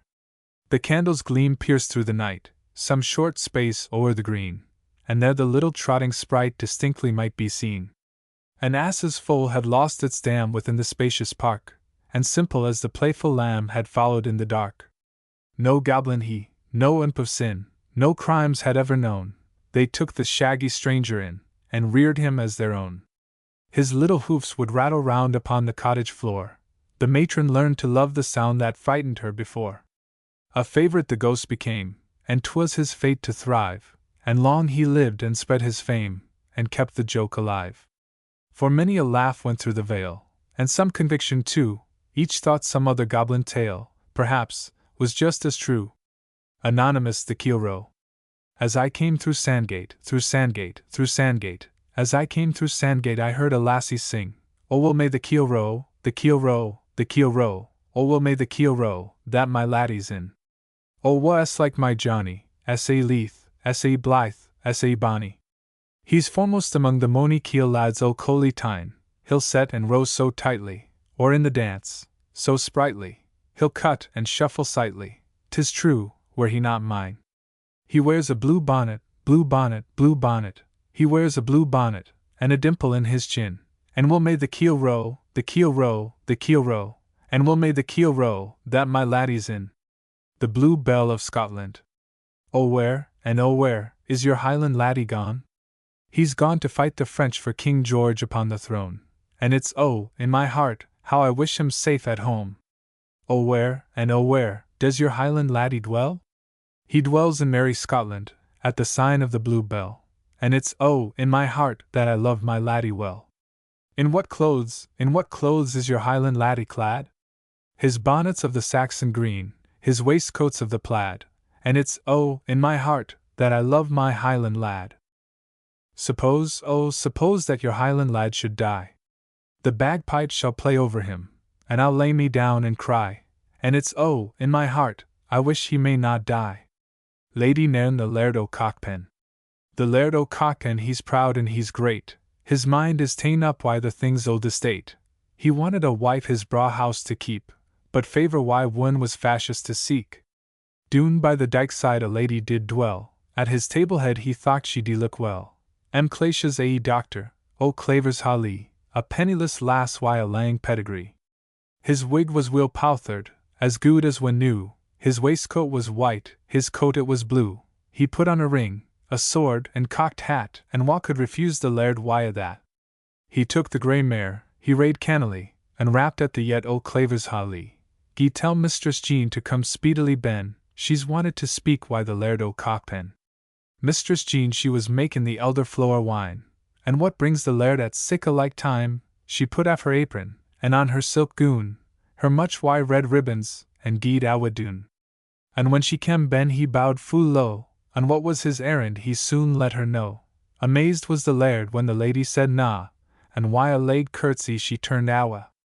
Dumbfoundered was he, but nae sigh did he gie, he mounted his mare and he rade cannily, and often he thocht, as he gied through the glen, she's daft to refuse the Laird o' Cockpen. Caller Heron. Wall by my caller Heron? They're bonny fish and halesome farin.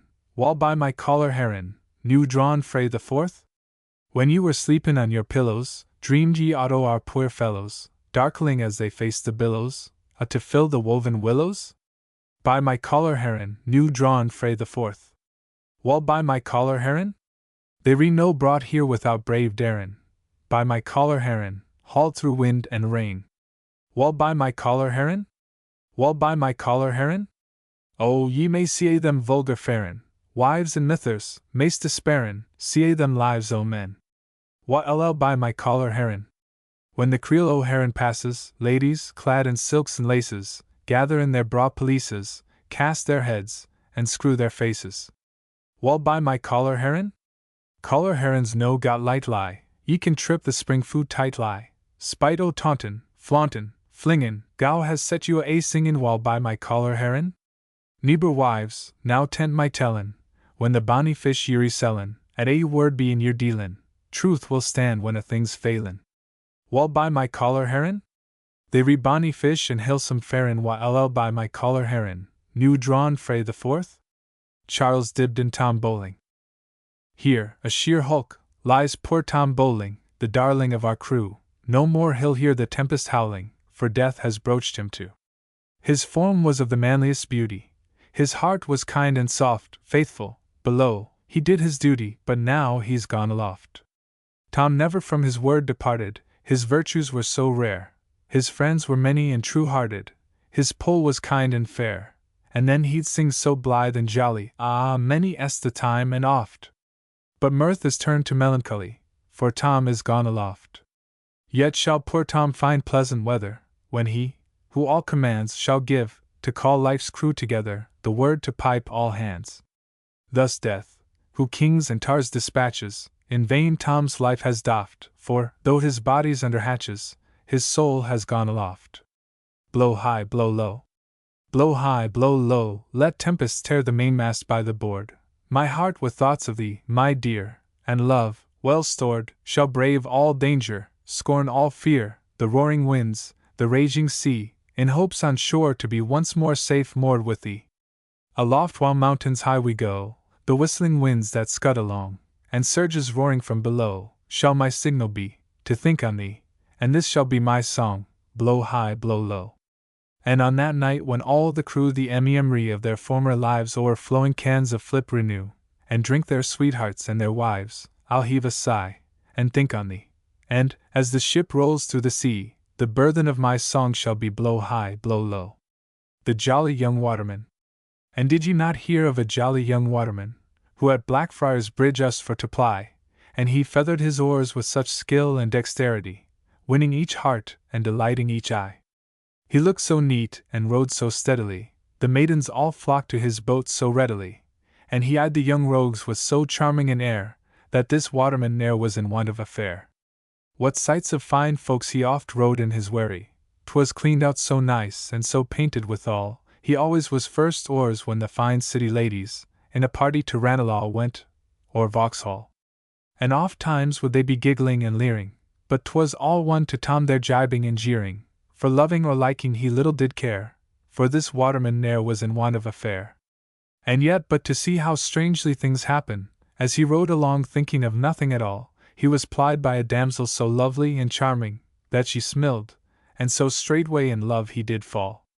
And would this young damsel e'en banish his sorrow, he'd wed her tonight, before even tomorrow, and how should this waterman ever know care, when he's married and never in want of a fare? Samuel Taylor Coleridge. The Rime of the Ancient Mariner. Part 1. An ancient mariner meeteth three gallants bidden to a wedding feast, and detaineth one. It is an ancient mariner, and he stoppeth one of three. By thy long grey beard and glittering eye, now wherefore stopp'st thou me? The bridegroom's doors are opened wide, and I am next of kin. The guests are met, the feast is set, mayst hear the merry din. He holds him with his skinny hand, there was a ship, quoth he. Hold off. Unhand me, greybeard loon, eftsoons his hand dropped he. The wedding guest is spellbound by the eye of the old seafaring man, and constrained to hear his tale. He holds him with his glittering eye, the wedding guest stood still, and listens like a 3 years' child, the mariner hath his will. The wedding guest sat on a stone, he cannot choose but hear, and thus spake on that ancient man, the bright-eyed mariner. The ship was cheered, the harbor cleared, merrily did we drop below the kirk, below the hill, below the lighthouse top. The mariner tells how the ship sailed southward with a good wind and fair weather, till it reached the line. The sun came up upon the left, out of the sea came he. And he shone bright, and on the right, went down into the sea. Higher and higher every day, till over the mast at noon, the wedding guest here beat his breast, for he heard the loud bassoon. The wedding guest heareth the bridal music, but the mariner continueth his tale. The bride hath paced into the hall, red as a rose is she, nodding their heads before her goes the merry minstrelsy. The wedding guest he beat his breast, yet he cannot choose but hear, and thus spake on that ancient man, the bright-eyed mariner. the ship drawn by a storm toward the South Pole. And now the storm blast came, and he was tyrannous and strong. He struck with his overtaking wings, and chased us south along. With sloping masts and dipping prow, as who pursued with yell and blow still treads the shadow of his foe and forward bends his head, the ship drove fast, loud roared the blast, and southward we fled. And now there came both mist and snow, and it grew wondrous cold, and ice, mast high, came floating by, as green as emerald. The land of ice, and of fearful sounds, where no living thing was to be seen. And through the drifts the snowy cliffs did send a dismal sheen, nor shapes of men nor beasts we ken, the ice was all between. The ice was here, the ice was there, the ice was all around, it cracked and growled, and roared and howled, like noises in a swound. Till a great sea-bird called the albatross came through the snow fog, and was received with great joy and hospitality. At length did cross an albatross, thorough the fog it came, as if it had been a Christian soul, we hailed it in God's name. It ate the food it ne'er had eat, and round it flew. The ice did split with a thunder fit, the helmsman steered us through. And lo! The albatross proveth a bird of good omen, and followeth the ship as it returned northward, through fog and floating ice. And a good south wind sprung up behind, the albatross did follow, and every day, for food or play, came to the mariner's hollow. In mist or cloud, on mast or shroud, it perched for vespers 9, whiles all the night, through fog smoke white, glimmered the white moonshine. The ancient mariner inhospitably killeth the pious bird of good omen. God save thee, ancient mariner! From the fiends that plague thee thus, why look'st thou so? With my crossbow I shot the albatross. Part 2. The sun now rose upon the right, out of the sea came he, still hid in mist, and on the left went down into the sea. And the good south wind still blew behind, but no sweet bird did follow, nor any day, for food or play, came to the mariner's hollow. His shipmates cry out against the ancient mariner, for killing the bird of good luck. And I had done a hellish thing, and it would work 'em woe, for all averred I had killed the bird that made the breeze to blow. Ah, wretch! Said they. The bird to slay, that made the breeze to blow! But when the fog cleared off, they justify the same, and thus make themselves accomplices in the crime. Nor dim nor red, like God's own head, the glorious sun uprist, then all averred, I had killed the bird that brought the fog and mist. 'Twas right, said they. Such birds to slay, that bring the fog and mist. The fair breeze continues. The ship enters the Pacific Ocean and sails northward, even till it reaches the line. The fair breeze blew, the white foam flew, the froze streamed off free. We were the first that ever burst into that silent sea. The ship hath been suddenly becalmed.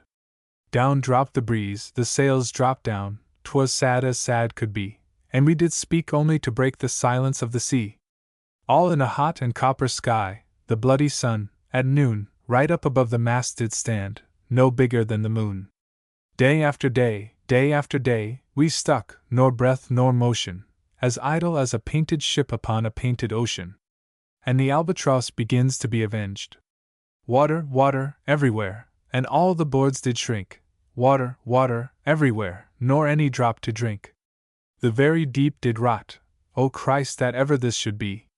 Yes, slimy things did crawl with legs upon the slimy sea. About, in reel and rout the death fires danced at night. The water, like a witch's oils, burned green, and blue, and white.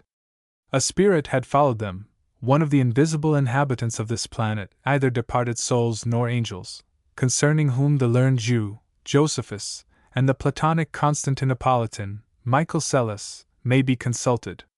They are very numerous, and there is no climate or element without one or more.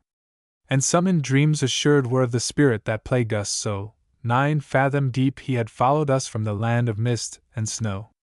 And every tongue through utter drought was withered at the root. We could not speak, no more than if we had been choked with soot. The shipmates, in their sore distress, would fain throw the whole guilt on the ancient mariner, in sign whereof they hanged the dead sea-bird round his neck. Ah! Well a day!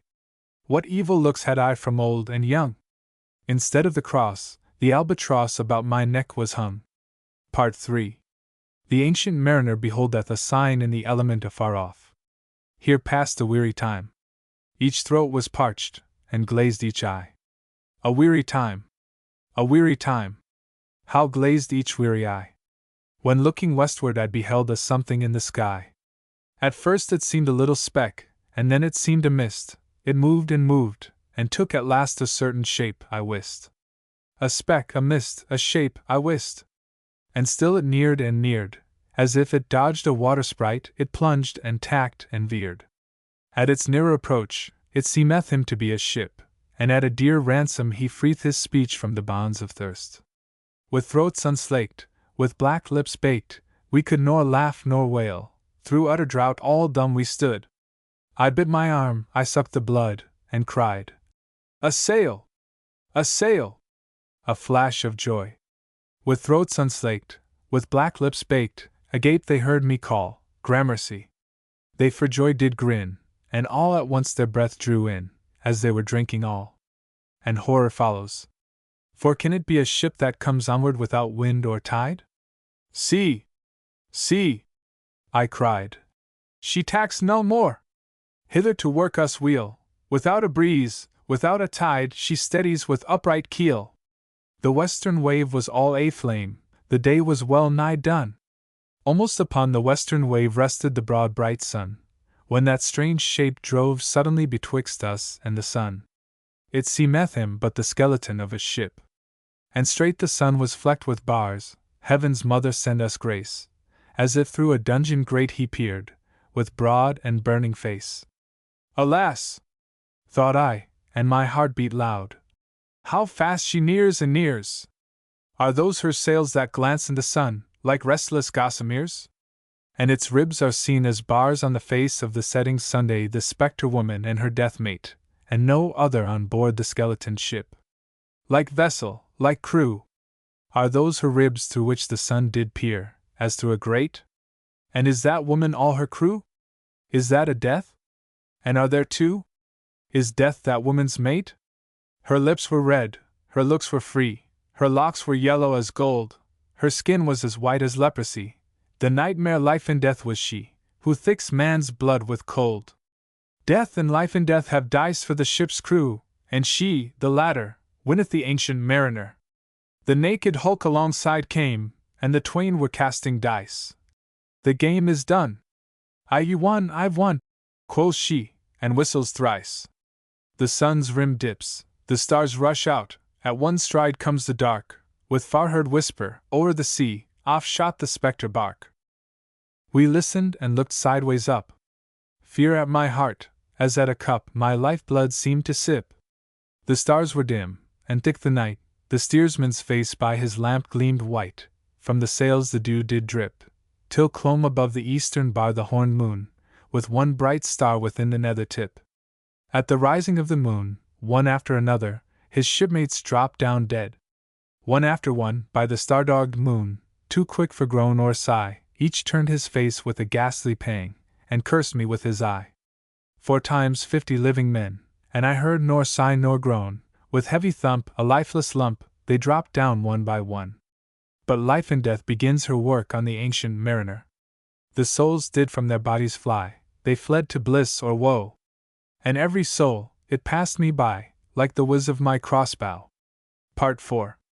The wedding guest feareth that a spirit is talking to him, but the ancient mariner assureth him of his bodily life, and proceedeth to relate his horrible penance.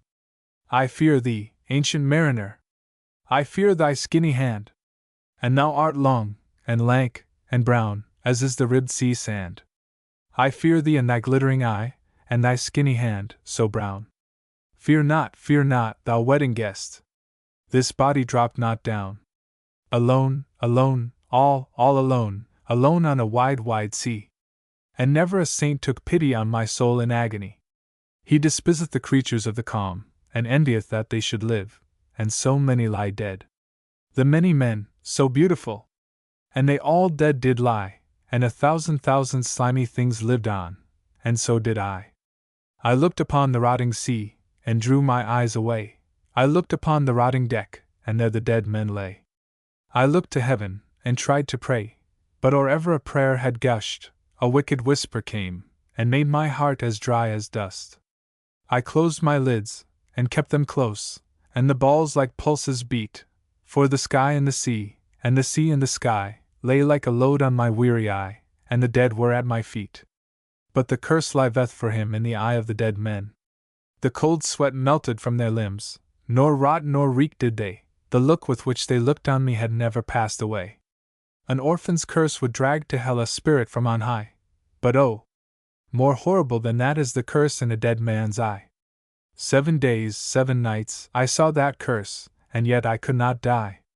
In his loneliness and fixedness, he yearneth towards the moon, and the stars that still sojourn, yet still move onward, and everywhere the blue sky belongs to them, and is their appointed rest and their native country, and their own natural homes, which they enter unannounced, as lords that are certainly expected, and yet there is a silent joy at their arrival. The moving moon went up the sky, and nowhere did abide, softly she was going up, and a star or two beside. Her beams bemocked the sultry main, like April hoarfrost spread, but where the ship's huge shadow lay, the charmed water burned alway a still and awful red. By the light of the moon he beholdeth God's creatures of the great calm. Beyond the shadow of the ship, I watched the water snakes. They moved in tracks of shining white, and when they reared, the elfish light fell off in hoary flakes. Within the shadow of the ship I watched their rich attire, blue, glossy green, and velvet black, they coiled and swam, and every track was a flash of golden fire.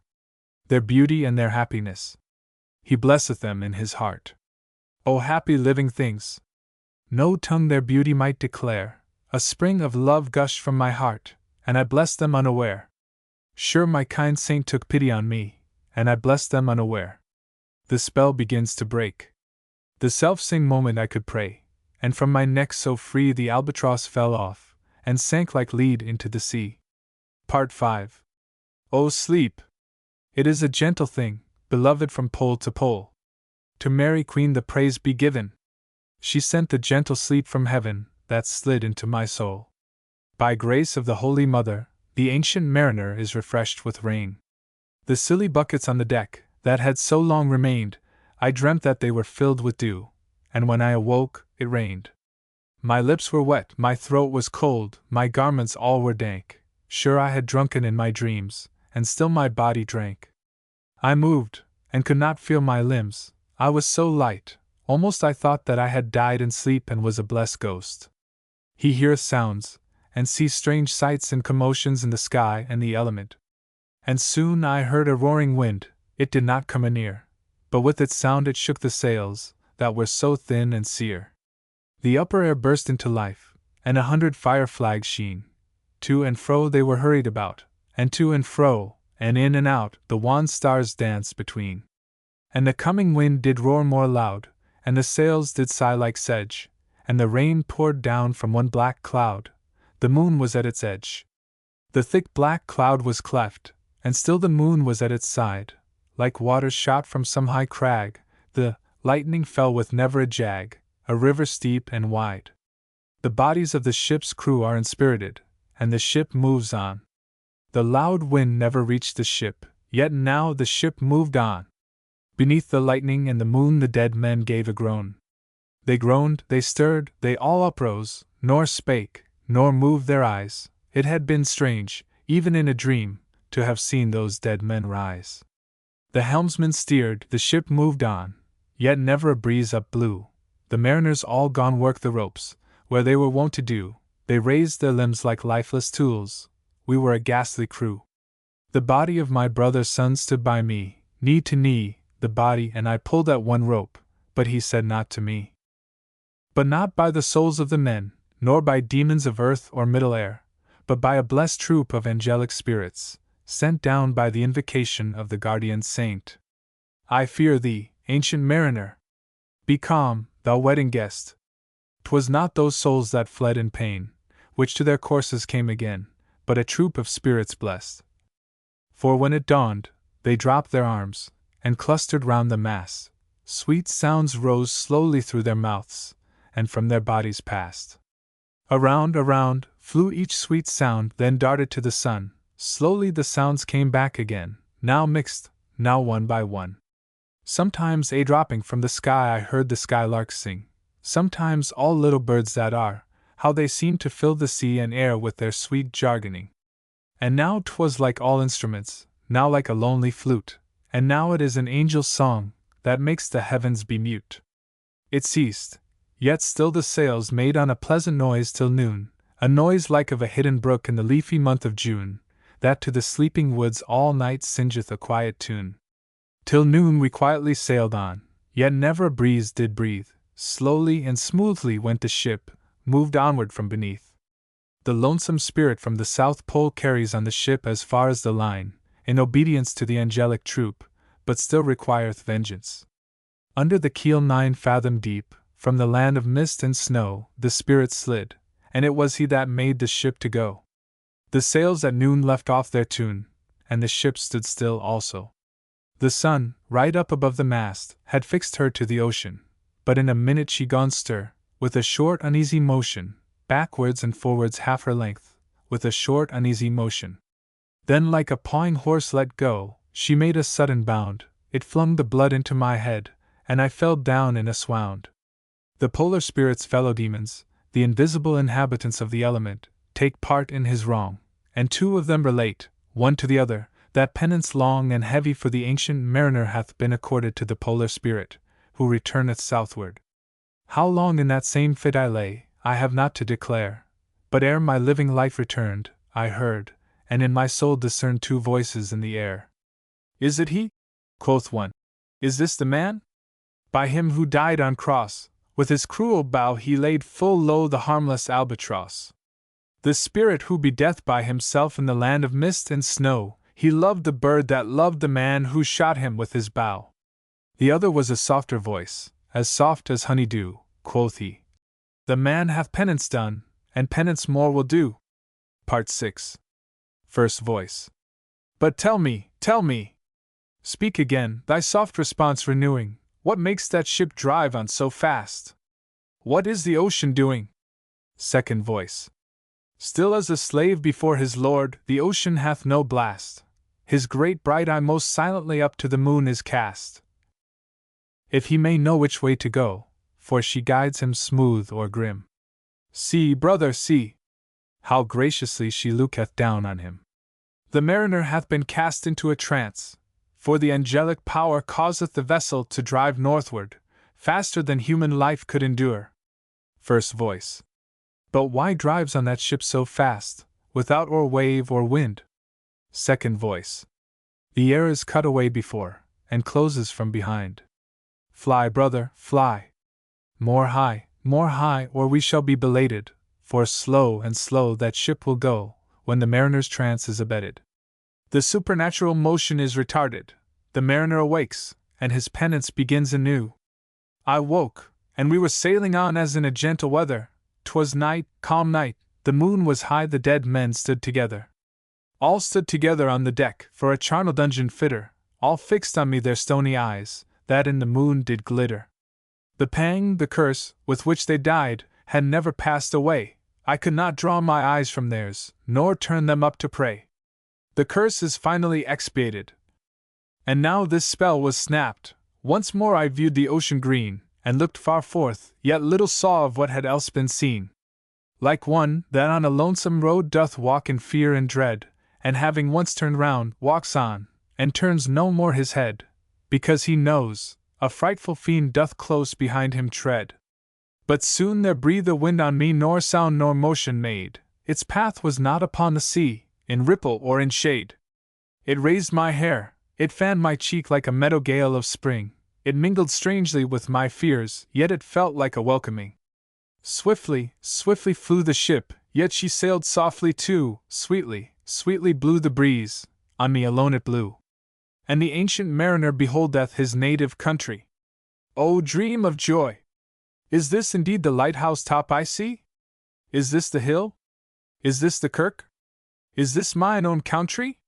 We drifted o'er the harbor bar, and I with sobs did pray, O let me be awake, my God! Or let me sleep alway. The harbor bay was clear as glass, so smoothly it was strewn. And on the bay the moonlight lay, and the shadow of the moon. The rock shone bright, the kirk no less, that stands above the rock, the moonlight steeped in silentness the steady weathercock. The angelic spirits leave the dead bodies, and appear in their own forms of light. And the bay was white with silent light, till rising from the same, full many shapes, that shadows were, in crimson colors came. A little distance from the prow those crimson shadows were. I turned my eyes upon the deck, O Christ! What saw I there? Each corse lay flat, lifeless and flat, and, by the holy rood, a man all light, a seraph man, on every corse there stood. This seraph band, each waved his hand, it was a heavenly sight. They stood as signals to the land, each one a lovely light. This seraph band, each waved his hand, no voice did they impart, no voice, but oh! The silence sank like music on my heart. But soon I heard the dash of oars, I heard the pilot's cheer. My head was turned perforce away, and I saw a boat appear. The pilot, and the pilot's boy, I heard them coming fast. Dear Lord in heaven! It was a joy the dead men could not blast. I saw a third, I heard his voice, it is the hermit good. He singeth loud his godly hymns that he makes in the wood. He'll shrieve my soul, he'll wash away the albatross's blood. Part 7. The Hermit of the Wood. This hermit good lives in that wood which slopes down to the sea. How loudly his sweet voice he rears! He loves to talk of mariners that come from a far country. He kneels at morn, and noon, and eve, he hath a cushion plump, it is the moss that wholly hides the rotted old oak stump. The skiff boat neared, I heard them talk. Why, this is strange, I trow! Where are those lights so many and fair, that signal made but now? Approacheth the ship with wonder. Strange, by my faith, the hermit said, and they answered not our cheer. But with the planks look warped, and see those sails, how thin they are and sere. I never saw aught like to them, unless perchance it were brown skeletons of leaves that lag my forest brook along, when the ivy tod is heavy with snow, and the owlet whoops to the wolf below, that eats the she-wolf's young. Dear Lord! It hath a fiendish look, the pilot made reply. I am afeard, push on, said the hermit cheerily. The boat came closer to the ship, but I nor spake nor stirred. The boat came close beneath the ship, and straight a sound was heard. The ship suddenly sinketh. Under the water it rumbled on, still louder and more dread. It reached the ship, it split the bay, the ship went down like lead. The ancient mariner is saved in the pilot's boat. Stunned by that loud and dreadful sound, which sky and ocean smote, like one that hath been 7 days drowned, my body lay afloat. But swift as dreams, myself I found within the pilot's boat. Upon the whirl, where sank the ship, the boat spun round, and all was still, save that the hill was telling of the sound. I moved my lips, the pilot shrieked and fell down in a fit. The holy hermit raised his eyes, and prayed where he did sit. I took the oars, the pilot's boy, who now doth crazy go, laughed loud and long, and all the while his eyes went to and fro. Ha! Ha! Quoth he. Full plain I see, the devil knows how to row. And now, all in my own country, I stood on the firm land. The hermit stepped forth from the boat, and scarcely he could stand. The ancient mariner earnestly entreateth the hermit to shrieve him, and the penance of life falls on him. Oh, shrieve me, holy man! The hermit crossed his brow. Say quick, quoth he. I bid thee say, what manner of man art thou? Forthwith this frame of mine was wrenched with a woeful agony, which forced me to begin my tale, and then it left me free.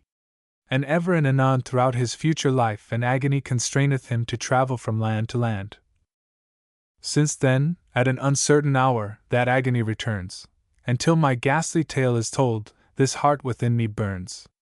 I pass, like night, from land to land, I have strange power of speech. That moment that his face I see, I know the man that must hear me, to him my tale I teach. What loud uproar bursts from that door, the wedding guests are there, but in the garden bower the bride and bridesmaids singing are, and hark the little vesper bell, which biddeth me to prayer. O wedding guest! This soul hath been alone on a wide, wide sea, so lonely 'twas, that God himself scarce seemed there to be. Oh, sweeter than the marriage feast, 'tis sweeter far to me, to walk together to the kirk with a goodly company.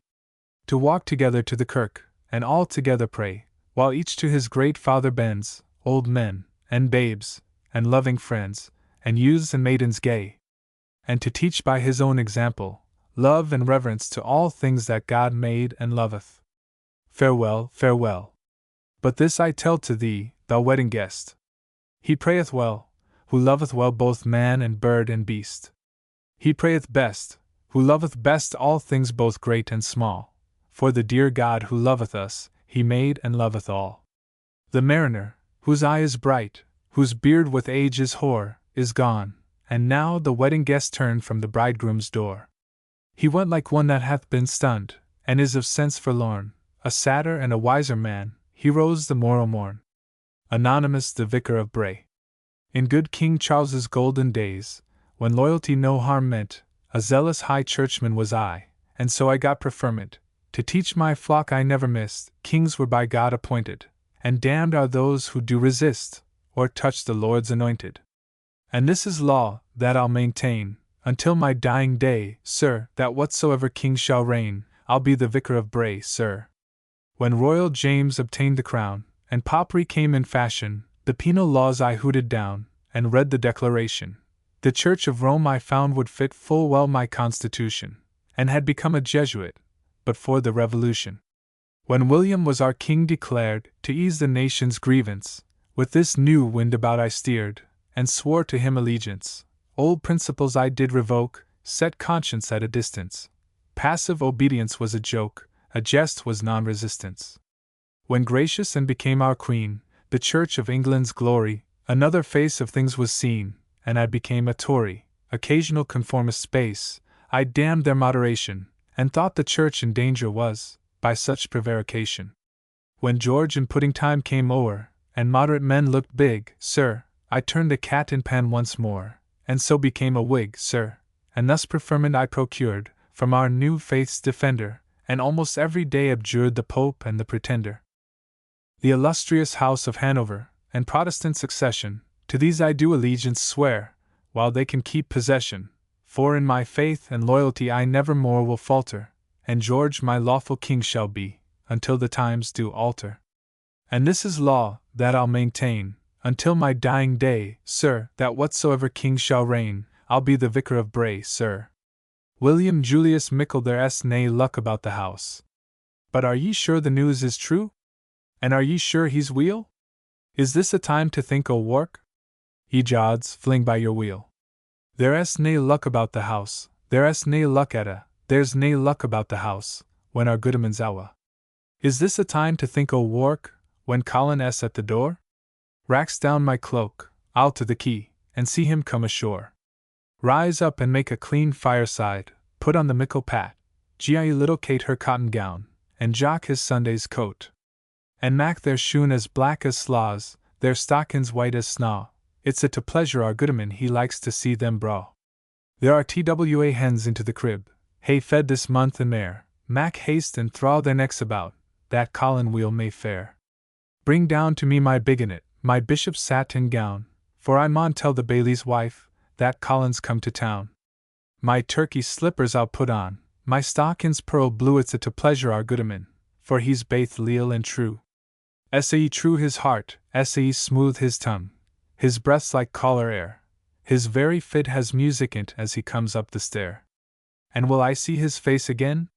And will I hear him speak? I'm downright dizzy why the thought, in troth, I'm like to greet Anonymous the girl I left behind me. I'm lonesome since I crossed the hill, and o'er the moor and valley, such heavy thoughts my heart do fill, since parting with my Sally.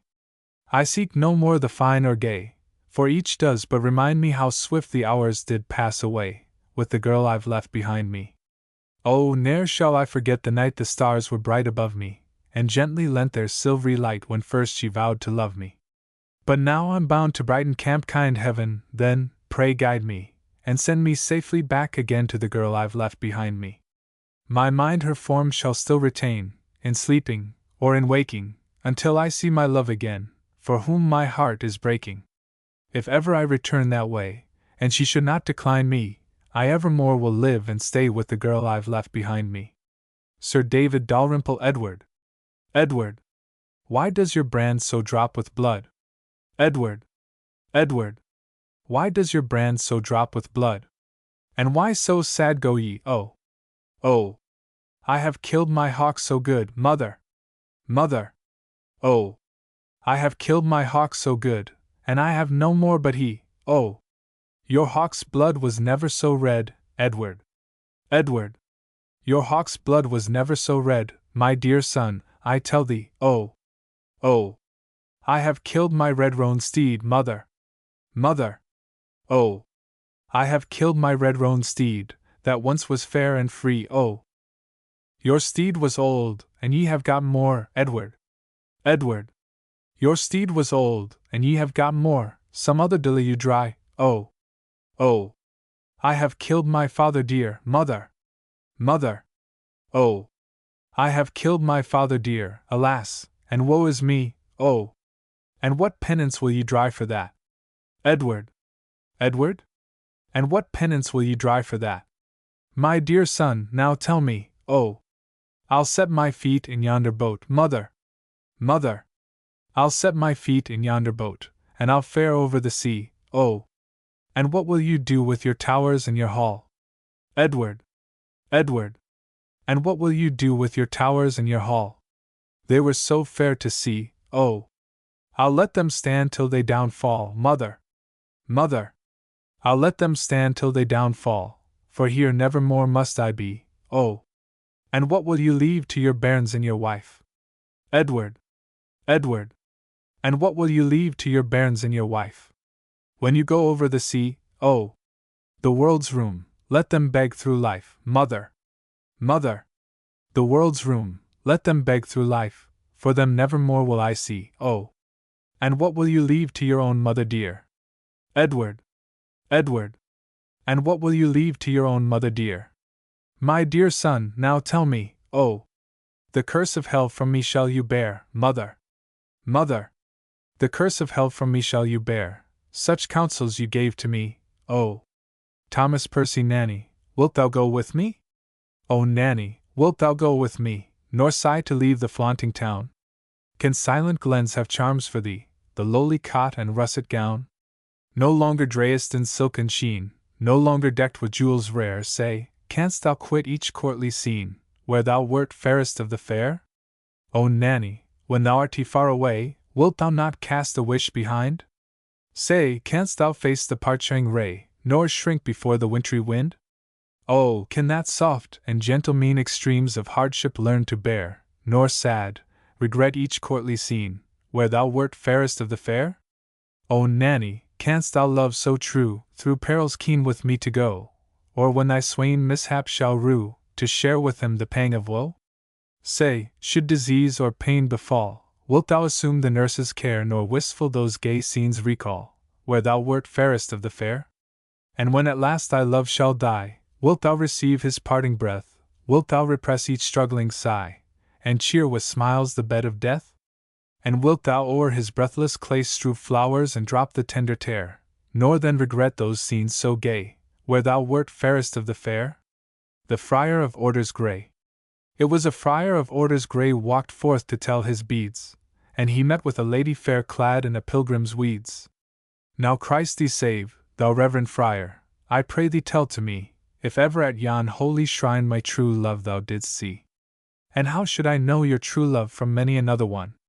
Oh, by his cockle hat and staff, and by his sandal shoon. But chiefly by his face and mien, that were so fair to view, his flaxen locks that sweetly curled, and eyes of lovely blue. Oh, lady, he is dead and gone! Lady, he's dead and gone! And at his head a green grass turf, and at his heels a stone. Within these holy cloisters long he languished, and he died lamenting of a lady's love, and plaining of her pride. They bore him barefaced on his bier 6 proper youths and tall, and many a tear bedewed his grave within yon kirkyard wall. And art thou dead, thou gentle youth, and art thou dead and gone, and didst thou die for love of me? Break, cruel heart of stone! Oh, weep not, lady, weep not so, some ghostly comfort seek. Let not vain sorrows rive thy heart, nor tears bedew thy cheek. Oh, do not, holy friar, my sorrow now reprove, for I have lost the sweetest youth that e'er won lady's love. And now, alas! For thy sad loss I'll ever weep and sigh. For thee I only wish to live, for thee I wish to die. Weep no more, lady, weep no more, thy sorrow is in vain, for violets plucked, the sweetest shower will ne'er make grow again. Our joys as winged dreams do fly, why then should sorrow last? Since grief but aggravates thy loss, grieve not for what is past. Oh, say not so, thou holy friar, I pray thee say not so, for since my true love died for me, 'tis meet my tears should flow. And will he never come again? Will he ne'er come again? Ah no, he is dead and laid in his grave, forever to remain. His cheek was redder than the rose, the comeliest youth was he, but he is dead and laid in his grave, alas, and woe is me! Sigh no more, lady, sigh no more, men were deceivers ever, one foot on sea and one on land, to one thing constant never. Hadst thou been fond, he had been false, and left thee sad and heavy, for young men ever were fickle found, since summer trees were leafy. Now say not so, thou holy friar, I pray thee say not so, my love he had the truest heart, oh, he was ever true. And art thou dead, thou much loved youth, and didst thou die for me? Then farewell, home, forevermore a pilgrim I will be. But first upon my true love's grave my weary limbs I'll lay, and thrice I'll kiss the green grass turf that wraps his breathless clay. Yet stay, fair lady, rest a while beneath this cloister wall. See, through the thorn blows cold the wind and drizzly rain doth fall. Oh, stay me not, thou holy friar, oh, stay me not, I pray, no drizzly rain that falls on me can wash my fault away. Yet stay, fair lady, turn again, and dry those pearly tears, for see, beneath this gown of grey thy own true love appears. Here, forced by grief and hopeless love, these holy weeds I sought, and here amid these lonely walls to end my days I thought. But haply, for my year of grace is not yet passed away, might I still hope to win thy love, no longer would I stay. Now farewell grief, and welcome joy once more unto my heart, for since I have found thee, lovely youth, we never more will part. Robert Southey, The Inchcape Rock. No stir in the air, no stir in the sea, the ship was still as she could be, her sails from heaven received no motion, her keel was steady in the ocean. Without either sign or sound of their shock the waves howled over the Inchcape Rock, so little they rose, so little they fell, they did not move the Inchcape Bell. The worthy abbot of Aberbrothock had placed that bell on the Inchcape Rock, on a buoy in the storm it floated and swung, and over the waves its warning rung. When the rock was hid by the surge's swell, the mariners heard the warning bell, and then they knew the perilous rock, and blessed the abbot of Aberbrothock. The sun in heaven was shining gay, all things were joyful on that day, the sea-birds screamed as they wheeled round, and there was joyance in the sound. The buoy of the Inchcape Bell was seen, a darker speck on the ocean green. Sir Ralph the rover walked his deck, and he fixed his eye on the darker speck. He felt the cheering power of spring, it made him whistle, it made him sing. His heart was mirthful to excess, but the rover's mirth was wickedness. His eye was on the Inchcape float, quoth he, my men, put out the boat, and row me to the Inchcape Rock, and I'll plague the abbot of Aberbrothock. The boat is lowered, the boatmen row, and to the Inchcape Rock they go. Sir Ralph bent over from the boat, and he cut the bell from the Inchcape float. Down sank the bell with a gurgling sound, the bubbles arose and burst around. Quoth Sir Ralph, the next who comes to the rock won't bless the abbot of Aberbrothock. Sir Ralph the rover sailed away, he scoured the seas for many a day, and now grown rich with plundered store, he steers his course for Scotland's shore. So thick a haze o'erspreads the sky they cannot see the sun on high, the wind hath blown a gale all day, at evening it hath died away. On deck the rover takes his stand, so dark it is they see no land.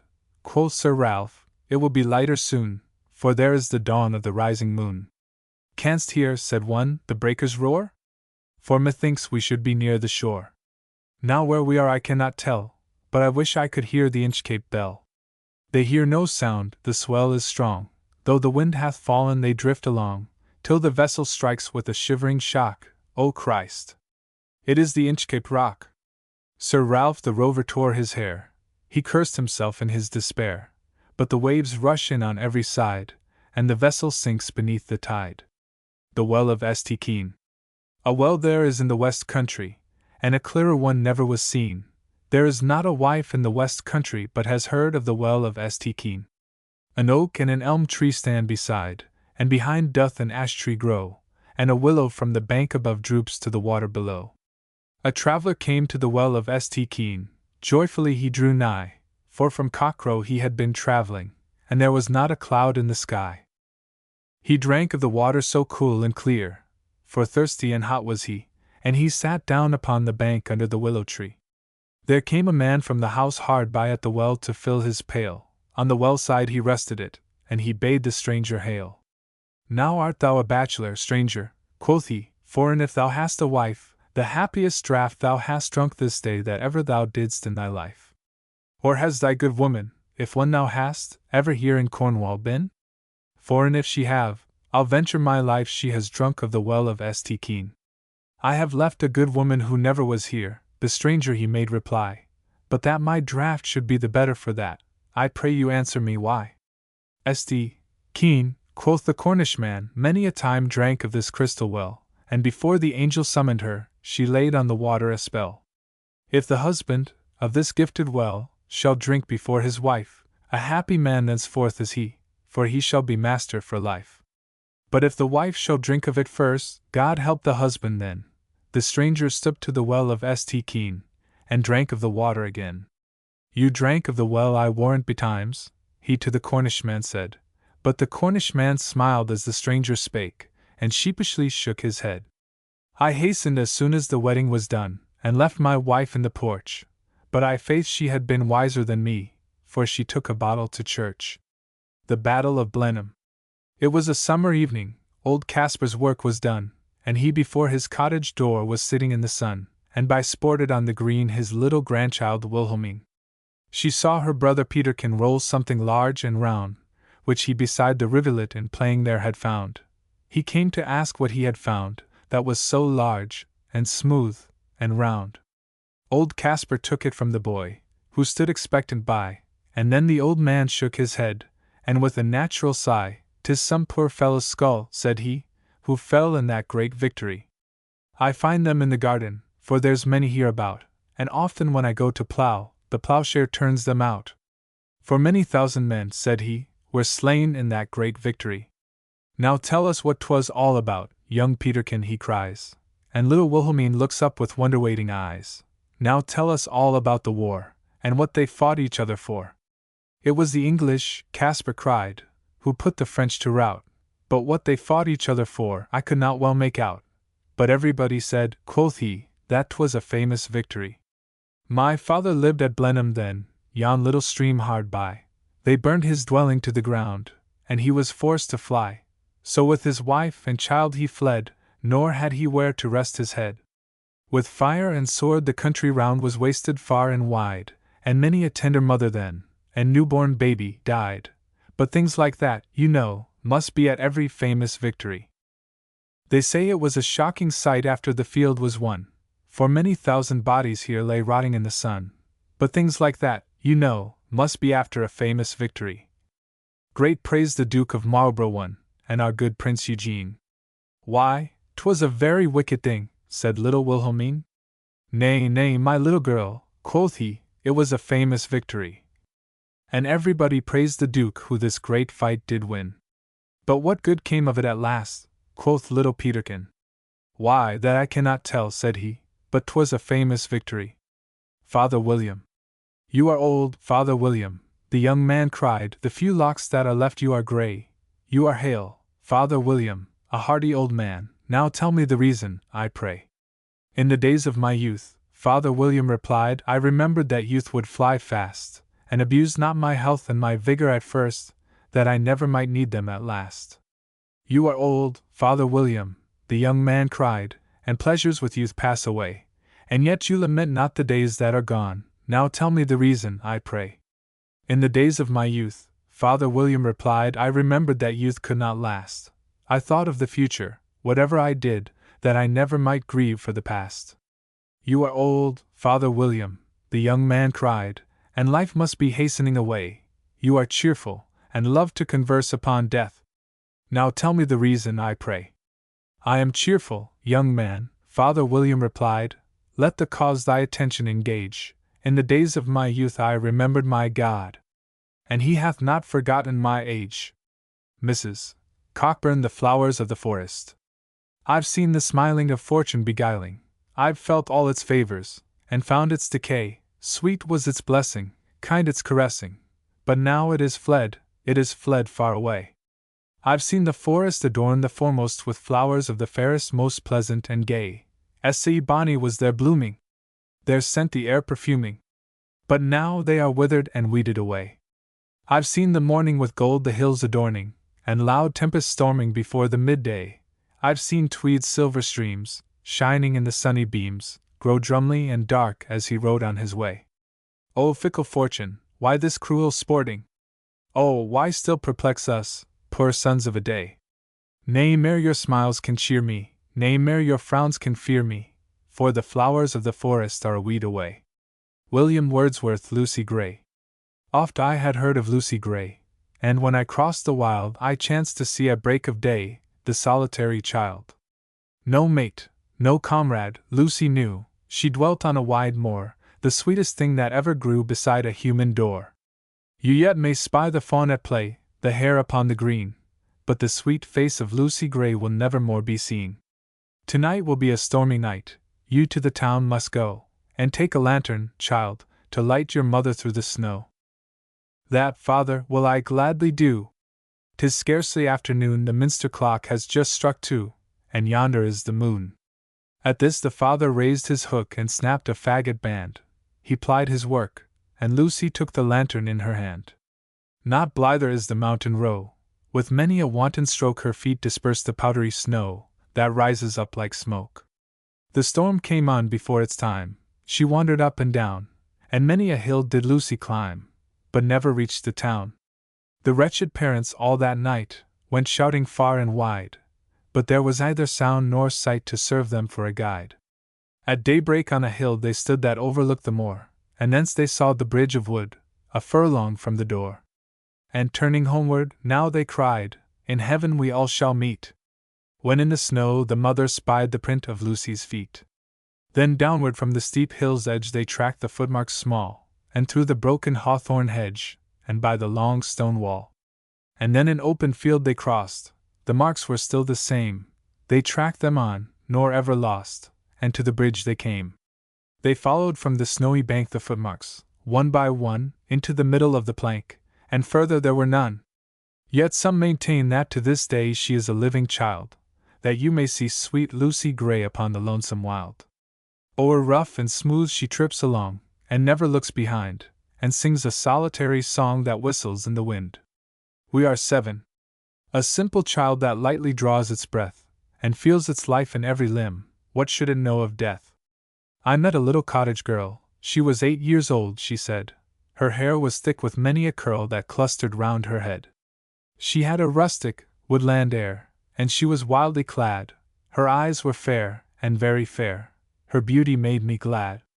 Sisters and brothers, little maid, how many may you be? How many? 7 in all, she said, and wondering looked at me. And where are they? I pray you tell, she answered. 7 are we, and 2 of us at Conway dwell, and 2 are gone to sea. 2 of us in the churchyard lie, my sister and my brother, and, in the churchyard cottage, I dwell near them with my mother. You say that 2 at Conway dwell, and 2 are gone to sea, yet ye are 7, I pray you tell, sweet maid, how this may be. Then did the little maid reply, 7 boys and girls are we, 2 of us in the churchyard lie, beneath the churchyard tree. You run about, my little maid, your limbs they are alive. If 2 are in the churchyard laid, then ye are only 5. Their graves are green, they may be seen, the little maid replied, 12 steps or more from my mother's door, and they are side by side. My stockings there I often knit, my kerchief there I hem, and there upon the ground I sit and sing to them. And often after sunset, sir, when it is light and fair, I take my little porringer, and eat my supper there. The first that died was little Jane, in bed she moaning lay, till God released her of her pain, and then she went away. So in the churchyard she was laid, and all the summer dry, together round her grave we played, my brother John and I.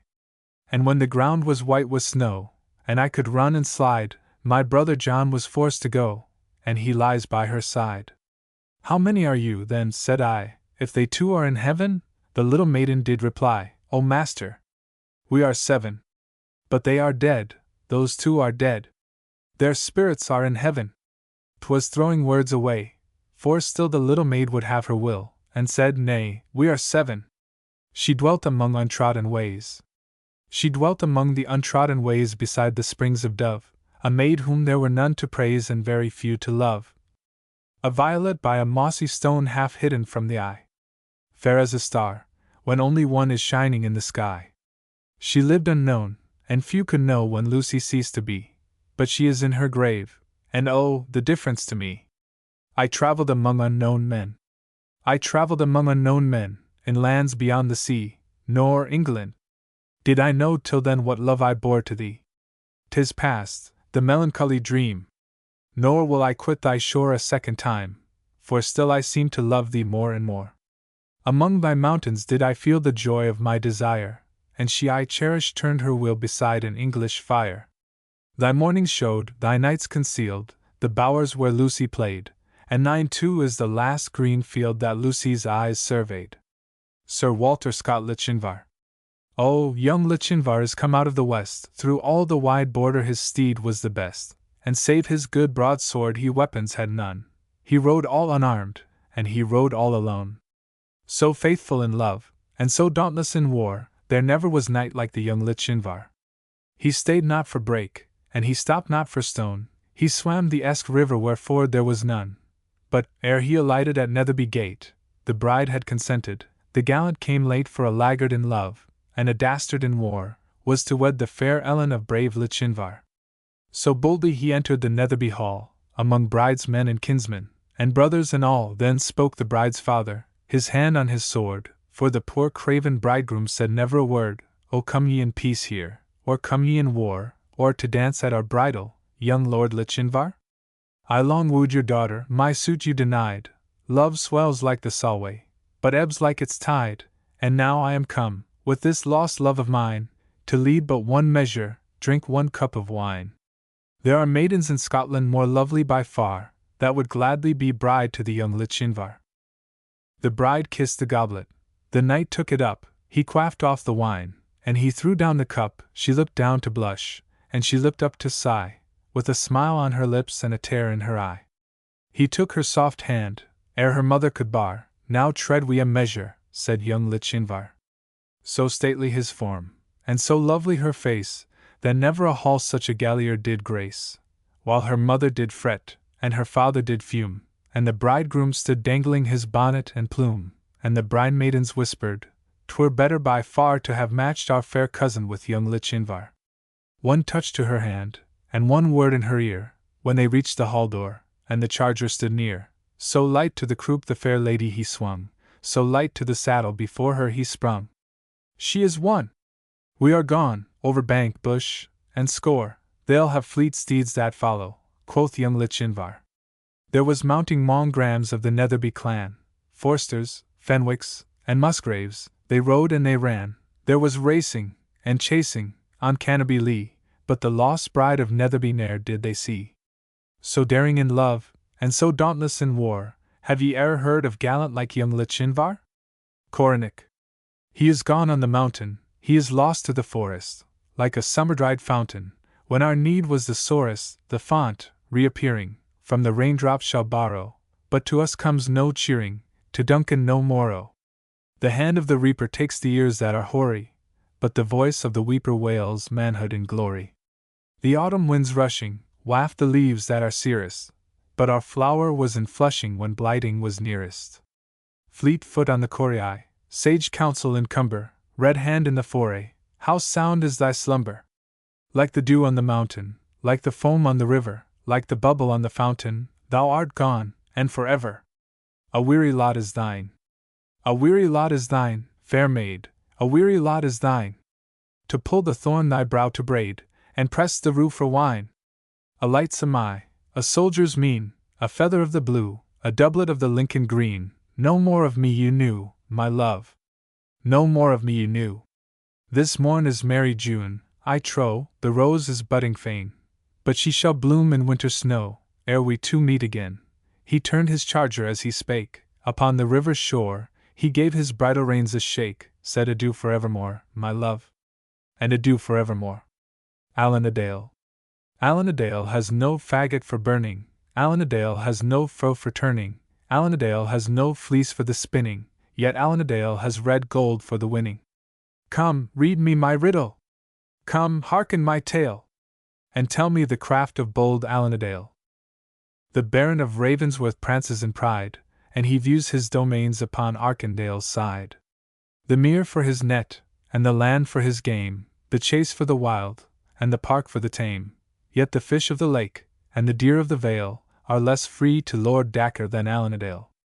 Allan a Dale was ne'er belted a knight, though his spur be as sharp, and his blade be as bright. Allan a Dale is no baron or lord, yet 20 tall yeomen will draw at his word, and the best of our nobles his bonnet will veil, who at Recross on Stanmore meets Allan a Dale. Allan a Dale to his wooing is come, the mother she asked of his household and home, though the castle of Richmond stand fair on the hill. My hall, quoth bold Allan, shows gallantier still. 'Tis the blue vault of heaven, with its crescent so pale, and with all its bright spangles, said Allan a Dale. The father was steel, and the mother was stone, they lifted the latch, and they bade him be gone. But loud, on the morrow, their wail and their cry, he had laughed on the lass with his bonny black eye, and she fled to the forest to hear a love tale, and the youth it was told by was Allan a Dale. Pibroch of Donuil Dhu. Pibroch of Donuil Dhu, Pibroch of Donuil, wake thy wild voice anew, summon Clan Conuil. Come away, hark to the summons. Come in your war array, gentles and commons. Come from deep glen, and from mountains so rocky, the war pipe and pennon are at Invelochi. Come every hill plaid, and true heart that wears one, come every steel blade, and strong hand that bears one. Leave untended the herd, the flock without shelter, leave the corpse uninterred, the bride at the altar. Leave the deer, leave the steer, leave nets and barges, come with your fighting gear, broadswords and targes. Come as the winds come, when forests are rend, come as the waves come, when navies are stranded. Faster come, faster and faster, chief, vassal, page, and groom, tenant and master. Fast they come, see how they gather. Wide waves the eagle plume, blended with heather. Cast your plaids, draw your blades, forward each man set. Pibroch of Donuil Dhu, knell for the onset. Song from the Pirate. Love wakes and weeps while beauty sleeps. Oh, for music's softest numbers, to prompt a theme for beauty's dream, soft as the pillow of her slumbers. Through groves of palm sigh gales of balm, fireflies on the air are wheeling, while through the gloom comes soft perfume, the distant beds of flowers revealing. Oh, wake and live! No dreams can give a shadowed bliss, the real excelling. No longer sleep, from lattice peep, and list the tale that love is telling. Rosabelle. Oh, listen, ladies gay! No haughty feat of arms I tell, soft is the note, and sad the lay that mourns the lovely Rosabelle. More the barge, ye gallant crew! And, gentle lady, deign to stay. Rest thee in Castle Ravenshoch, nor tempt the stormy Firth today. The blackening wave is edged with white, to inch and rock the sea-mews fly. The fishers have heard the water sprite, whose screams forebode that wreck is nigh. Last night the gifted seer did view a wet shroud swathed round Lady Gay. Then stay thee, fair, in Ravenshoch, why cross the gloomy Firth today? 'Tis not because Lord Lindesay's heir tonight at Rosslyn leads the ball, but that my lady mother there sits lonely in her castle hall. 'Tis not because the ring they ride, and Lindesay at the ring rides well, but that my sire the wine will chide if 'tis not filled by Rosabelle. O'er Rosslyn all that dreary night a wondrous blaze was seen to gleam. 'Twas broader than the watchfire's light, and redder than the bright moonbeam. It glared on Rosslyn's castled rock, it ruddied all the copsewood glen. 'Twas seen from Dryden's groves of oak, and seen from caverned Hawthornden. Seemed all on fire that chapel proud where Roslin's chiefs uncoffined lie, each bearing, for a sable shroud, sheathed in his iron panoply. Seemed all on fire within, around, deep sacristy and altars pale, shone every pillar foliage bound, and glimmered all the dead men's mail. Blazed battlement and pinnet high, blazed every rose-carved buttress fair, so still they blaze, when fate is nigh the lordly line of high St. Clair. There are 20 of Roslin's barons bold lie buried within that proud chapel, each one the holy vault doth hold but the sea holds lovely Rosabelle. And each St. Clair was buried there, with candle, with book and with knell, but the sea caves rung, and the wild winds sung the dirge of lovely Rosabelle. Proud Maisie. Proud Maisie is in the wood, walking so early, sweet Robin sits on the bush, singing so rarely. Tell me, thou bonny bird, when shall I marry me? When 6 broad gentlemen Kirkward shall carry ye. Who makes the bridal bed, birdies, say truly? The grey-headed sexton that delves the grave duly.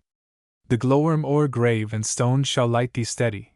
The owl from the steeple sing welcome, proud lady. Thomas Campbell, Lord Ulin's daughter, a chieftain to the Highlands bound, cries, Boatman, do not tarry, and I'll give thee a silver pound to row us o'er the ferry. Now, who be you would cross Lochgyle, this dark and stormy water? Oh, I'm the chief of Ulva's Isle, and this Lord Ulin's daughter.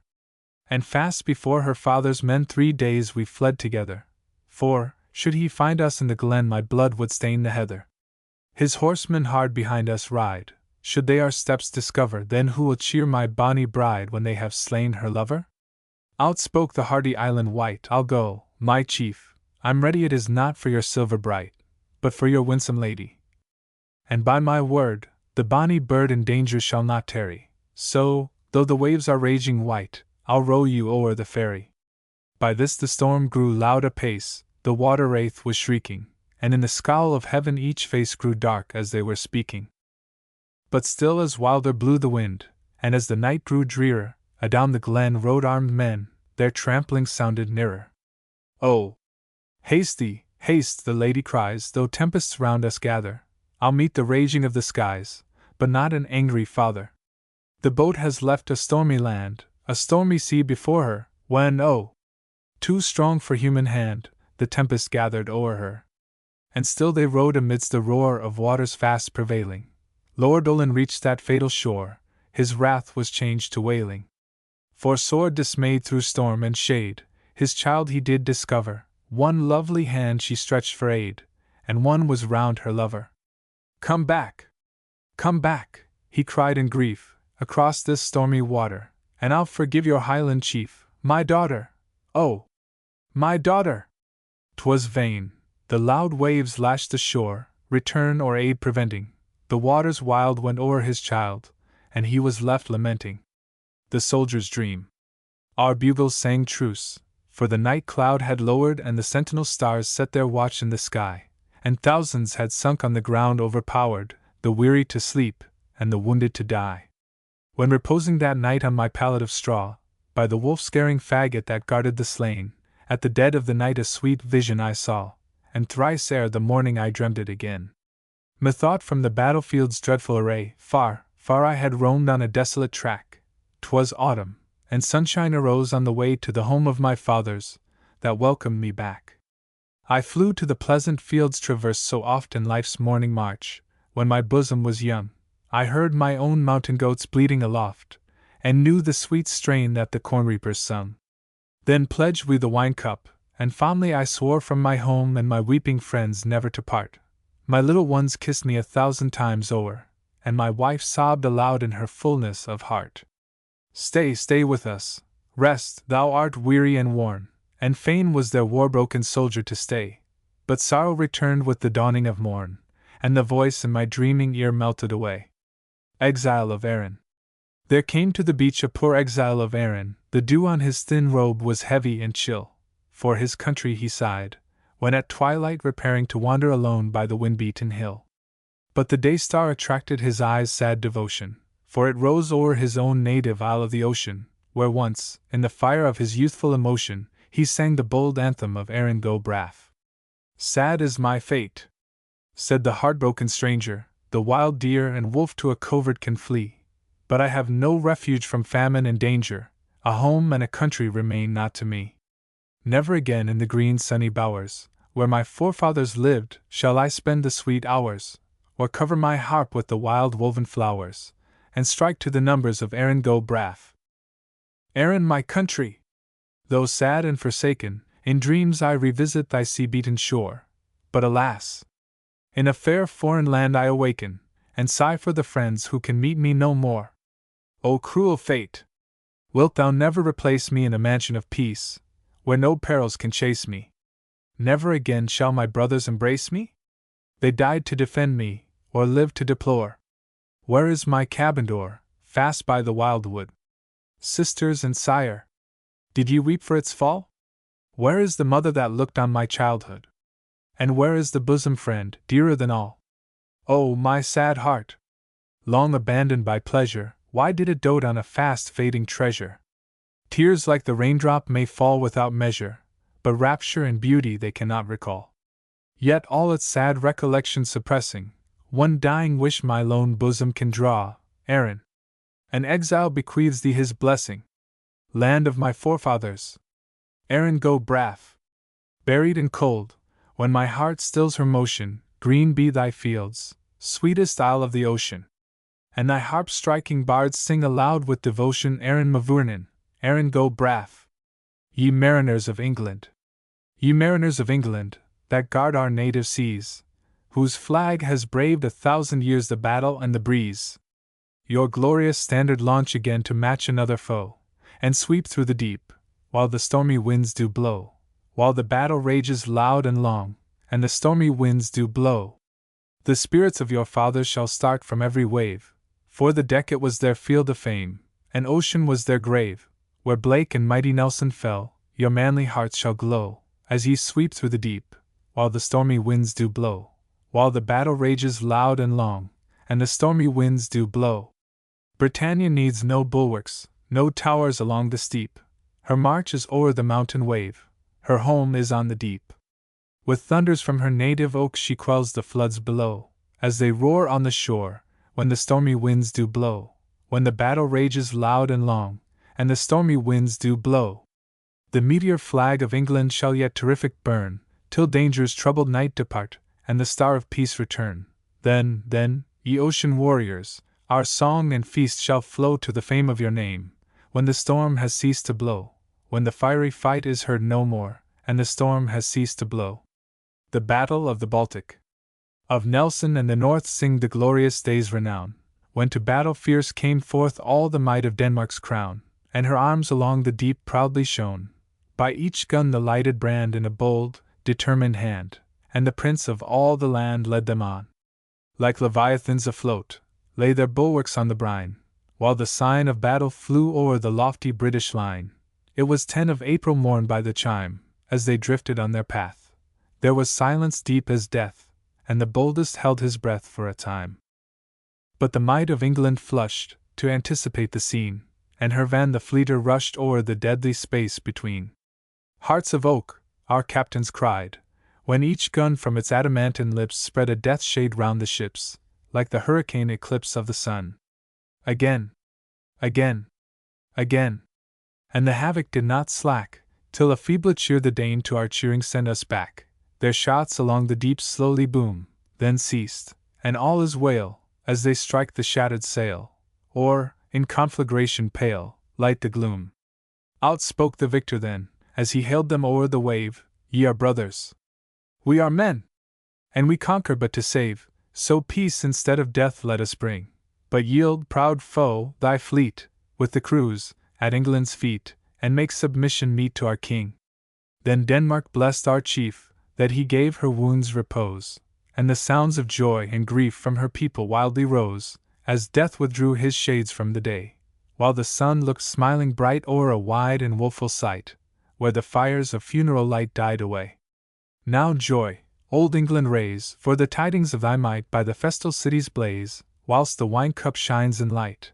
And yet amidst that joy and uproar let us think of them that sleep, full many a fathom deep, by thy wild and stormy steep, Elsinore. Brave hearts!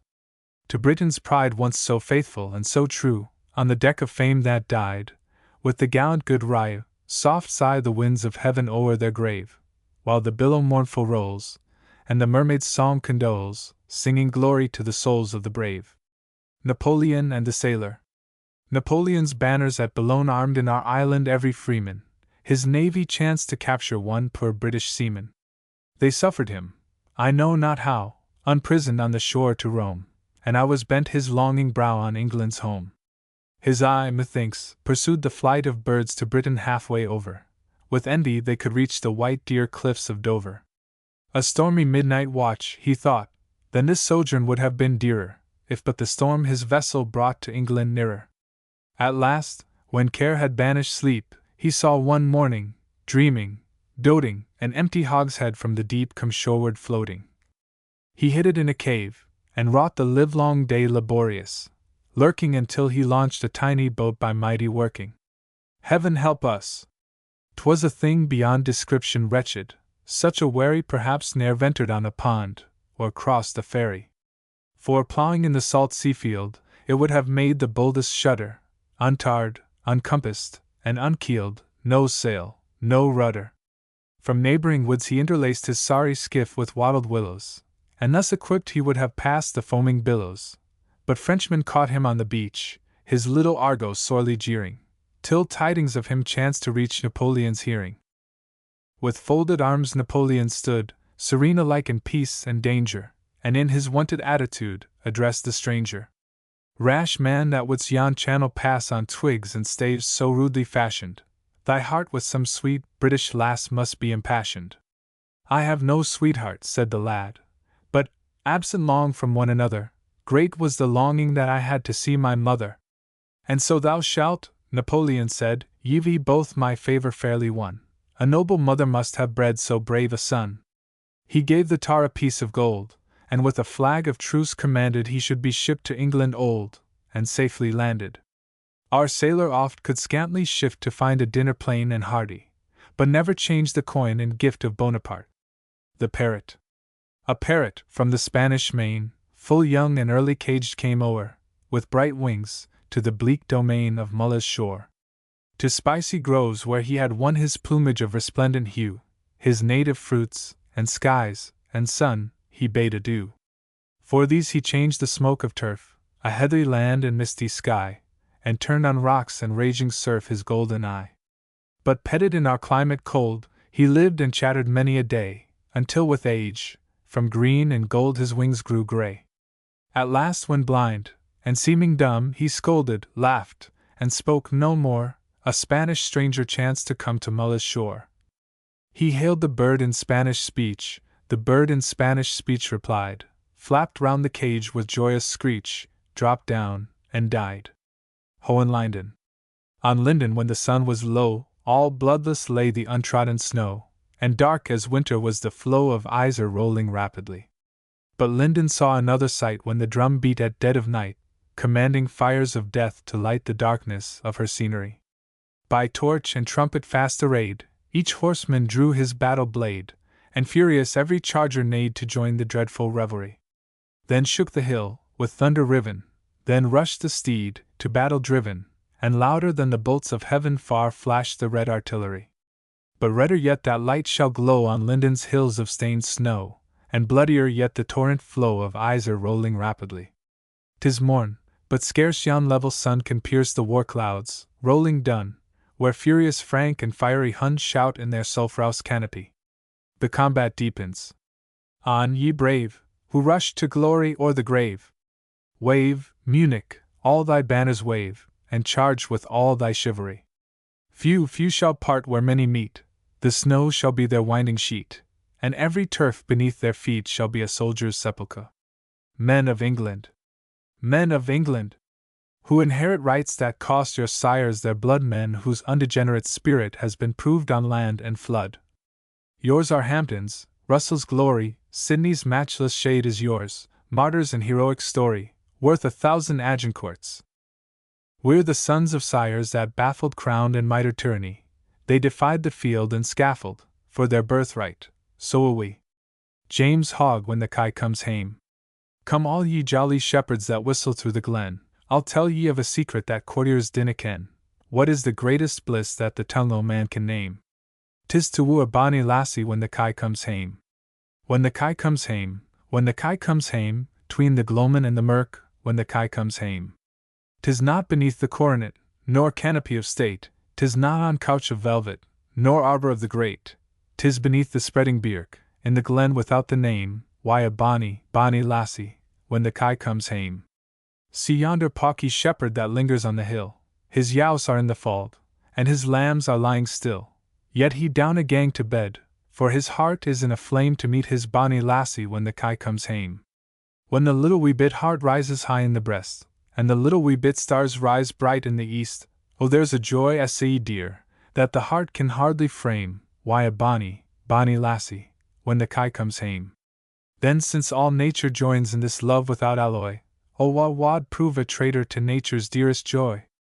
Or wha wad choose a crown, why its pearls and its fame, and miss his bonny lassie when the kye comes hame?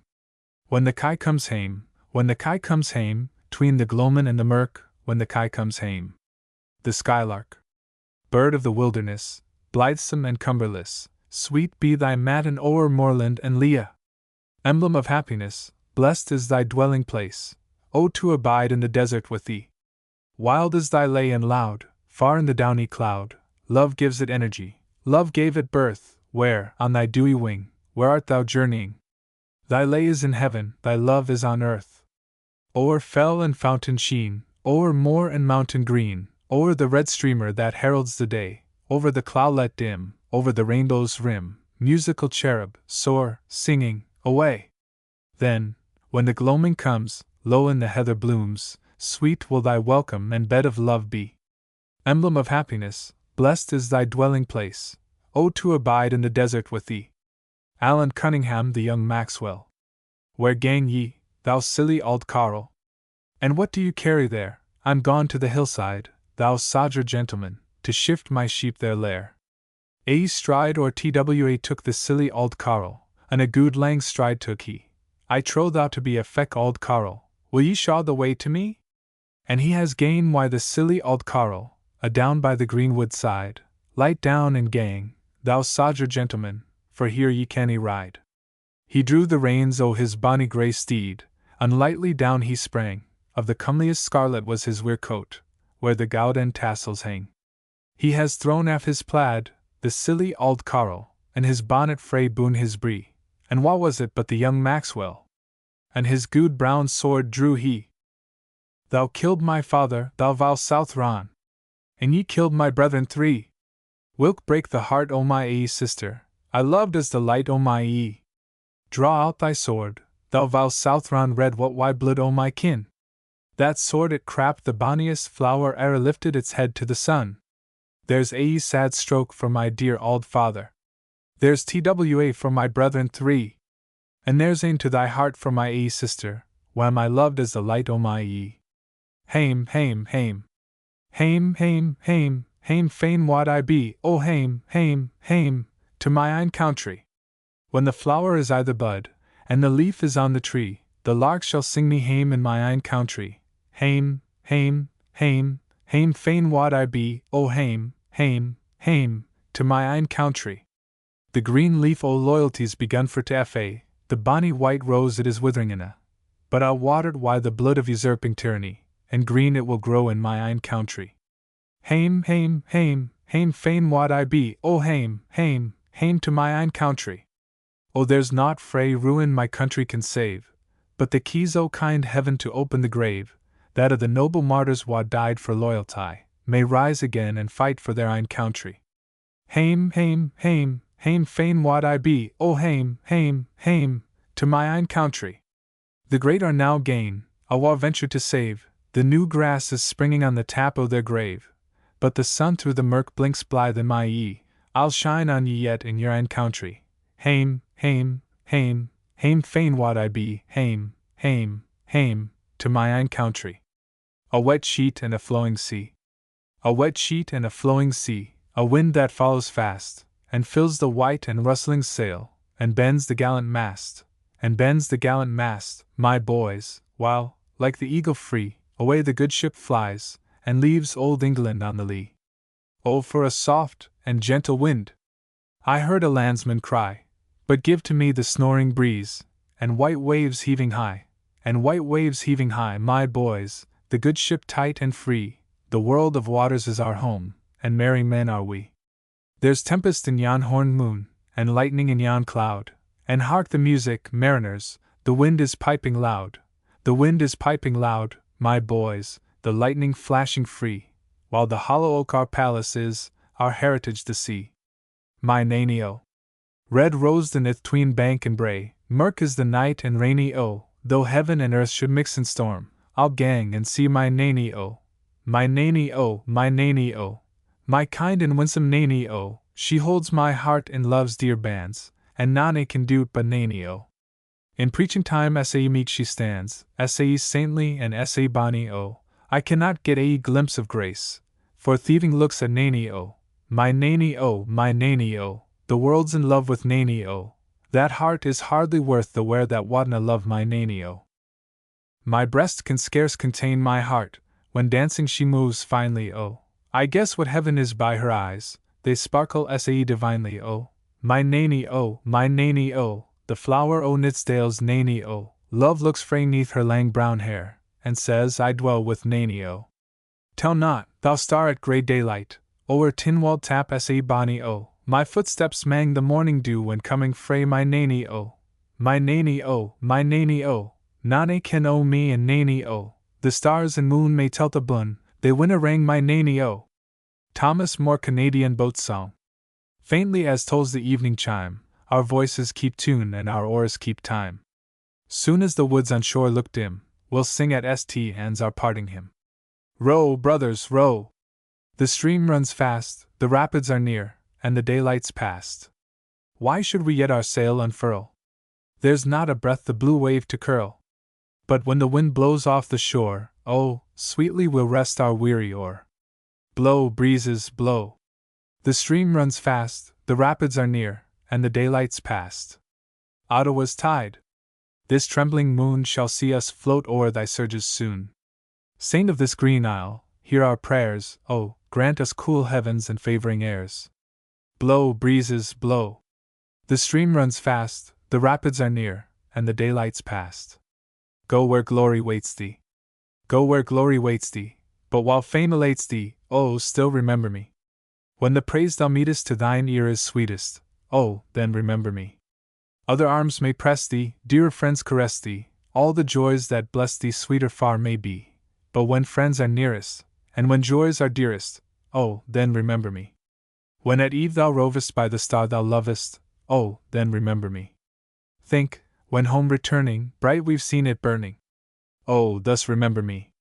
Oft as summer closes, when thine eye reposes on its lingering roses, once so loved by thee, think of her who wove them, her who made thee love them, oh, then remember me. When, around thee dying, autumn leaves are lying, oh, then remember me.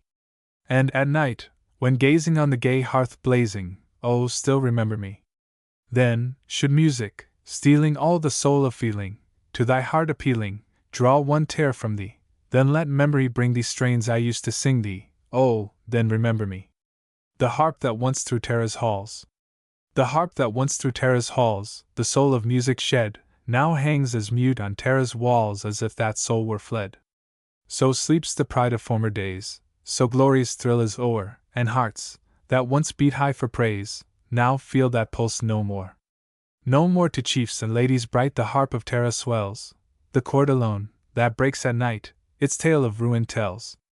Thus freedom now so seldom wakes, the only throb she gives is when some heart indignant breaks, to show that still she lives.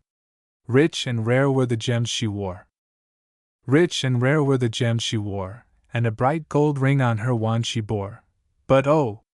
Her beauty was far beyond her sparkling gems or snow-white wand. Lady, dost thou not fear to stray, so lone and lovely, through this bleak way? Are Erin's sons so good or so cold, as not to be tempted by woman or gold? Sir Knight, I feel not the least alarm, no son of Erin will offer me harm, for, though they love women and golden store, Sir Knight, they love honor and virtue more. On she went, and her maiden smile in safety lighted her round the green isle, and blessed forever is she who relied upon Erin's honor and Erin's pride. The meeting of the waters. There is not in the wide world a valley so sweet as that vale in whose bosom the bright waters meet. Oh! The last rays of feeling and life must depart, ere the bloom of that valley shall fade from my heart. Yet it was not that nature had shed o'er the scene her purest of crystal and brightest of green. 'Twas not her soft magic of streamlet or hill, oh! No, it was something more exquisite still. 'Twas that friends, the beloved of my bosom, were near, who made every dear scene of enchantment more dear, and who felt how the best charms of nature improve, when we see them reflected from looks that we love. She is far from the land. She is far from the land where her young hero sleeps, and lovers are round her sighing, but coldly she turns from their gaze, and weeps, for her heart in his grave is lying. She sings the wild songs of her dear native plains, every note which he loved awaking. Ah! Little they think, who delight in her strains, how the heart of the minstrel is breaking. He had lived for his love, for his country he died, they were all that to life had entwined him, nor soon shall the tears of his country be dried, nor long will his love stay behind him. Oh! Make her a grave where the sunbeams rest when they promise a glorious morrow. They'll shine o'er her sleep, like a smile from the west, from her own loved island of sorrow. Believe me, if all those endearing young charms. Believe me, if all those endearing young charms which I gaze on so fondly today, were to change by tomorrow, and fleet in my arms, like fairy gifts fading away, thou wouldst still be adored, as this moment thou art, let thy loveliness fade as it will, and around the dear ruin each wish of my heart would entwine itself verdantly still. It is not while beauty and youth are thine own, and thy cheeks unprofaned by a tear, that the fervor and faith of a soul can be known, to which time will but make thee more dear. No, the heart that has truly loved never forgets, but as truly loves on to the close, as the sunflower turns on her god, when he sets, the same look which she turned when he rose. Love's young dream. Oh, the days are gone, when beauty bright my heart's chain wove, when my dream of life from morn till night was love, still love. New hope may bloom, and days may come of milder, calmer beam, but there's nothing half so sweet in life as love's young dream.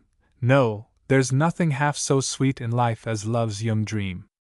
Though the bard to purer fame may soar, when wild youth's past, though he wins the wise, who frowned before, to smile at last, he'll never meet a joy so sweet, in all his noon of fame, as when first he sung to woman's ear his soul-felt flame, and, at every close, she blushed to hear the one loved name. No, that hallowed form is ne'er forgot which first love traced, still it lingering haunts the greenest spot on memory's waste. 'Twas odor fled as soon as shed, 'twas morning's winged dream, 'twas a light there ne'er can shine again on life's dull stream. Oh, 'twas light that ne'er can shine again on life's dull stream. The last rose of summer. 'Tis the last rose of summer left blooming alone, all her lovely companions are faded and gone, no flower of her kindred, no rosebud is nigh, to reflect back her blushes, to give sigh for sigh. I'll not leave thee, thou lone one, to pine on the stem, since the lovely are sleeping, go sleep thou with them. Thus kindly I scatter thy leaves o'er the bed, where thy mates of the garden lie scentless and dead. So soon may I follow, when friendships decay, and from love's shining circle the gems drop away. When true hearts lie withered and fond ones are flown, oh, who would inhabit this bleak world alone? The minstrel boy. The minstrel boy to the war is gone, in the ranks of death you'll find him. His father's sword he has girded on, and his wild harp slung behind him. Land of song, said the warrior bard, though all the world betrays thee, one sword, at least, thy rights shall guard, one faithful harp shall praise thee. The minstrel fell, but the foeman's chain could not bring his proud soul under. The harp he loved ne'er spoke again, for he tore its cords asunder, and said, no chain shall sully thee, thou soul of love and bravery. Thy songs were made for the brave and free, they shall never sound in slavery. The time I've lost in wooing. The time I've lost in wooing, in watching and pursuing the light that lies in woman's eyes, has been my heart's undoing. Though wisdom oft has sought me, I scorned the lore she brought me, my only books were women's looks, and follies all they ye taught me. her smile when beauty granted, I hum with gaze enchanted, like him the sprite whom maids by night oft meet in glen that's haunted. Like him, too, beauty won me, but while her eyes were on me, if once their ray was turned away, oh, winds could not outrun me. And are those follies going? And is my proud heart growing too cold or wise for brilliant eyes again to set it glowing? No, vain, alas! Endeavor from bonds so sweet to sever. Poor wisdom's chance against a glance is now as weak as ever. The light of other days. Oft in the stilly night ere slumber's chain has bound me, fond memory brings the light of other days around me, the smiles, the tears of boyhood's years, the words of love then spoken, the eyes that shone, now dimmed and gone, the cheerful hearts now broken. Thus in the stilly night ere slumber's chain has bound me, sad memory brings the light of other days around me. When I remember all the friends so linked together, I've seen around me fall like leaves in wintry weather, I feel like one who treads alone some banquet hall deserted, whose lights are fled, whose garlands dead, and all but he departed. Thus in the stilly night ere slumber's chain has bound me, sad memory brings the light of other days around me. Lord Byron. The destruction of Sennacherib. The Assyrian came down like the wolf on the fold, and his cohorts were gleaming in purple and gold, and the sheen of their spears was like stars on the sea, when the blue wave rolls nightly on deep Galilee. Like the leaves of the forest when summer is green, that host with their banners at sunset were seen, like the leaves of the forest when autumn hath blown, that host on the morrow lay withered and strown. For the angel of death spread his wings on the blast, and breathed in the face of the foe as he passed, and the eyes of the sleepers waxed deadly and chill, and their hearts but once heaved, and forever grew still. And there lay the steed with his nostrils all wide, but through it there rolled not the breath of his pride, and the foam of his gasping lay white on the turf, and cold as the spray of the rock-beating surf. And there lay the rider distorted and pale, with the dew on his brow and the rust on his mail, and the tents were all silent, the banners alone, the lances unlifted, the trumpet unblown. And the widows of Ashur are loud in their wail, and the idols are broke in the temple of Baal, and the might of the Gentile, unsmote by the sword, hath melted like snow in the glance of the Lord. When we two parted. When we two parted in silence and tears, half broken-hearted to sever for years, pale grew thy cheek and cold, colder thy kiss. Truly that hour foretold sorrow to this. The dew of the morning sank chill on my brow. It felt like the warning of what I feel now. Thy vows are all broken, and light is thy fame. I hear thy name spoken, and share in its shame. They name thee before me, a knell to mine ear. A shudder comes o'er me, why wert thou so dear? They know not I knew thee, who knew thee too well. Long, long shall I rue thee, too deeply to tell. In secret we met, in silence I grieve, that thy heart could forget, thy spirit deceive. If I should meet thee after long years, how should I greet thee? With silence and tears. Song. There be none of beauty's daughters with a magic like thee, and like music on the waters is thy sweet voice to me, when, as if its sound were causing the charmed ocean's pausing, the waves lie still and gleaming, and the lulled winds seem dreaming. And the midnight moon is weaving her bright chain o'er the deep, whose breast is gently heaving, as an infant's asleep, so the spirit bows before thee, to listen and adore thee, with a full but soft emotion, like the swell of summer's ocean. We'll go no more a-roving. So, we'll go no more a-roving so late into the night, though the heart be still as loving, and the moon be still as bright. For the sword outwears its sheath, and the soul wears out the breast, and the heart must pause to breathe, and love itself have rest. Though the night was made for loving, and the day returns too soon, yet we'll go no more a-roving by the light of the moon. She walks in beauty. She walks in beauty, like the night of cloudless climes, and starry skies, and all that's best of dark and bright meet in her aspect and her eyes, thus mellowed to that tender light which heaven to gaudy day denies. One shade the more, one ray the less, had half impaired the nameless grace, which waves in every raven tress, or softly lightens o'er her face, where thoughts serenely sweet express how pure, how dear their dwelling place. And on that cheek, and o'er that brow, so soft, so calm, yet eloquent, the smiles that win, the tints that glow, but tell of days in goodness spent. A mind at peace with all below, a heart whose love is innocent. B. W. Proctor King Death. King Death was a rare old fellow, he sat where no sun could shine, and he lifted his hand so yellow, and poured out his coal-black wine. Hurrah, for the coal-black wine! There came to him many a maiden whose eyes had forgot to shine, and widows with grief o'erlidden, for a draught of his coal-black wine. Hurrah, for the coal-black wine! The scholar left all his learning, the poet his fancied woes, and the beauty her bloom returning, like life to the fading rose. Hurrah, for the coal-black wine! All came to the rare old fellow, who laughed till his eyes dropped brine, and he gave them his hand so yellow, and pledged them in death's black wine.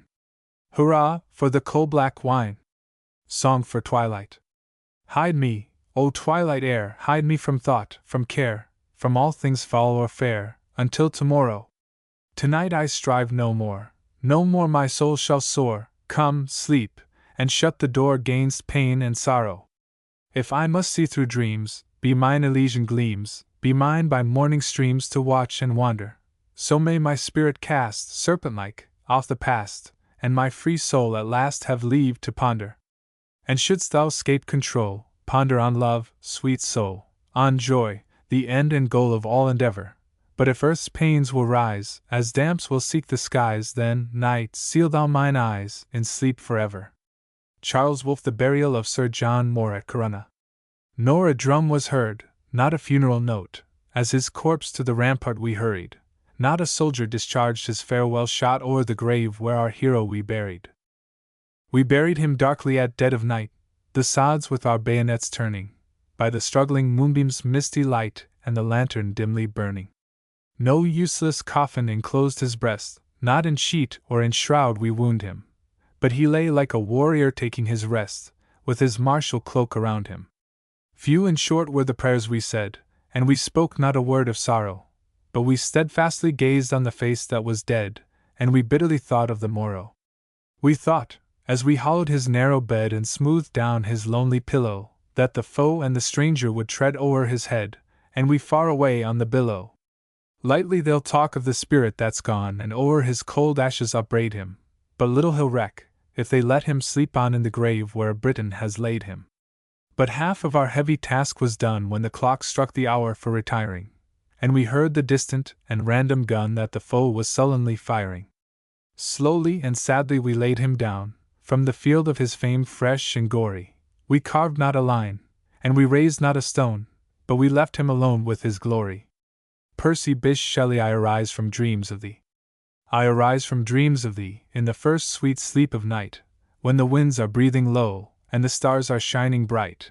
I arise from dreams of thee, and a spirit in my feet has led me, who knows how? To thy chamber window, sweet. The wandering airs they faint on the dark, the silent stream, the champetre odors fail, like sweet thoughts in a dream, the nightingale's complaint it dies upon her heart, as I must die on thine, O beloved as thou art. O lift me from the grass. I die, I faint, I fail. Let thy love and kisses rain on my lips and eyelids pale. My cheek is cold and white, alas! My heart beats loud and fast. Oh, press it close to thine again, where it will break at last. Lament. O world! O life! O time! On whose last steps I climb, trembling at that where I had stood before. When will return the glory of your prime? No more, oh, never more! Out of the day and night a joy has taken flight, fresh spring, and summer, and winter hoar, move my faint heart with grief, but with delight no more, oh, never more! Love's philosophy. The fountains mingle with the river, and the rivers with the ocean, the winds of heaven mix forever with a sweet emotion. Nothing in the world is single, all things by a law divine in one another's being mingle. Why not I with thine? See the mountains kiss high heaven, and the waves clasp one another. No sister flower would be forgiven if it disdained its brother, and the sunlight clasps the earth, and the moonbeams kiss the sea. What are all these kissings worth, if thou kiss not me? Hymn of Pan. From the forests and highlands we come, from the river-girt islands, where loud waves are dumb, listening to my sweet pipings. The wind in the reeds and the rushes, the bees on the bells of thyme, the birds on the myrtle bushes, the cicale above in the lime, and the lizards below in the grass were as silent as ever old Tmolus was, listening to my sweet pipings. Liquid Peneus was flowing, and all dark Tempe lay in Pelion's shadow, outgrowing the light of the dying day, speeded by my sweet pipings. The Sileni and Sylvans and Fauns, and the nymphs of the woods and waves, to the edge of the moist river lawns, and the brink of the dewy caves, and all that did then attend and follow, were silent with love, as you now, Apollo, with envy of my sweet pipings. I sang of the dancing stars, I sang of the daedal earth, and of heaven, and the giant wars, and love, and death, and birth. And then I changed my pipings, singing how down the vale of Menelaus I pursued a maiden, and clasped a reed. Gods and men, we are all deluded thus, it breaks in our bosom, and then we bleed. All wept, as I think both ye now would, if envy or age had not frozen your blood, at the sorrow of my sweet pipings. John Keats' La Belle Dame sans Merci. Oh, what can ail thee, knight at arms, alone and palely loitering? The sedge has withered from the lake, and no birds sing. Oh, what can ail thee, knight at arms, so haggard and so woebegone? The squirrel's granary is full, and the harvest's done. I see a lily on thy brow with anguish moist and fever dew, and on thy cheeks a fading rose fast withereth too. I met a lady in the meads, full beautiful, a faery's child. Her hair was long, her foot was light, and her eyes were wild. I made a garland for her head, and bracelets too, and fragrant zone. She looked at me as she did love, and made sweet moan. I set her on my pacing steed, and nothing else saw all day long, for sidelong would she bend, and sing a fairy's song. She found me roots of relish sweet, and honey wild and mannadew, and sure in language strange she said, I love thee true. She took me to her elfin grot, and there she wept and sight full sore, and there I shut her wild eyes with kisses for. And there she lulled me asleep, and there I dreamed, ah, woe betide the latest dream I ever dreamed on the cold hill's side. I saw pale kings and princes too, pale warriors, death pale were they all, they cried, La Belle Dame sans Merci hath thee in thrall! I saw their starved lips in the gloam with horrid warning gaped wide, and I awoke and found me here on the cold hill's side. And this is why I sojourn here alone and palely loitering, though the sedge is withered from the lake, and no birds sing. Thomas Holcroft, Gaffer Gray. Ho, why dost thou shiver and shake, Gaffer Gray? And why does thy nose look so blue? 'Tis the weather that's cold, 'tis I'm grown very old, and my doublet is not very new, well a day. Then line thy worn doublet with ale, Gaffer Gray, and warm thy old heart with a glass. Nay, but credit I've none, and my money's all gone, then say how may that come to pass? Well a day. Hie away to the house on the brow, Gaffer Gray, and knock at the jolly priest's door. The priest often preaches against worldly riches, but ne'er gives a mite to the poor, well a day. The lawyer lives under the hill, Gaffer Gray, warmly fenced both in back and in front. He will fasten his locks, and will threaten the stocks should he ever more find me in want, well a day. The squire has fat beeves and brown ale, Gaffer Gray, and the season will welcome you there. His fat beeves and his beer, and his merry new year, are all for the flush and the fair, well a day. My keg is but low, I confess, Gaffer Gray, what then? While it lasts, man will live. The poor man alone, when he hears the poor moan, of his morsel a morsel will give, well a day. Felicia Hemans, The Pilgrim Fathers. The breaking waves dashed high on a stern and rock-bound coast, and the woods, against the stormy sky, their giant branches tossed. And the heavy night hung dark, the hills and waters o'er, when a band of exiles moored their bark on the wild New England shore.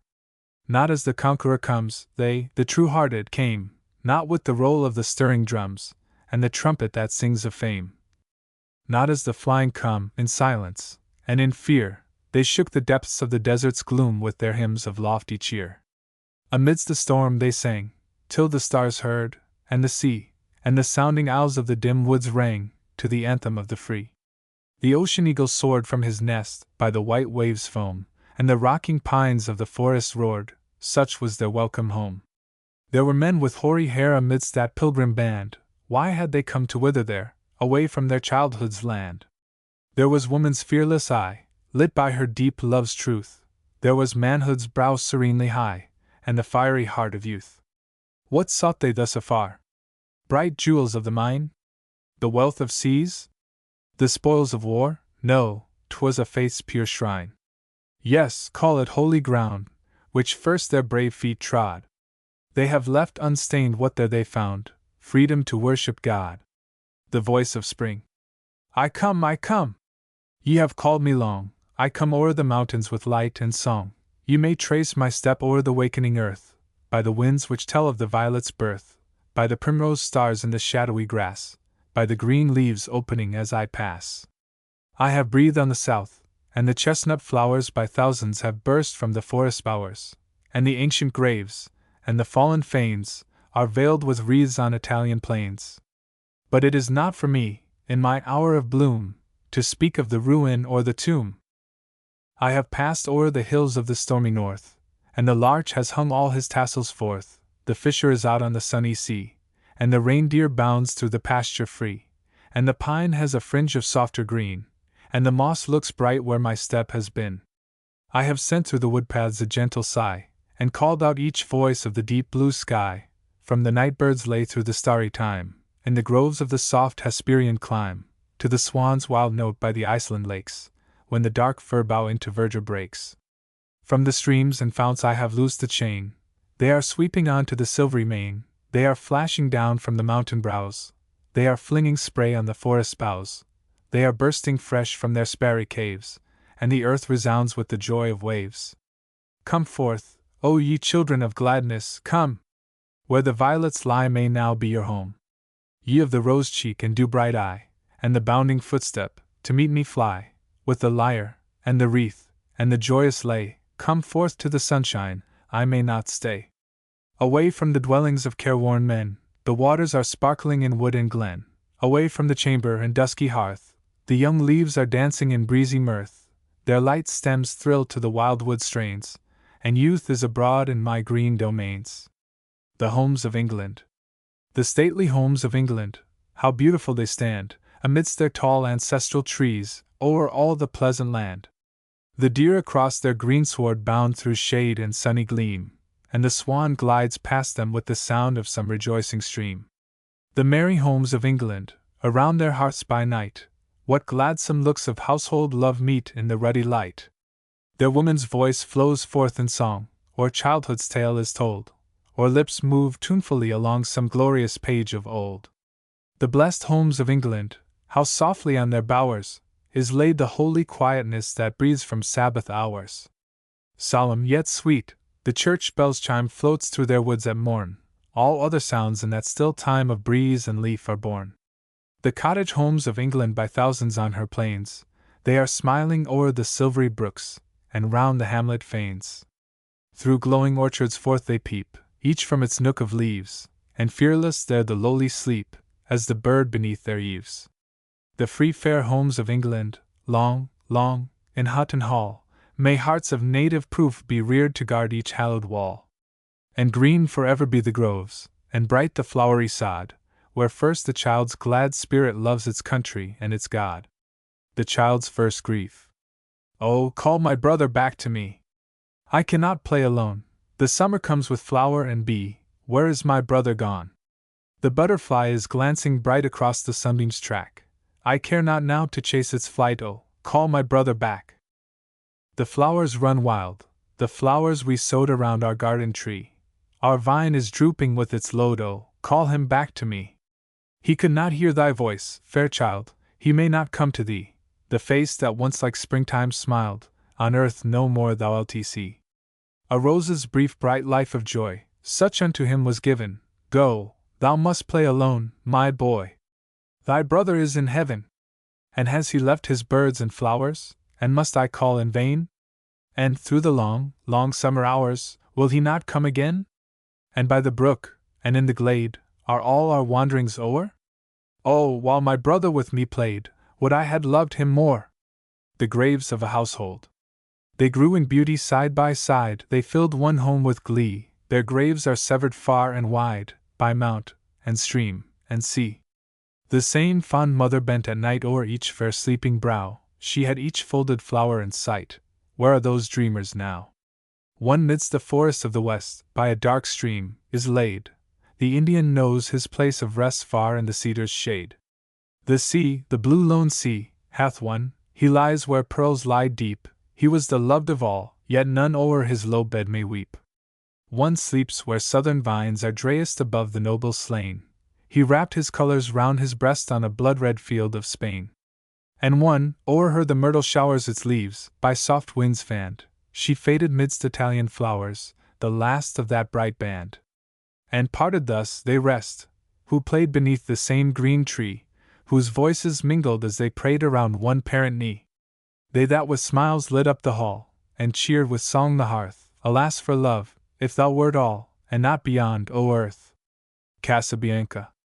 The boy stood on the burning deck, whence all but him had fled. The flame that lit the battle's wreck shone round him o'er the dead. Yet beautiful and bright he stood, as born to rule the storm, a creature of heroic blood, a proud, though childlike form. The flames rolled on, he would not go, without his father's word. That father, faint in death below, his voice no longer heard. He called aloud, Say, father, say if yet my task is done. He knew not that the chieftain lay unconscious of his son. Speak, father, once again he cried, if I may yet be gone. And but the booming shots replied, and fast the flames rolled on. Upon his brow he felt their breath, and in his waving hair, and looked from that lone post of death, in still, yet brave despair. And shouted but once more aloud, My father! Must I stay, while o'er him fast, through sail and shroud the wreathing fires made way? They wrapped the ship in splendor wild, they caught the flag on high, and streamed above the gallant child, like banners in the sky. There came a burst of thunder sound, the boy, oh, where was he? Ask of the winds that far around with fragments strewed the sea. Thomas Hood, the dream of Eugene Aram. 'Twas in the prime of summer time, an evening calm and cool, and 24 happy boys came bounding out of school. There were some that ran, and some that leapt, like troutlets in a pool. Away they sped with gamesome minds, and souls untouched by sin. To a level mead they came, and there they drave the wickets in. Pleasantly shone the setting sun over the town of Lynn. Like sportive deer they coursed about, and shouted as they ran, turning to mirth all things of earth, as only boyhood can. But the usher sat remote from all, a melancholy man. His hat was off, his vest apart, to catch heaven's blessed breeze, for a burning thought was in his brow, and his bosom ill at ease. So he leaned his head on his hands, and read the book between his knees. Leaf after leaf he turned it o'er, nor ever glanced aside. For the peace of his soul he read that book in the golden eventide. Much study had made him very lean, and pale, and leaden-eyed. At last he shut the ponderous tome. With a fast and fervent grasp he strained the dusky covers close, and fixed the brazen hasp.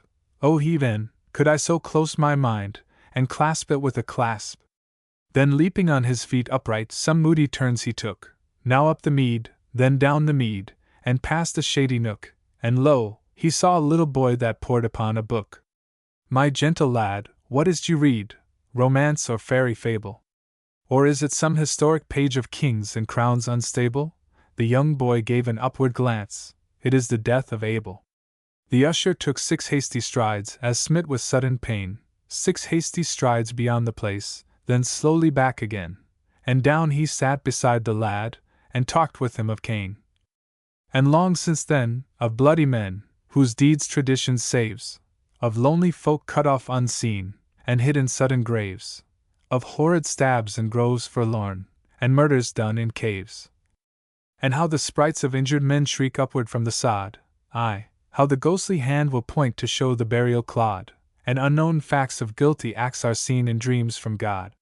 He told how murderers walked the earth beneath the curse of Cain with crimson clouds before their eyes, and flames about their brain, for blood has left upon their souls its everlasting stain.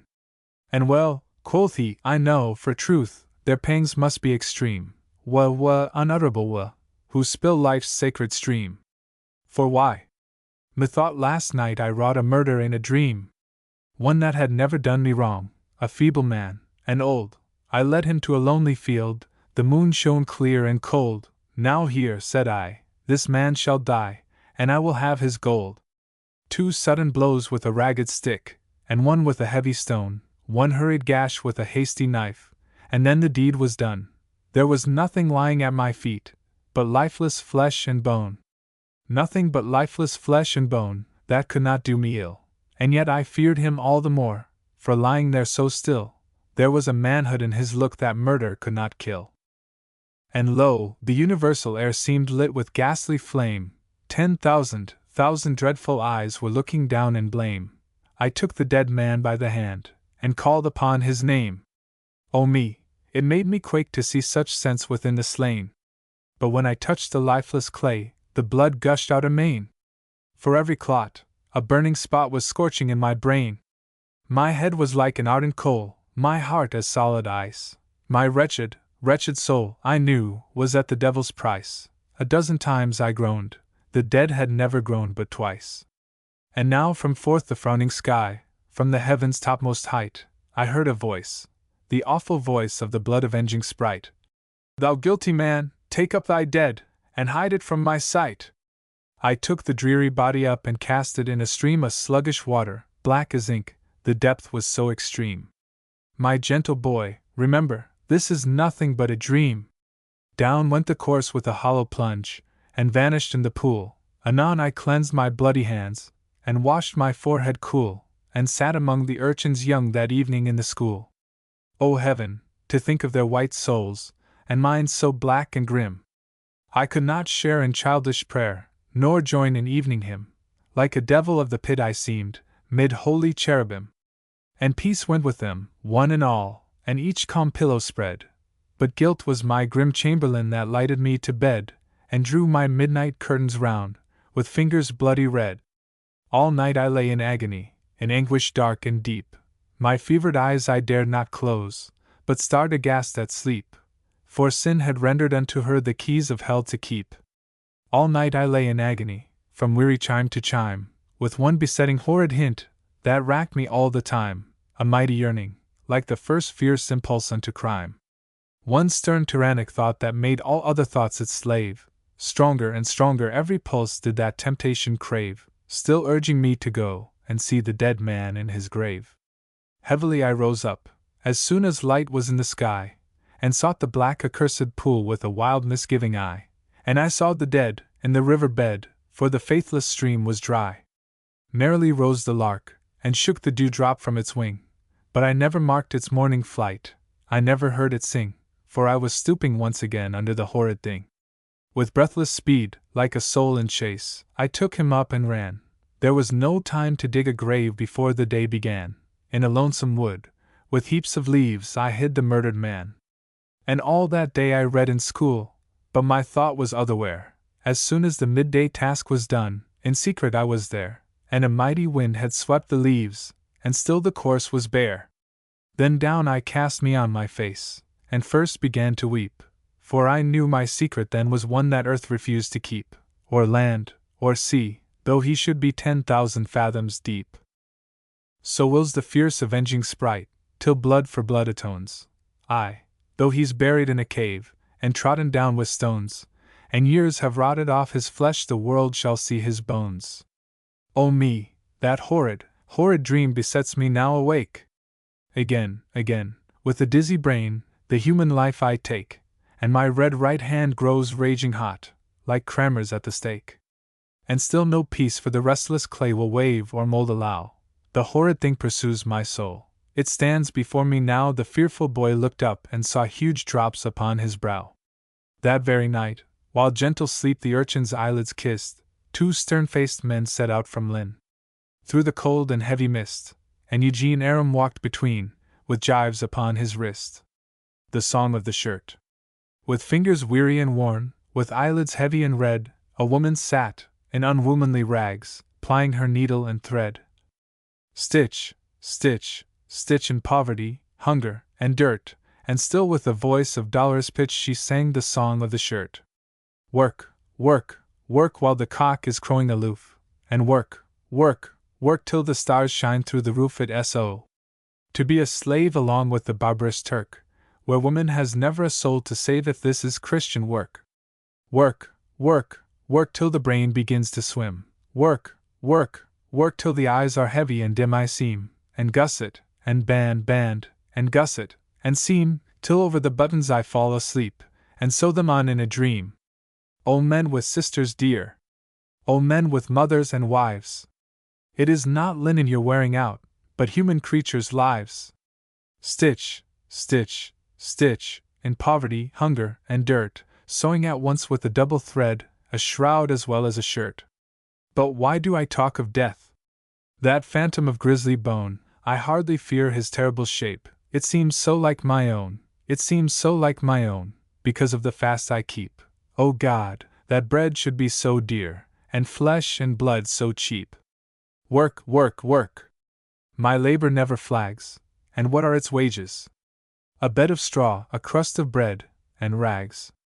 That shattered roof, and this naked floor, a table, a broken chair, and a wall so blank, my shadow I thank for sometimes falling there.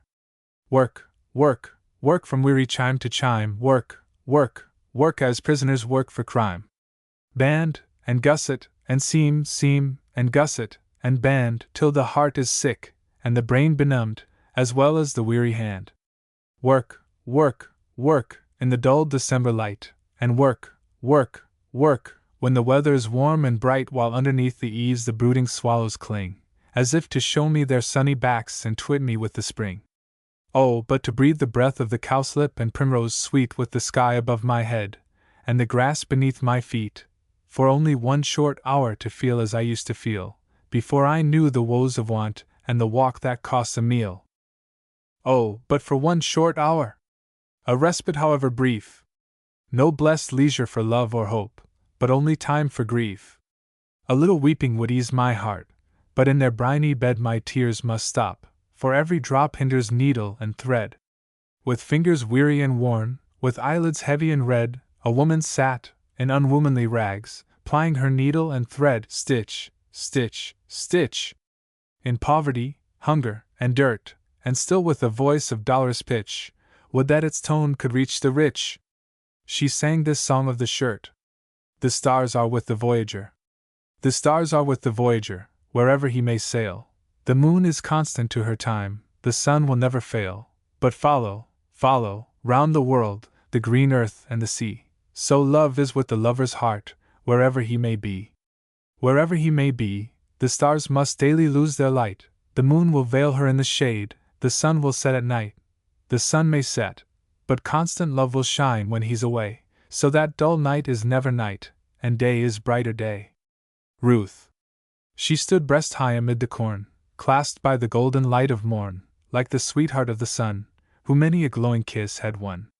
On her cheek an autumn flush deeply ripened, such a blush in the midst of brown was born, like red poppies grown with corn.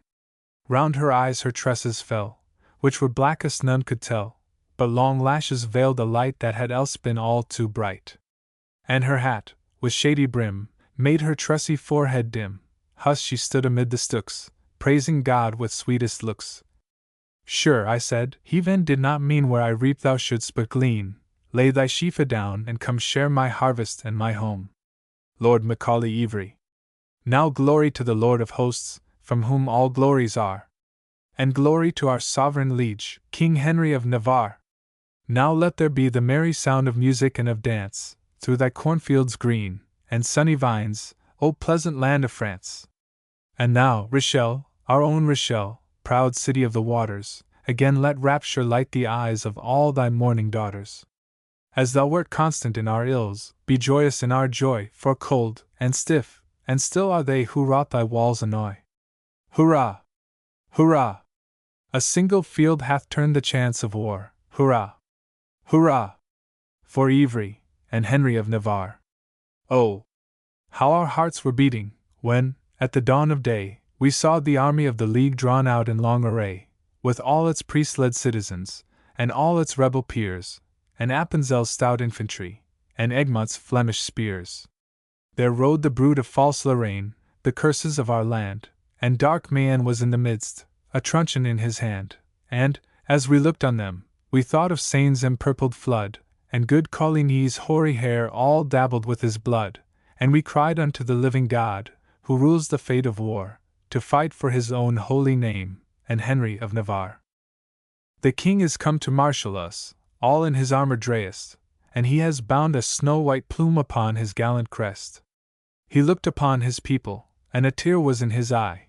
He looked upon the traitors, and his glance was stern and high. Right graciously he smiled on us, as rolled from wing to wing, down all our line, a deafening shout, God save our Lord the King. And if my standard-bearer fall, as fall full well he may, for never saw I promise yet of such a bloody fray, press where ye see my white plume shine, amidst the ranks of war, and be your oriflamme, today, the helmet of Navarre. Hurrah! The foes are moving! Hark to the mingled din of fife, and steed, and trump, and drum, and roaring culverin. The fiery Duke is pricking fast across St. Andre's plain, with all the hireling chivalry of Gelders and Almain. Now by the lips of those ye love, fair gentlemen of France, charge for the golden lilies, upon them with the lance. 1,000 spurs are striking deep, 1,000 spears in rest, 1,000 knights are pressing close behind the snow-white crest, and in they burst, and on they rushed, while, like a guiding star, amidst the thickest carnage blazed the helmet of Navarre. Now, God be praised, the day is ours! Mayenne hath turned his rein. D'Aumale hath cried for quarter. The Flemish Count is slain. Their ranks are breaking like thin clouds before a Biscay gale.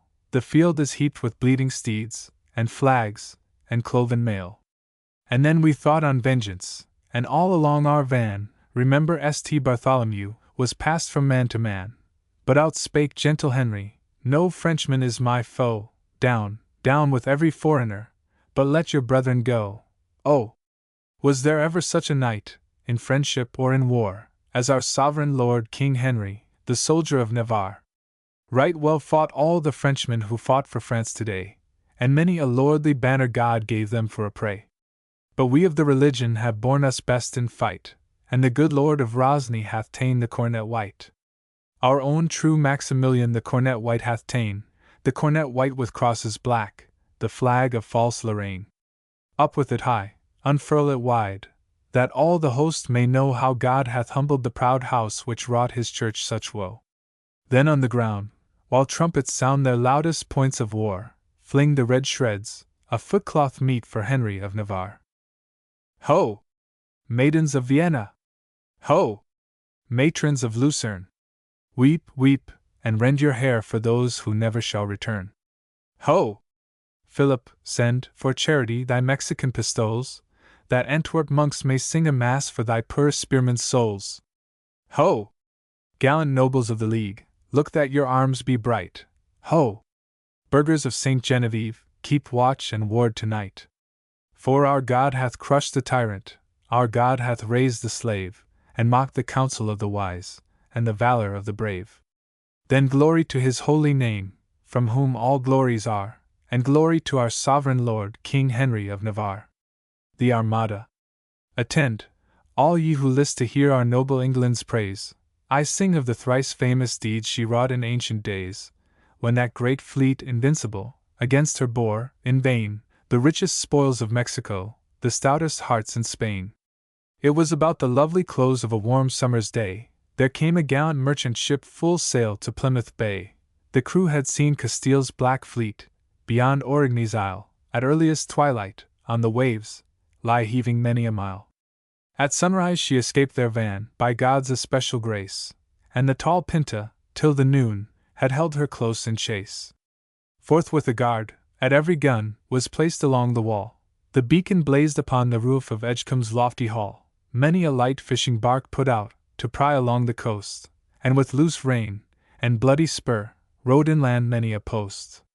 With his white hair, unbonneted, the stout old sheriff comes, behind him march the halberdiers, before him sound the drums, the yeomen, round the market cross, make clear and ample space, for there behoves him to set up the standard of her grace, and haughtily the trumpets peal, and gaily dance the bells, as slow upon the labouring wind the royal blazon swells. Look how the Lion of the Sea lifts up his ancient crown, and underneath his deadly paw treads the gay lilies down. So stalked he when he turned to flight, on that famed Picard field, Bohemia's plume, and Genoa's bow, and Caesar's eagle's shield, So glared he when, at Agincourt, in wrath he turned to bay, and crushed and torn, beneath his claws, the princely hunters lay. Ho! Strike the flagstaff deep, Sir Knight! Ho! Scatter flowers, fair maids! Ho, gunners! Fire a loud salute! Ho, gallants! Draw your blades! Thou sun, shine on her joyously! Ye breezes, waft her wide! Our glorious Semper Idem, the banner of our pride! The freshening breeze of eve unfurled that banner's massy fold, the parting gleam of sunshine kissed that haughty scroll of gold. Night sunk upon the dusky beach, and on the purple sea. Such night in England ne'er had been, nor ne'er again shall be. From Eddystone to Berwick bounds, from Lynn to Milford Bay, that time of slumber was as bright, as busy as the day. For swift to east, and swift to west, the warning radiance spread. High on St. Michael's Mount it shone on Beachy Head. Far o'er the deep the Spaniard saw, along each southern shire, cape beyond cape, an endless range, those twinkling points of fire. The fisher left his skiff to rock on Tamar's glittering waves, the rugged miners poured to war, from Mendip's sunless caves. O'er Longleat's towers, or Cranbourne's oaks, the fiery herald flew, and roused the shepherds of Stonehenge, the rangers of Beaulieu. Right sharp and quick the bells rang out all night from Bristol town, and ere the day, 300 horse had met on Clifton Down. The sentinel on Whitehall gate looked forth into the night, and saw, o'erhanging Richmond Hill, that streak of blood-red light. The bugle's note, and cannon's roar, the deathlike silence broke, and with one start, and with one cry, the royal city woke. At once, on all her stately gates, arose the answering fires. At once the wild alarum clashed from all her reeling spires, from all the batteries of the tower pealed loud the voice of fear, and all the thousand masts of Thames sent back a louder cheer, and from the farthest wards was heard the rush of hurrying feet, and the broad streams of flags and pikes dashed down each rousing street, and broader still became the blaze, and louder still the din, as fast from every village round the horse came spurring in, and eastward straight, for wild Blackheath, the warlike errand went, and roused, in many an ancient hall, the gallant squires of Kent. Southward, for Surrey's pleasant hills, flew those bright coursers forth, high on black Hampstead's swarthy moor. They started for the north, and on, without a pause, untired they bounded still. All night from tower to tower they sprang, all night from hill to hill, till the proud peak unfurled the flag o'er Derwent's rocky dales, till, like volcanoes, flared to heaven the stormy hills of Wales, till 12 fair counties saw the blaze on Malvern's lonely height, till streamed in crimson, on the wind, the Wrekin's crest of light, till, broad and fierce, the star came forth on Ely's stately fane, and town and hamlet rose in arms, o'er all the boundless plain, till Belvoir's lordly towers the sign to Lincoln sent, and Lincoln sped the message on, o'er the wide vale of Trent, till Skiddaw saw the fire that burned on Gaunt's embattled pile, and the red glare on Skiddaw roused the burghers of Carlisle. Lord Tennyson, Lady Clare. It was the time when lilies blow, and clouds are highest up in air. Lord Ronald brought a lily-white doe to give his cousin, Lady Clare. I trow they did not part in scorn, lovers long betrothed were they. They too will wed the morrow morn. God's blessing on the day. He does not love me for my birth, nor for my lands so broad and fair. He loves me for my own true worth, and that is well, said Lady Clare. In there came old Alice the nurse, said, who was this that went from thee? It was my cousin, said Lady Clare, tomorrow he weds with me. O God be thanked, said Alice the nurse, that all comes round so just and fair. Lord Ronald is heir of all your lands, and you are not the Lady Clare. Are ye out of your mind, my nurse, said Lady Clare, that ye speak so wild? As God's above, said Alice the nurse, I speak the truth, you are my child. The old earl's daughter died at my breast. I speak the truth, as I live by bread. I buried her like my own sweet child, and put my child in her stead. Falsely have ye done, O mother, she said, if this be true, to keep the best man under the sun so many years from his due. Nay now, my child, said Alice the nurse, but keep the secret for your life, and all you have will be Lord Ronald's, when you are man and wife. If I'm a beggar born, she said, I will speak out, for I dare not lie. pull off, the brooch of gold, and fling the diamond necklace by. Nay now, my child, said Alice the nurse, but keep the secret all ye can. She said, not so, but I will know if there be any faith in man. Nay now, what faith, said Alice the nurse, the man will cleave unto his right. And he shall have it, the lady replied, though I should die tonight. Yet give one kiss to your mother dear. Alas, my child, I shin for thee. O mother, mother, mother, she said, so strange it seems to me. Yet here's a kiss for my mother dear, if this be so, and lay your hand upon my head, and bless me, mother, ere I go. She clad herself in a russet gown, she was no longer Lady Clare, she went by Dale, and she went by Down, with a single rose in her hair. The lily-white doe Lord Ronald had brought leapt up from where she lay, wrapped her head in the maiden's hand, and followed her all the way. Down stepped Lord Ronald from his tower. O Lady Clare, you shame your worth. Why come you dressed like a village maid, that are the flower of the earth? If I come dressed like a village maid, I am but as my fortunes are. I am a beggar born, she said, and not the Lady Clare. Play me no tricks, said Lord Ronald, for I am yours in word and in deed. Play me no tricks, said Lord Ronald, your riddle is hard to read. Oh, and proudly stood she up. Her heart within her did not fail. She looked into Lord Ronald's eyes, and told him all her nurse's tale. He laughed a laugh of merry scorn, he turned, and kissed her where she stood. If you are not the heiress born, and I, said he, the next in blood. If you are not the heiress born, and I, said he, the lawful heir, we two will wed tomorrow morn, and you shall still be Lady Clare. The Lord of Burleigh. In her ear he whispers gaily, if my heart by signs can tell, maiden, I have watched thee daily, and I think thou lovest me well. She replies, in accents fainter, there is none I love like thee. He is but a landscape painter, and a village maiden she. He to lips, that fondly falter, presses his without reproof, leads her to the village altar, and they leave her father's roof. I can make no marriage present, little can I give my wife. Love will make our cottage pleasant, and I love thee more than life. They by parks and lodges going see the lordly castles stand, summer woods, about them blowing, made a murmur in the land. From deep thought himself he rouses, says to her that loves him well, let us see these handsome houses where the wealthy nobles dwell. So she goes by him attended, hears him lovingly converse, sees whatever fair and splendid lay betwixt his home and hers. Parks with oak and chestnut shady, parks and ordered gardens great, ancient homes of lord and lady, built for pleasure and for state. All he shows her makes him dearer, evermore she seems to gaze on that cottage growing nearer, where they twain will spend their days. Oh, but she will love him truly! He shall have a cheerful home, she will order all things duly, when beneath his roof they come.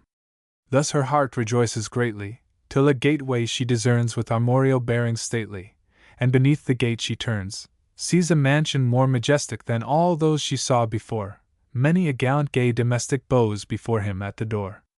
And they speak in gentle murmur, when they answer to his call, while he treads with footstep firmer, leading on from hall to hall. And while now she wonders blindly, nor the meaning can divine, proudly turns he round and kindly, all of this is mine and thine. Here he lives in state and bounty, Lord of Burleigh, fair and free, not a lord in all the county is so great a lord as he. All at once the color flushes her sweet face from brow to chin, as it were with shame she blushes, and her spirit changed within. Then her countenance all over pale again as death did prove, but he clasped her like a lover, and he cheered her soul with love. So she strove against her weakness, though at times her spirits sank, shaped her heart with woman's meekness to all duties of her rank, and a gentle consort made he, and her gentle mind was such that she grew a noble lady, and the people loved her much. But a trouble weighed upon her, and perplexed her, night and morn, with the burthen of an honor unto which she was not born. Faint she grew, and ever fainter, as she murmured, oh, that he were once more that landscape painter, which did win my heart from me. So she drooped and drooped before him, fading slowly from his side. 3 fair children first she bore him, then before her time she died. Weeping, weeping late and early, walking up and pacing down, deeply mourned the Lord of Burleigh, Burleigh House by Stamford Town. And he came to look upon her, And he looked at her and said, Bring the dress and put it on her, that she wore when she was Wednesday. Then her people, softly treading, bore to earth her body, dressed in the dress that she was wed in, that her spirit might have rest. Edward Gray. Sweet Emma Moreland of yonder town met me walking on yonder way. And have you lost your heart? She said. And are you married yet, Edward Gray? Sweet Emma Moreland spoke to me. Bitterly weeping I turned away. Sweet Emma Moreland, love no more can touch the heart of Edward Gray. Ellen Adair she loved me well, against her father's and mother's will. Today I sat for an hour and wept, by Ellen's grave, on the windy hill. Shy she was, and I thought her cold, thought her proud, and fled over the sea. Filled I was with folly and spite, when Ellen Adair was dying for me. Cruel, cruel the words I said. Cruelly came they back today. You're too slight and fickle, I said, to trouble the heart of Edward Gray. There I put my face in the grass, whispered, Listen to my despair. I repent me of all I did. Speak a little, Ellen Adair. Then I took a pencil, and wrote on the mossy stone, as I lay, Here lies the body of Ellen Adair, and here the heart of Edward Gray. Love may come, and love may go, and fly, like a bird, from tree to tree, but I will love no more, till Ellen Adair come back to me. Bitterly wept I over the stone, bitterly weeping I turned away. There lies the body of Ellen Adair, and there the heart of Edward Gray. The Owl I. When cats run home and light is come, and dew is cold upon the ground, and the far-off stream is dumb, and the whirring sail goes round, alone and warming his 5 wits, the white owl in the belfry sits. 2. When merry milkmaids click the latch, and rarely smells the new mown hay, and the cock hath sung beneath the thatch twice or thrice his roundelay, alone and warming his 5 wits, the white owl in the belfry sits. Oriana. My heart is wasted with my woe, Oriana. There is no rest for me below, Oriana. When the long dun wolds are ribbed with snow, and loud the Norland whirlwinds blow, Oriana, alone I wander to and fro, Oriana.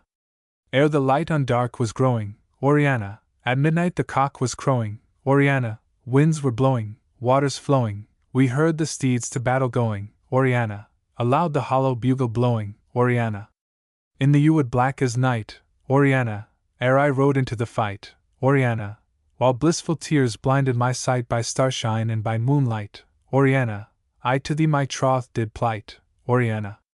She stood upon the castle wall, Oriana, she watched my crest among them all, Oriana, she saw me fight, she heard me call, when forth there stepped a foeman tall, Oriana, atween me and the castle wall, Oriana. The bitter arrow went aside, Oriana, the false arrow went aside, Oriana, the damned arrow glanced aside, and pierced thy heart, my love, my bride, Oriana. Thy heart, my life, my love, my bride, Oriana. Oh, narrow, narrow was the space, Oriana. Loud, loud rung out the bugle's brays, Oriana. Oh, deathful stabs were dealt apace, the battle deepened in its place, Oriana. But I was down upon my face, Oriana. They should have stabbed me where I lay, Oriana. How could I rise and come away, Oriana? How could I look upon the day? They should have stabbed me where I lay, Oriana. They should have trod me into clay, Oriana. O breaking heart that will not break, Oriana. O pale, pale face so sweet and meek, Oriana. Thou smilest, but thou dost not speak, and then the tears run down my cheek, Oriana, what wantest thou? Whom dost thou seek, Oriana? I cry aloud, none hear my cries, Oriana. Thou comest atween me and the skies, Oriana. I feel the tears of blood arise up from my heart unto my eyes, Oriana. Within my heart my arrow lies, Oriana.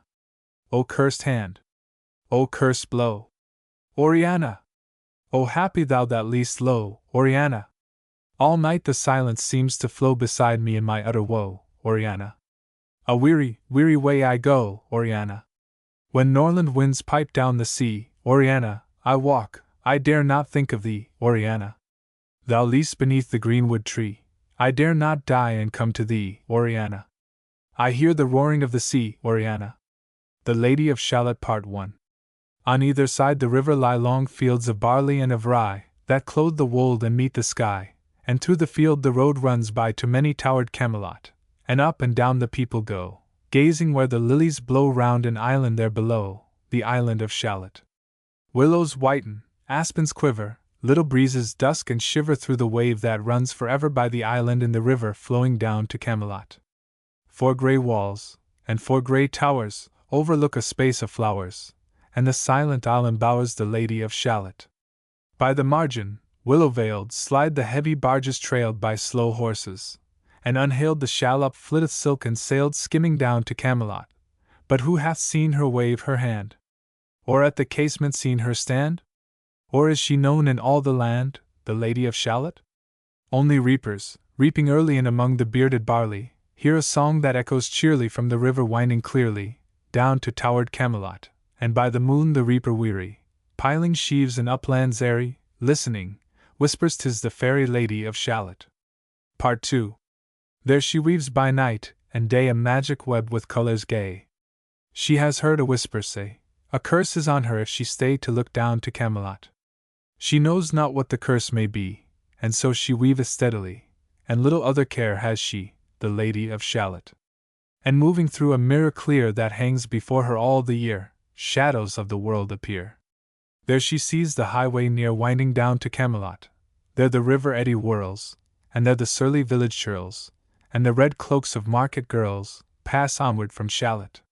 Sometimes a troop of damsels glad, an abbot on an ambling pad, sometimes a curly shepherd lad, or long-haired page in crimson clad, goes by to towered Camelot, and sometimes through the mirror blue the knights come riding two and two. She hath no loyal knight and true, the Lady of Shalott. But in her web she still delights to weave the mirror's magic sights, for often through the silent nights a funeral, with plumes and lights, and music, went to Camelot, or when the moon was overhead came 2 young lovers lately wed. I am half sick of shadows, said the Lady of Shalott. Part 3. A bough shot from her bower eaves, he rode between the barley sheaves, the sun came dazzling through the leaves, and flamed upon the brazen greaves of bold Sir Lancelot. A red-crossed knight forever kneeled to a lady in his shield, that sparkled on the yellow field beside remote Shalott. The gemmy bridle glittered free, like to some branch of stars we see hung in the golden galaxy.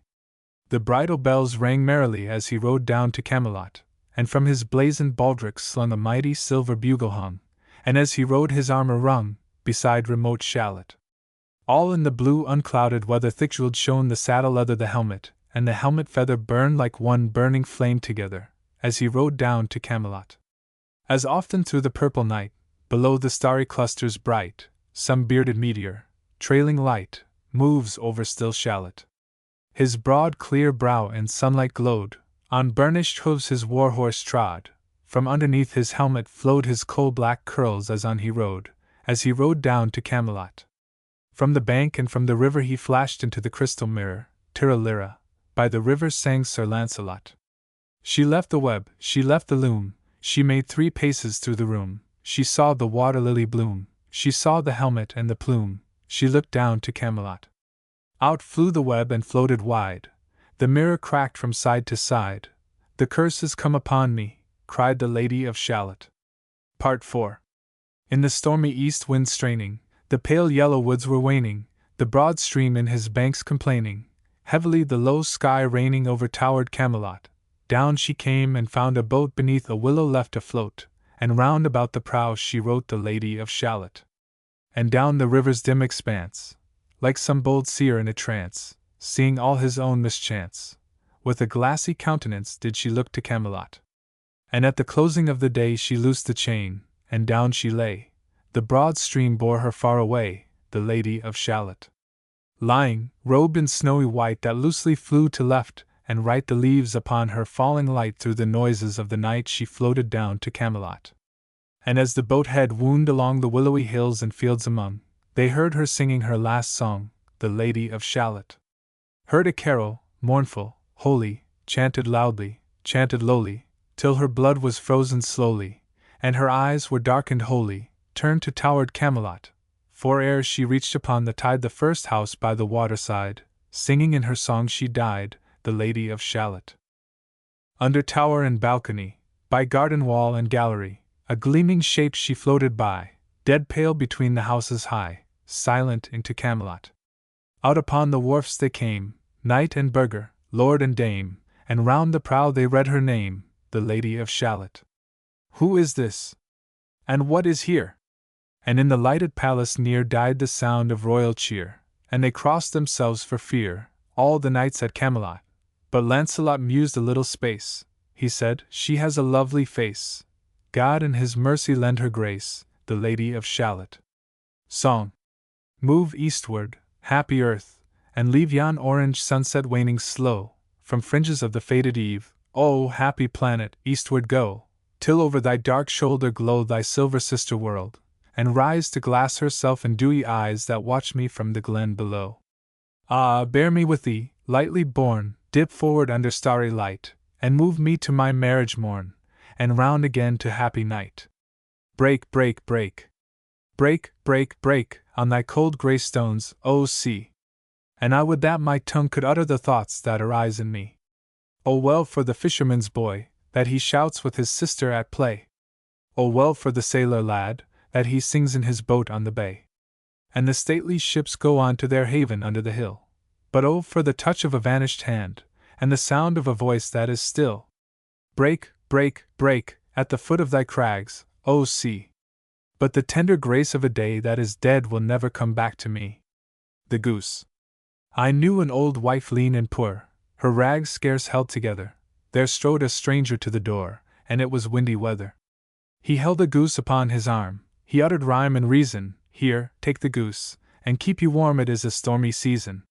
She caught the white goose by the leg, a goose, 'twas no great matter.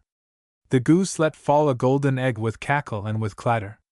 She dropped the goose, and caught the pelf, and ran to tell her neighbors, and blessed herself, and cursed herself, and rested from her labors.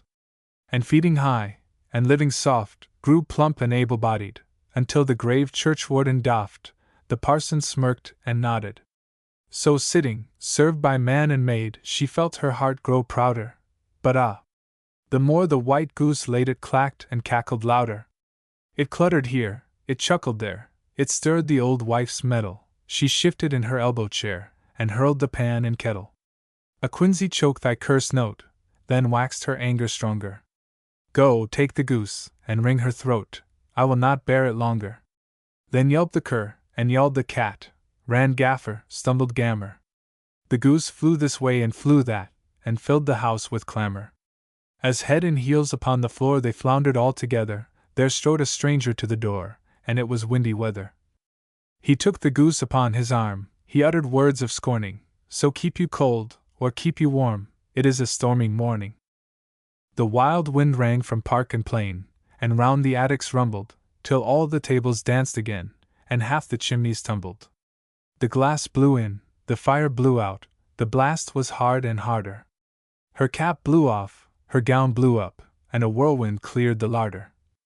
And while on all sides breaking loose her household fled the danger, quoth she, The devil take the goose, and God forget the stranger. In autumn a spirit haunts the year's last hours, dwelling amid these yellowing bowers. To himself he talks, for at eventide, listening earnestly, at his work you may hear him sob and sigh in the walks. Earthward he boweth the heavy stalks of the mouldering flowers, heavily hangs the broad sunflower over its grave the earth so chilly, heavily hangs the hollyhock, heavily hangs the tiger lily. 2.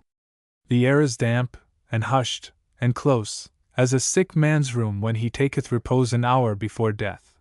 My very heart faints, and my whole soul grieves at the moist rich smell of the rotting leaves, and the breath of the fading edges of box beneath, and the year's last rose.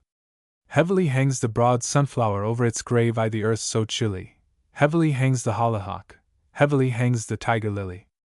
As through the land at eve we went, as through the land at eve we went, and plucked the ripen ears, we fell out, my wife and I, we fell out, I know not why, and kissed again with tears. And blessings on the falling out that all the more endears, when we fall out with those we love, and kiss again with tears. For when we came where lies the child we lost in other years, there above the little grave, oh there above the little grave, we kissed again with tears. The Bugle. The splendor falls on castle walls and snowy summits, old in story. The long light shakes across the lakes, and the wild cataract leaps in glory. Blow, bugle, blow, set the wild echoes flying. Blow, bugle, answer, echoes, dying, dying, dying. Oh hark, oh hear! How thin and clear, and thinner, clearer, farther going!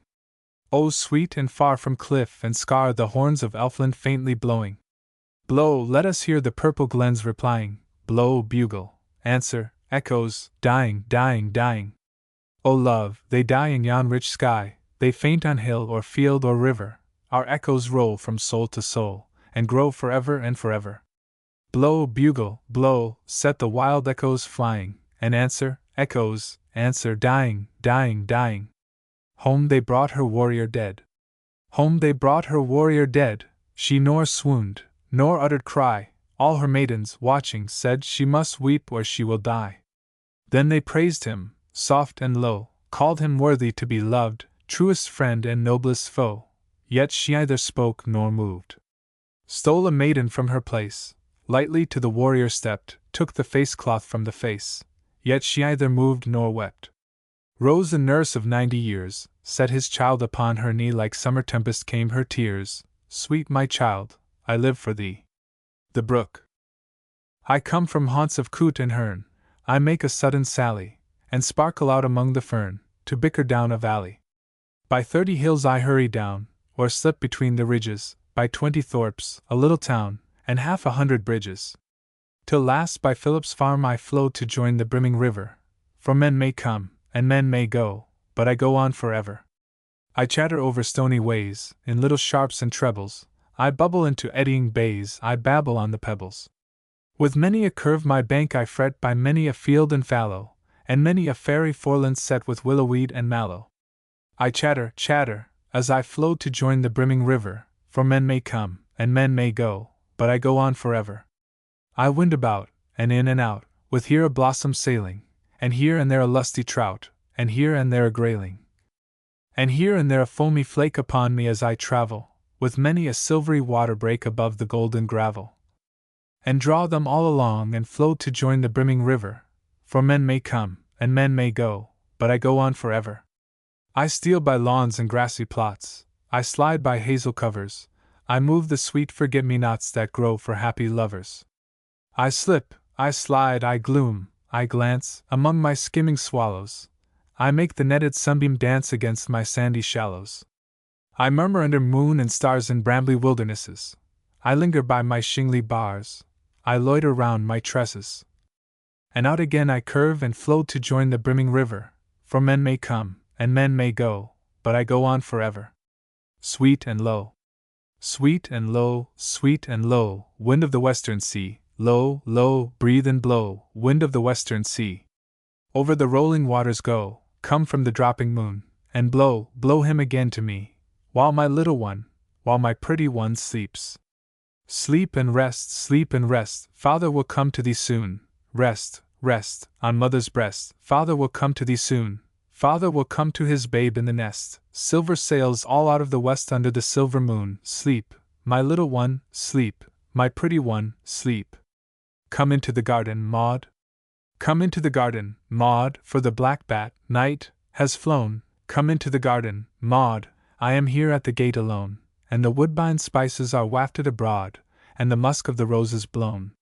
For a breeze of morning moves, and the planet of love is on high, beginning to faint in the light that she loves on a bed of daffodil sky, to faint in the light of the sun she loves, to faint in his light, and to die.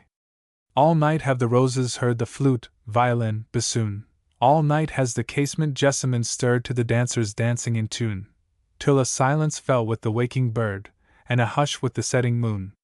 I said to the lily, there is but one with whom she has heart to be gay. When will the dancers leave her alone? She is weary of dance and play. Now half to the setting moon are gone, and half to the rising day. Low on the sand and loud on the stone the last wheel echoes away.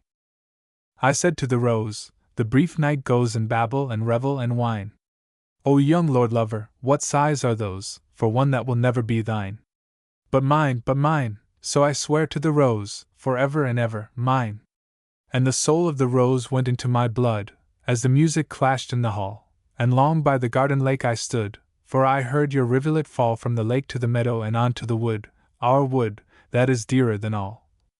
From the meadow your walks have left so sweet that whenever a March wind sighs he sets the jewel print of your feet in violets blue as your eyes, to the woody hollows in which we meet and the valleys of paradise. The slender acacia would not shake one long milk bloom on the tree, the white lake blossom fell into the lake, as the pimpernel dozed on the lea. But the rose was awake all night for your sake, knowing your promise to me. The lilies and roses were all awake, they sighed for the dawn and thee. Queen Rose of the rosebud garden of girls, come hither, the dances are done, in gloss of satin and glimmer of pearls, Queen Lily and Rose in one. Shine out, little head, sunning over with curls, to the flowers, and be their sun. There has fallen a splendid tear from the passion flower at the gate. She is coming, my dove, my dear, she is coming, my life, my fate. The red rose cries, she is near, and the white rose weeps, she is late. The larkspur listens, I hear, and the lily whispers, I wait. She is coming, my own, my sweet, were it ever so airy a tread, my heart would hear her and beat, were it earth in an earthy bed. My dust would hear her and beat, had I lain for a century dead, would start and tremble under her feet, and blossom in purple and red. Ask me no more. Ask me no more, the moon may draw the sea, the cloud may stoop from heaven and take the shape, with fold to fold, of mountain or of cape. But oh too fond, when have I answered thee? Ask me no more. Ask me no more, what answer should I give? I love not hollow cheek or faded eye, yet, O my friend, I will not have thee die. Ask me no more, lest I should bid thee live. Ask me no more. Ask me no more, thy fate and mine are sealed. I strove against the stream and all in vain. Let the great river take me to the main. No more, dear love, for at a touch I yield. Ask me no more. The soldier. When all among the thundering drums thy soldier in the battle stands, thy face across his fancy comes and gives the battle to his hands. A moment, while the trumpets blow, he sees his brood about thy knee. The next, like fire he meets the foe, and strikes him dead for them and thee. Terra ta tantara. Dusk. Now sleeps the crimson petal, now the white, nor waves the cypress in the palace walk, nor winks the gold fin in the porphyry font. The firefly wakens, waken thou with me. Now droops the milk-white peacock like a ghost, and like a ghost she glimmers unto me. Now lies the earth all denied to the stars, and all thy heart lies open unto me. Now slides the silent meteor on, and leaves a shining furrow, as thy thoughts in me. Now folds the lily all her sweetness up, and slips into the bosom of the lake. So fold thyself, my dearest, thou, and slip into my bosom and be lost in me. A farewell. Flow down, cold rivulet, to the sea, thy tribute wave deliver. No more by thee my steps shall be, forever and forever. Flow, softly flow, by lawn and lea, a rivulet then a river. Nowhere by thee my steps shall be, forever and forever. But here will sigh thine alder tree, and here thine aspen shiver, and here by thee will hum the bee, forever and forever. 1,000 suns will stream on thee, 1,000 moons will quiver, but not by thee my steps shall be, forever and forever. The beggar maid. Her arms across her breast she laid.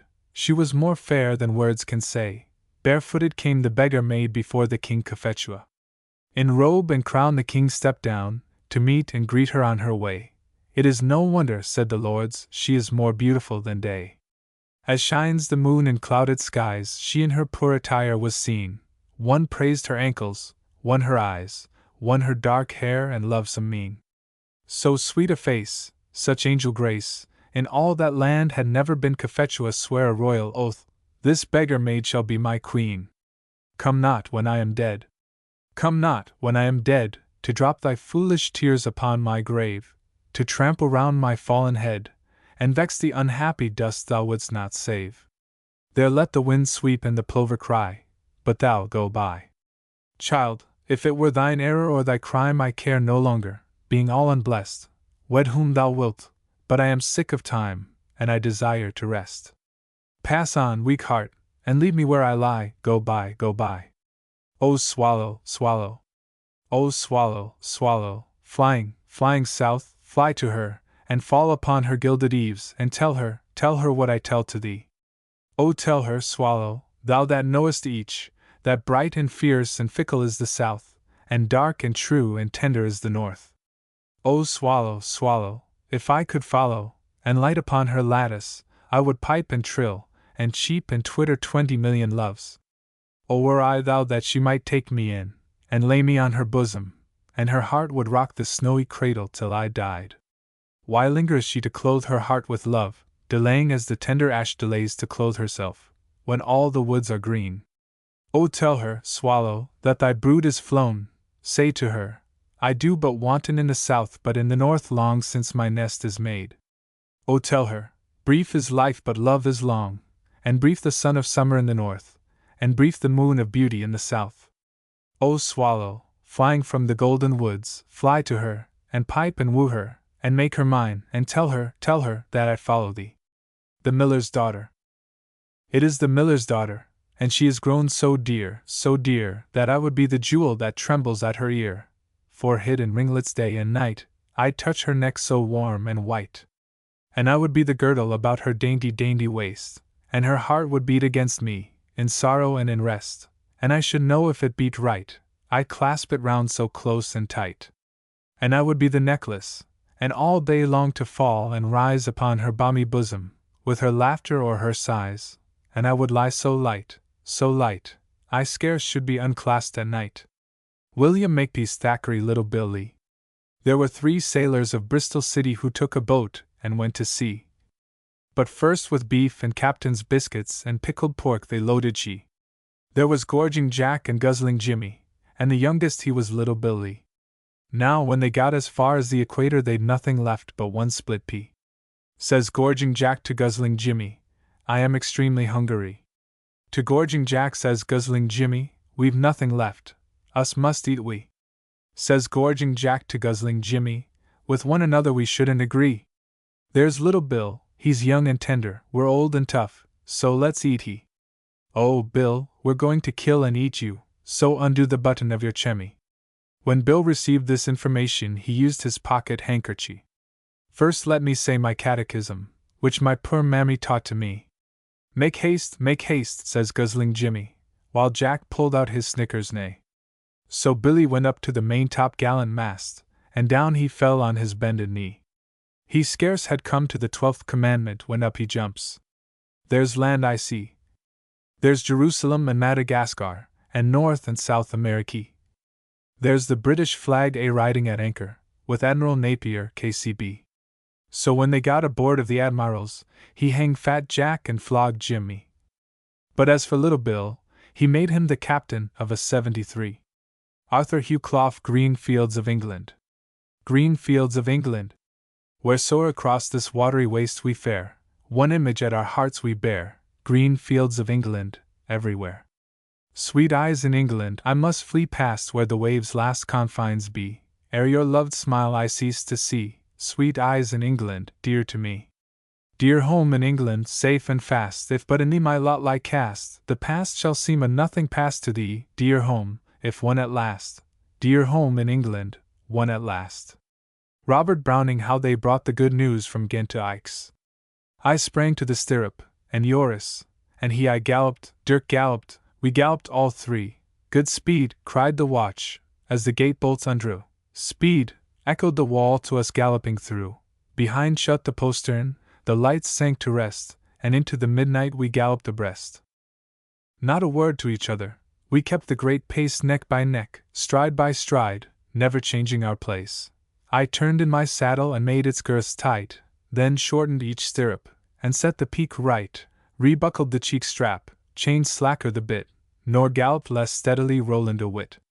'Twas moonset at starting, but while we drew near Lokeren, the cocks crew, and twilight dawned clear. At Boom, a great yellow star came out to see. At Duffeld, 'twas morning as plain as could be, and from Mechlin church steeple we heard the half chime.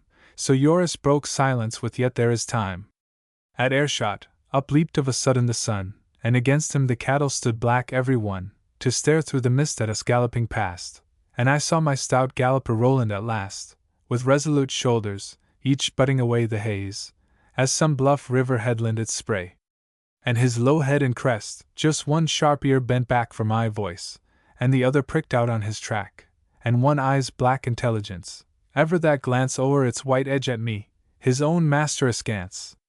And the thick heavy spume flakes which I and anon his fierce lips shook upwards and galloping on. By Hasselt, Dirk groaned, and cried, Joris, stay spur! Your Ross galloped bravely, the fault's not in her, we'll remember at Ike's, for one heard the quick wheeze of her chest, saw her stretched neck and staggering knees, and sunk tail, and horrible heave of the flank, as down on her haunches she shuddered and sank. So we were left galloping, Joris and I, past Luz and past Tongres, no cloud in the sky. The broad sun above laughed a pitiless laugh, 'neath our feet broke the brittle bright stubble like chaff, till over by Dalham a domed spire sprang white, and gallop, gasped Joris, for Ike's is in sight. How they'll greet us! And all in a moment his roan rolled neck and crop over, lay dead as a stone, and there was my Roland to bear the whole weight of the news which alone could save Ike's from her fate, with his nostrils like pits full of blood to the brim, and with circles of red for his eye sockets' rim. Then I cast loose my buff coat, each holster let fall, shook off both my jack-boots, let go belt and all, stood up in the stirrup, leaned, patted his ear, called my Roland his pet name, my horse without peer, clapped my hands, laughed and sang, any noise, bad or good, till at length into Ike's Roland galloped and stood. And all I remember is, friends flocking round as I sat with his head twixt my knees on the ground, and no voice but was praising this Roland of mine, as I poured down his throat our last measure of wine, which, the burgesses voted by common consent, was no more than his due who brought good news from Ghent. Marching along Kentish Sir Byng stood for his king, bidding the crop-headed parliament swing and, pressing a troop unable to stoop and see the rogues flourish and honest folk droop, marched them along, 50 strong, great-hearted gentlemen, singing this song. 2. God for King Charles. Pym and such carls to the devil that prompts them their treasonous parles. Cavaliers, up! Lips from the cup, hands from the pasty, nor bite take nor sup till you marching along, 50 strong, great-hearted gentlemen, singing this song. 3 Hampton to hell, and his obsequies knell serve Hazelrig, Fines, and young Harry as well. England, good cheer! Rupert is near! Kentish and Loyalists, keep we not here, marching along, 50 strong, great-hearted gentlemen, singing this song. 4. Then, God for King Charles. Pym and his snarls to the devil that pricks on such pestilent carls. Hold by the right, you double your might, so, onward to Nottingham, fresh for the fight, marching along, 50 strong, great-hearted gentlemen, singing this song. Lady Dufferin the Irish emigrant. I'm sitting on the stile, Mary, where we sat side by side, on a bright May morning long ago, when first you were my bride. The corn was springing fresh and green, and the lark sang loud and high, and the red was on your lip, Mary, and the love light in your eye. The place is little changed, Mary, the day's as bright as then, the lark's loud song is in my ear, and the corn is green again, but I miss the soft clasp of your hand, and your warm breath on my cheek, and I still keep listening for the words you never more may speak. 'Tis but a step down yonder lane, the village church stands near, the church where we were wed, Mary, I see the spire from here. But the graveyard lies between, Mary, and my step might break your rest, where I've laid you, darling, down to sleep, with your baby on your breast. I'm very lonely now, Mary, for the poor make no new friends, but oh, they love the better the few our Father sends. And you were all I had, Mary, my blessing and my pride, there's nothing left to care for now, since my poor Mary died. I'm bidding you a long farewell, my Mary kind and true, but I'll not forget you, darling, in the land I'm going to. They say there's bread and work for all, and the sun shines always there, but I'll not forget old Ireland, were it 50 times less fair. Lord Houghton's Song. I wandered by the brookside, I wandered by the mill, I could not hear the brook flow, the noisy wheel was still, there was no burr of grasshopper, nor chirp of any bird, but the beating of my own heart was all the sound I heard. I sat beneath the elm tree, I watched the long, long shade, and as it grew still longer I did not feel afraid, for I listened for a footfall, I listened for a word, but the beating of my own heart was all the sound I heard. He came not, no, he came not. The night came on alone. The little stars sat one by one each on his golden throne. The evening air passed by my cheek, the leaves above were stirred, but the beating of my own heart was all the sound I heard. Fast silent tears were flowing, when someone stood behind. A hand was on my shoulder, I knew its touch was kind, it drew me nearer, nearer. We did not speak a word, for the beating of our own hearts was all the sound we heard. The long ago. On that deep retiring shore frequent pearls of beauty lie, where the passion waves of your fiercely beat and mounted high. Sorrows that are sorrows still lose the bitter taste of woe. Nothing's altogether ill in the griefs of long ago. Tombs where lonely love repines, ghastly tenements of tears, where the look of happy shrines through the golden mist of years death, to those who trust in good, vindicates his hardest blow. Oh! We would not, if we could, wake the sleep of long ago. Though the doom of swift decay shocks the soul where life is strong, though for frilier hearts the day lingers sad and overlong, still the weight will find a leaven, still the spoiler's hand is slow, while the future has its heaven, and the past its long ago. Rev. Charles Kingsley, The Sands of D. Oh, Mary, go and call the cattle home, and call the cattle home, and call the cattle home, across the sands of D. The western wind was wild and dank with foam, and all alone went she. The western tide crept up along the sand, and o'er the sand, and round the sand, as far as I could see. The rolling mist came down and hid the land, and never home came she. Oh! Is it weed, or fish, or floating hair, a tress of golden hair, a drowned maiden's hair, above the nets at sea? Was never salmon yet that shone so fair among the stakes of D. They rowed her in across the rolling foam, the cruel crawling foam, the cruel hungry foam, to her grave beside the sea. But still the boatmen hear her call the cattle home, across the sands of D. 3 fishers. 3 fishers went sailing out into the west, as the sun went down, each thought of the woman who loved him best, and the children stood watching them out of the town. For men must work, and women must weep, and there's little to earn, and many to keep, though the harbor bar be moaning. 3 wives sat up in the lighthouse tower, and they trimmed the lamps as the sun went down. They looked at the squall, and they looked at the shower, and the night rack came rolling up ragged and brown. But men must work, and women must weep, though storms be sudden, and waters deep, and the harbor bar be moaning. 3 corpses lie out on the shining sands, in the morning gleam, as the tide goes down, and the women are weeping and wringing their hands, for those who will never come home to the town. For men must work, and women must weep, and the sooner it's over, the sooner to sleep, and goodbye to the bar and its moaning. Robert Burns, Auld Lang Syne. For Auld Lang Syne, my dear, for Auld Lang Syne, we'll tak a cup o' kindness yet for Auld Lang Syne. Should auld acquaintance be forgot, and never brought to min? Should auld acquaintance be forgot, and Auld Lang Syne?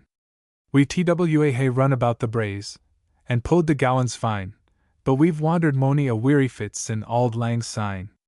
We twa hae paddled I the burn frae morning sun till dine, but seas between us braid hae roards in Auld Lang Syne. And here us a hand, my trusty fear, and gis a hand o' thine, and we all tak a right guid Willie walked for Auld Lang Syne. And surely you'll be your pint stoup, and surely I'll be mine, and we all tak a cup o' kindness yet for Auld Lang Syne. For Auld Lang Syne, my dear, for Auld Lang Syne, we'll tak a cup o' kindness yet for Auld Lang Syne. Henry Carey. God save the King. God save our gracious King, long live our noble King, God save the King. Send him victorious, happy and glorious, long to reign over us, God save the King. O Lord our God, arise! Scatter his enemies, and make them fall! Confound their politics, frustrate their knavish tricks, on the our hopes we fix, God save us all. Thy choicest gifts in store on him be pleased to pour, long may he reign. May he defend our laws, and ever give us cause to sing, with heart and voice, God save the King.